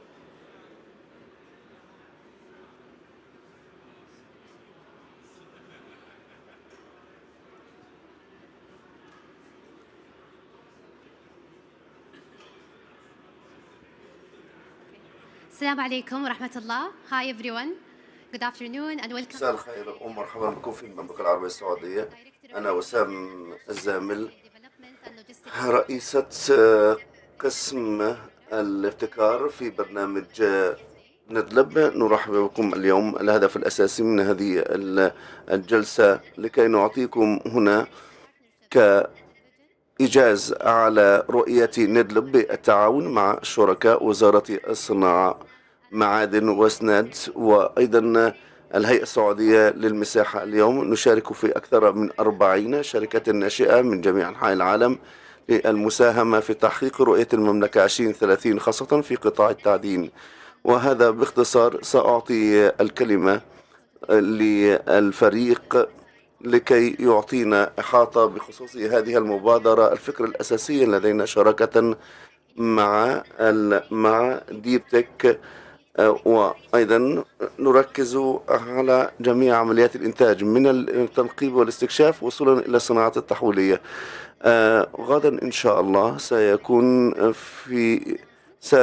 لدينا مجموعة من الإعلانات الخاصة بالابتكارات التي تعزز التعاون ما بين المنظومة المحلية وريادة الأعمال من جميع أنحاء العالم. سأعطي الميكروفون للسيد سليمان المزروع المدير التنفيذي لندلب لإلقاء كلمته الترحيبية.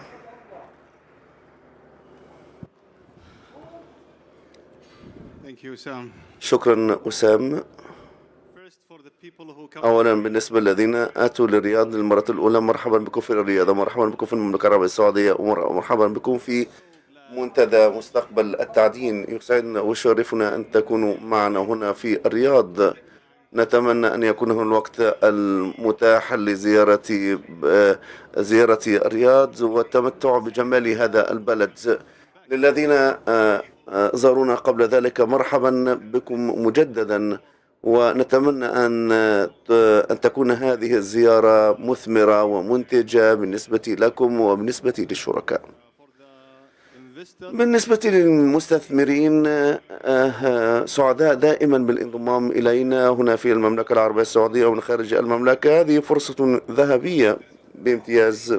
هناك قول يقول أن المستثمر الذكي هو مستثمر واقعي يبيع التفاؤل ويشتري من المتشائمين. وأعتقد أن الواقع اليوم التعدين لم يعد قطاعا تقليديا، ولكنه قطاع واعد يمر بتحول كبير، وحان الوقت الآن بالنسبة لكم للاستثمار وإيجاد الشريك المناسب. وهذه هو الغرض من اجتماع هذا اليوم. نحن تم اختيارنا من جميع أنحاء العالم. إذا نظرتم إلى نيو لاب وهي تعتبر من الأفضل في جميع أنحاء العالم، ولكن نحن هنا نحن سنقوم بمشاريع تجريبية مع بعض من أكبر الشركات في العالم، وتطوير سيعانق السماء. وهذا الوقت المناسب للحاق قبل المضي قدما في أشواط بعيدة. مع الأخذ بالاعتبار في الوقت، دائما أطرح سؤال: من الذي يعتقد بالتوازن ما بين الحياة والعمل؟ من الذي يؤمن بهذه المنهجية؟ أنا لا أعتقد أن الحياة والعمل هي عبارة عن قوى متضاربة أو متصارعة. إذا لم تستمتع بكل لحظة وتبتكر أو تلتقي بأشخاص عظام أو بالأصدقاء والمقربين، وإذا لم تعمل من أجل غرض وهدف، تشعر أنك تريد أن تخرج وتعيش الحياة. ولكن إذا كان لدينا هدف نعمل من أجله ونستمتع بالحياة في الوقت ذاته، لذلك من فضلكم استمتعوا بكونكم معنا بالانضمام أو استمتعوا بالحياة بينما هنا تبحثون عن فرص أعمال هنا. شكرا جزيلا. ولذلك أتمنى لكم مشاركة وجلسة تعارف مثمرة. شكرا جزيلا. ونريد أن ندعو السيد ديفيد بيلت رئيس نيو لاب راعي هذا الاجتماع. أنا ديفيد بيلت، المدير التنفيذي والمؤسس الشريك المؤسس لنيو لاب. سعيد أن أكون معكم هنا سعيد أن أكون في المملكة العربية السعودية، وسعيد أيضا أن أكون في مؤتمر التعدين الدولي. شيء رائع أن أكون مع هذه الشركة العظيمة وأيضا مجتمع الاستثمار العظيم. شيء رائع عن هذه القاعة تماما تفهم جميع الابتكارات. حتى إذا فكرنا في الابتكار على أنه النجاح الابتكار ليس نجاحا يتحقق بين عشية وضحاها، ولكن يحتاج إلى العمل والتنظيم والقدرة على الابتكار والقدرة الشركات الناشئة للعمل مع بعضها البعض. وأن وجود هذا الاعتقاد هو ضروري بالنسبة للشركات الناشئة لكي تنجح. أمر منطقي وشيء رائع للغاية. ودائما أرغب في دعم هؤلاء الأشخاص وهذه الشركات. هنا أنا أعمل على مدار العام الماضي مع نيدلب ومع المملكة العربية السعودية، ولم أذهب إلى مكان على هذا المستوى من العقد من عقد العزيمة، وأيضا وجود أشخاص أذكياء. لذلك أرى في هذه الشركات الناشئة الذي أكرره أعرف أن الوضع مناسب، ولكن هنا كيف لنا هنا أن نجسر هنا ما بين فجوة الابتكار ونقلها هنا المملكة العربية السعودية. وكما قال زميلي تماما، هذه شركة عظيمة، هذه شركة هناك مئات من الشركات التي تقدمت لكي تصبح جزء من هذا الأمر، وهي لا تمثل مجالات التحديات التي نسعى إلى تذليلها. كثير من التقنيات هناك تتقاطع مع جوانب أخرى مع التقنية، لذلك نريد أن نركز على التقنية العميقة. وبأي حال من الأحوال شكرا جزيلا. أعطي الميكروفون إلى منيف، ومنيف هو المدير المؤسس هنا في المملكة العربية السعودية، وشخص رائع، وهو كان يعمل في وزارة الطاقة. شكرا ديفيد. صعب أن أتحدث بعد ديفيد والسيد سليمان أيضا. لا يوجد هناك الكثير لكي أضيف وأتحدث عنه. كما قال ديفيد معاذ، مرحبا بكم وشكرا جزيلا على الحضور معنا. بعضكم حلق بالطائرة 16 ساعة لكي يكون معنا. في نهاية المطاف نحن نريد أن تكون هذه فرصة لكي نساعد كل واحد منكم كمؤسس، وأيضا بتقديم المعلومات المطلوبة، ونساعد المملكة في رحلة التحول، وأيضا لشركة الناشئة للتوسع مرة أخرى. استمتعوا بالساعة القادمة، وشكرا جزيلا على كونكم معنا. رائع أن أكون ما بين الأصدقاء والزملاء. كما قلت سابقا، ليس لدي الكثير الذي أضيفه. أي سؤال، أي مشكلة؟